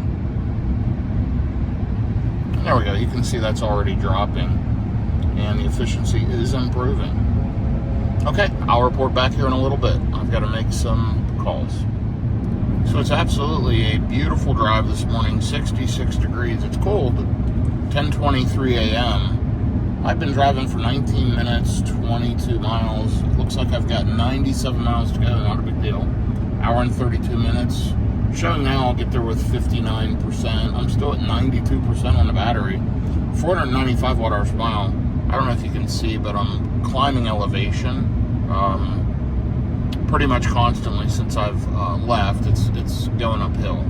This is a smooth, fairly efficient stretch other than the elevation change. So that'll level out, and as I get into Roanoke, Virginia, I will get really good efficiency going into Roanoke. So we'll see how it goes, but I'm on the third day, headed to this meeting. Finished my meetings and phone calls last night and this morning. They're in Bristol, and now I'm just riding up through this beautiful area. I mean, look at this, absolutely spectacular views, mountains over in the distance. Really, really cool up through here. See if you can catch a glimpse of the mountains over there. Anyway, FSD's doing a remarkably good job, and I'm riding along and enjoying myself this morning. So thanks for following along. This video will be coming to an end here today, and hopefully you'll enjoy it. This is a long one. I don't know exactly how long. I just have all the clips I've got to, you know, string together and post. But yeah, this is a long one for sure. See, now we're down to 480 watt-hours per mile. Even though we're climbing, this is a fairly efficient stretch. So efficiency is going to improve ultimately throughout the day. But there's some views of the mountains way out in the distance. Anyway, okay, I'll be back with you here in just a little bit. So here's an update. We have been driving for 39 minutes, 46 miles, 440 watt-hours per mile. Almost 1,100 miles on the Roanoke trip now, 15,390 miles on the vehicle. Anyway, efficiency is improving, as you can see. We're showing arriving now with 60% on the battery, which is great. And 72 miles left to go. Should arrive there around 11:54 a.m. I'm getting off of Interstate 81 North in 50 miles for the Dublin-Petersburg exit for North 100. So then I'll be riding along those highways for about, 20 or so more miles. Anyway, it's been a good drive so far this morning. I continue to say it, but FSD has gotten so good. Just watch it navigate these turns and just all of it as we ride along here. This thing is just amazing. Yep, and I need to touch the wheel because it detected I'm holding a recording device.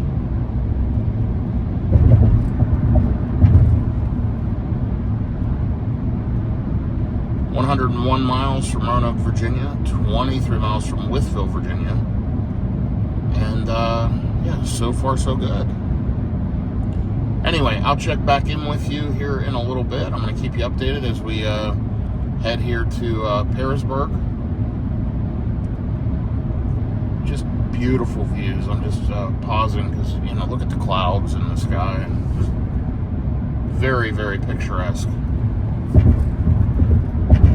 Roads are a little rough, of course, but it's worth it. What a cool drive. All right, I'll be back with you here in just a little bit. So I've been on phone calls for the last, half an hour, whatever, since the last clip. Driven an hour and 7 minutes. Look at that efficiency, though. Even going up and down these hills, 419 watt hours per mile. Almost 82 miles on this current drive. On the Roanoke trip overall, 1,133 miles, 427 watt hours per mile. Just really, really good efficiency overall. And now the lifetime on the car is dropping down to about 434 watt hours per mile. Still going to arrive with about 60%, showing 11:52 a.m. now. 40 minutes to go, 36 miles. It is warmed up. It's 70 degrees out, pretty chilly overall. And getting off the exit here in 14 miles. So making great progress. It's a beautiful drive, beautiful day. Loving the Cybertruck as it drives me up here to Petersburg, Virginia. Look at that sky.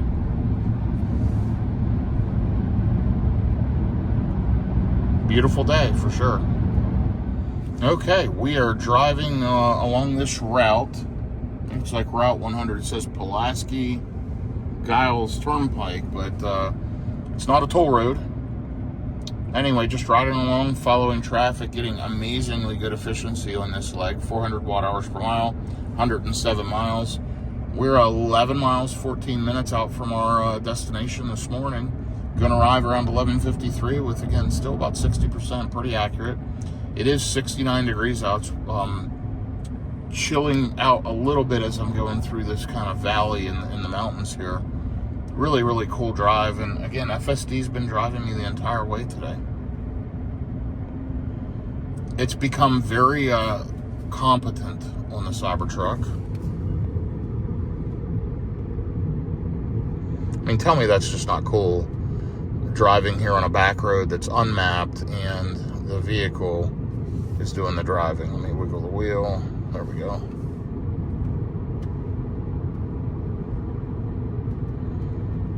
That's something else. Anyway, okay, I will give you an update here as we get to the restaurant with kind of a final trip update for this leg of the trip. And then from there, once my meetings are over, I've got meetings in and around this Petersburg area for the next several hours. I hope to be out of there by 2:30 and back on the road towards Roanoke, Virginia. So we'll see how that goes. But yeah, here, look, let's see how these twisties work out.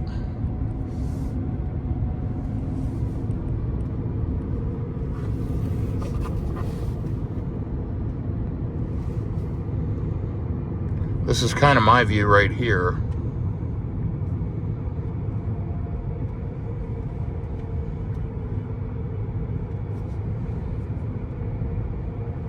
Something else, isn't it?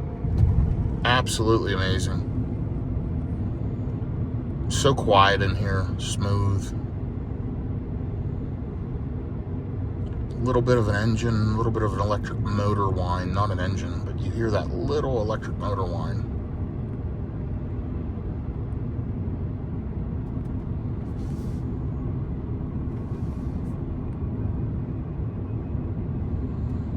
Sounds super futuristic.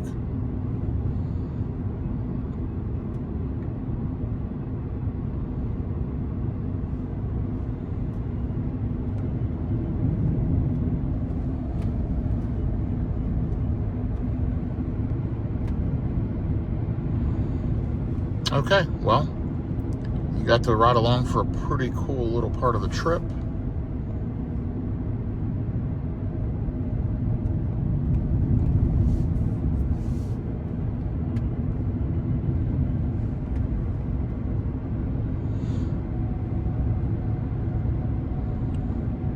Okay, I'll be back with you in just a few minutes with a final update on this leg. So tell me that's not some amazing terrain and just amazing views. Look off in the distance at these mountains. Just incredible.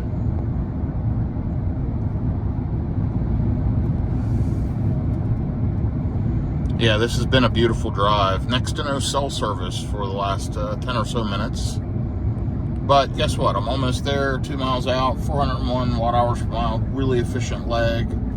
Lifetime on the vehicle's improved to 434.1. The Roanoke trip, 424.6. 1,168 miles on the Roanoke trip. And 117 miles on the current drive.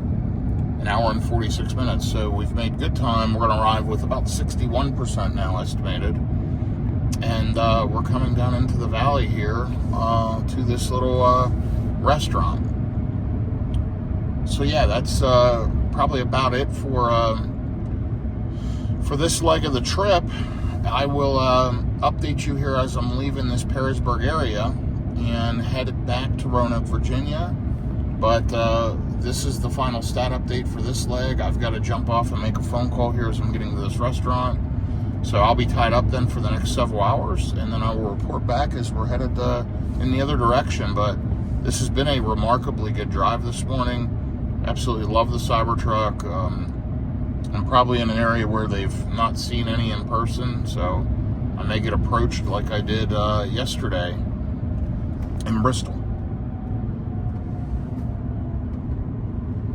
But you know what? That's part of what makes it fun. So, okay. Thanks for following along, and I'll be back shortly with an update on the next leg. And obviously, my efficiency is improving here as I'm headed into this town. As you can see, we're down to 394 watt-hours per mile. Really, really great. Okay, I'll be back shortly. Okay, I am rolling again. Just left that Perrysburg, Virginia area. It's actually 4:15. My meetings went way longer than expected, but that's okay. I'm now headed to my hotel in Roanoke, Virginia. And my ETA, you'll see, is in about an hour. 5:17 p.m. Going to arrive with about 39%. We've got 55% left on the battery.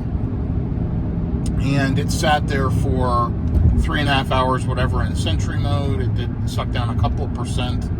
But either way, I've been driving for about 5 minutes, 573 watt-hours per mile, and 5 miles. So all in all, till I get to Roanoke, I'll have, 1,230, 40 miles or something total over the last roughly 2.5, 3 days.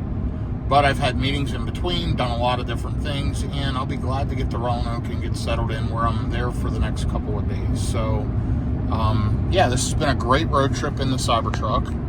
Of course, I enjoy road tripping in a Tesla, and I'm not going to have to charge it all today. And you can see I've already driven 127 miles, and I've got another 55 to go. So that's really nice. And the hotel has charging, so hopefully I can get plugged in there. If not, I've got charging at my office tomorrow, so I've got plenty of charge to let the truck sit overnight. So we'll kind of play it out, see how it goes, but I'm glad to be riding down the road and headed towards the hotel.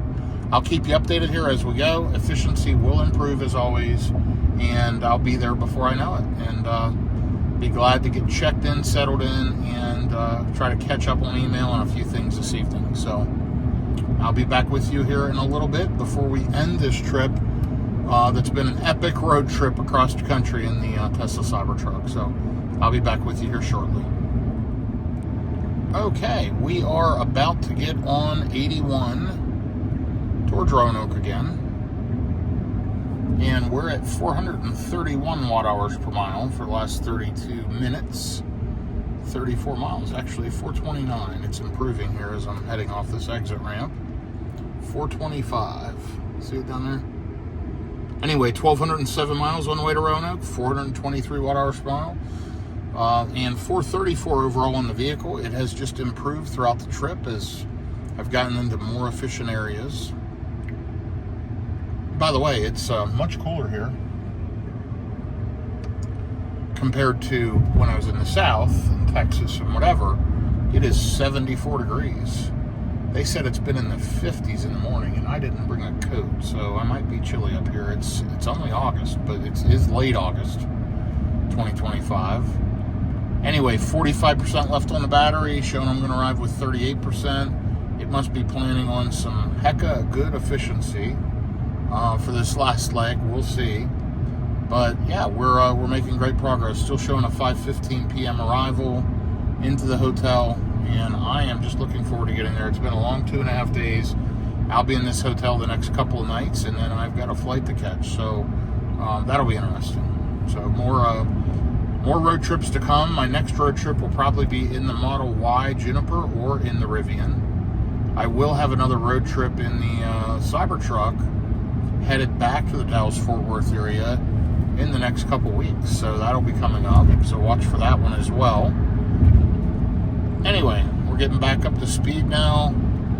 I've got 21 miles till the Salem exit and looking forward to it. Can't wait to get there. Only 25 miles to go. So great job, Full Self-Driving. Great job, Tesla. Just get me there. Off we go. Oh, let's check out this view of these mountains off in the distance. Take a look at this.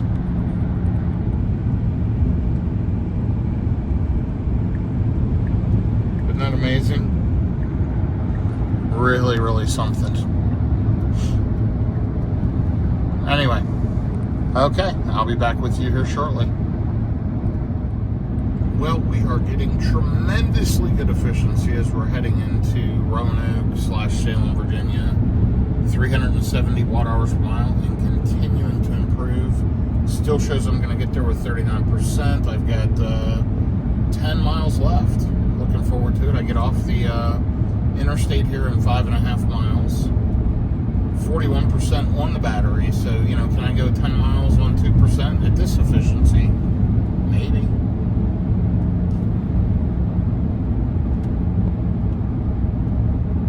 Overall on the Roanoke trip, 1,224 miles, 421 watt hours per mile. And yeah, we're making it. Almost there, almost finished with this trip. I hope you've enjoyed this. It's been a long one. I am definitely tired. It's been a long 3 days. A lot of driving, a lot of meetings, a lot of work. But I got it done.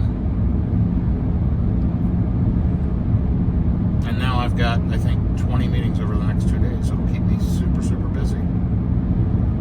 Anyway, Salem exits are coming up. Let's hope I don't hit any major traffic congestion and I can get through town quicker than 20 minutes, but we'll see. I will update you here as I get to the hotel. Getting closer though. And efficiency is just awesome, so that's really good. Of course, it says road work for the next 6 miles, which does not help. This area is usually congested anyway, so let's hope it's not. We'll see what happens.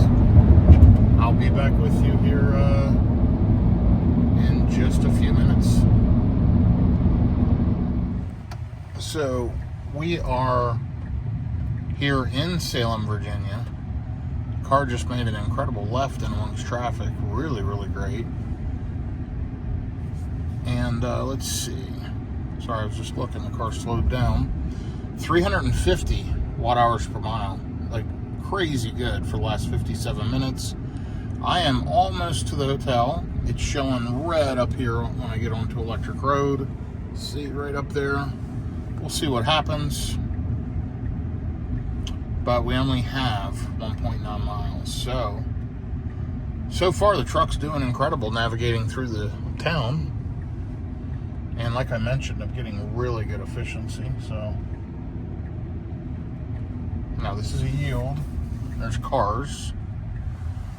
And it's seeing them, and it's doing a great job.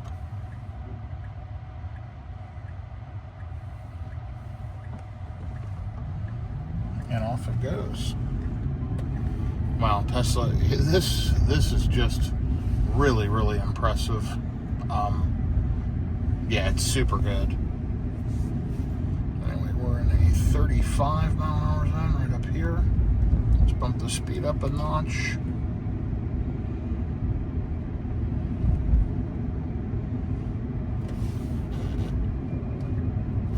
Anyway, sorry, I'm just paying attention here. As I'm in the city, I'm just a little distracted, but I guess the town. But anyway, yeah, super good, super happy, almost to my destination, and you can see efficiency's really improved just because of this last leg. Take a look at all the stats down below. Okay, I'll give you a final update here in just a couple minutes. Let's see how long it takes. It's saying 5:14. It's 5:07 now. I'll let you know as soon as I pull in. Well, the Tesla nailed it. It is 5:14, and I'm sitting at the red light turning into the Hampton Inn. It was all traffic.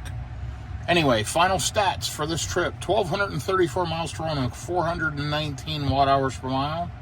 Overall lifetime on the vehicle, 15,526 miles, 433.6 watt-hours per mile. And on this drive, 61 miles, an hour and 4 minutes, and 347 watt-hours per mile. It is 80 degrees here in Salem / Roanoke, Virginia. I am getting ready to pull into this Hampton Inn. This is Salem East, and we're going to turn right here in the parking lot. I took over, and we're going to go up around the hill because I'm going to stop right here. There is charging all the way up around back, and we'll see if we can get plugged in or not. Hopefully you can. If not, it's not the end of the world. But let's see what we've got going on up here.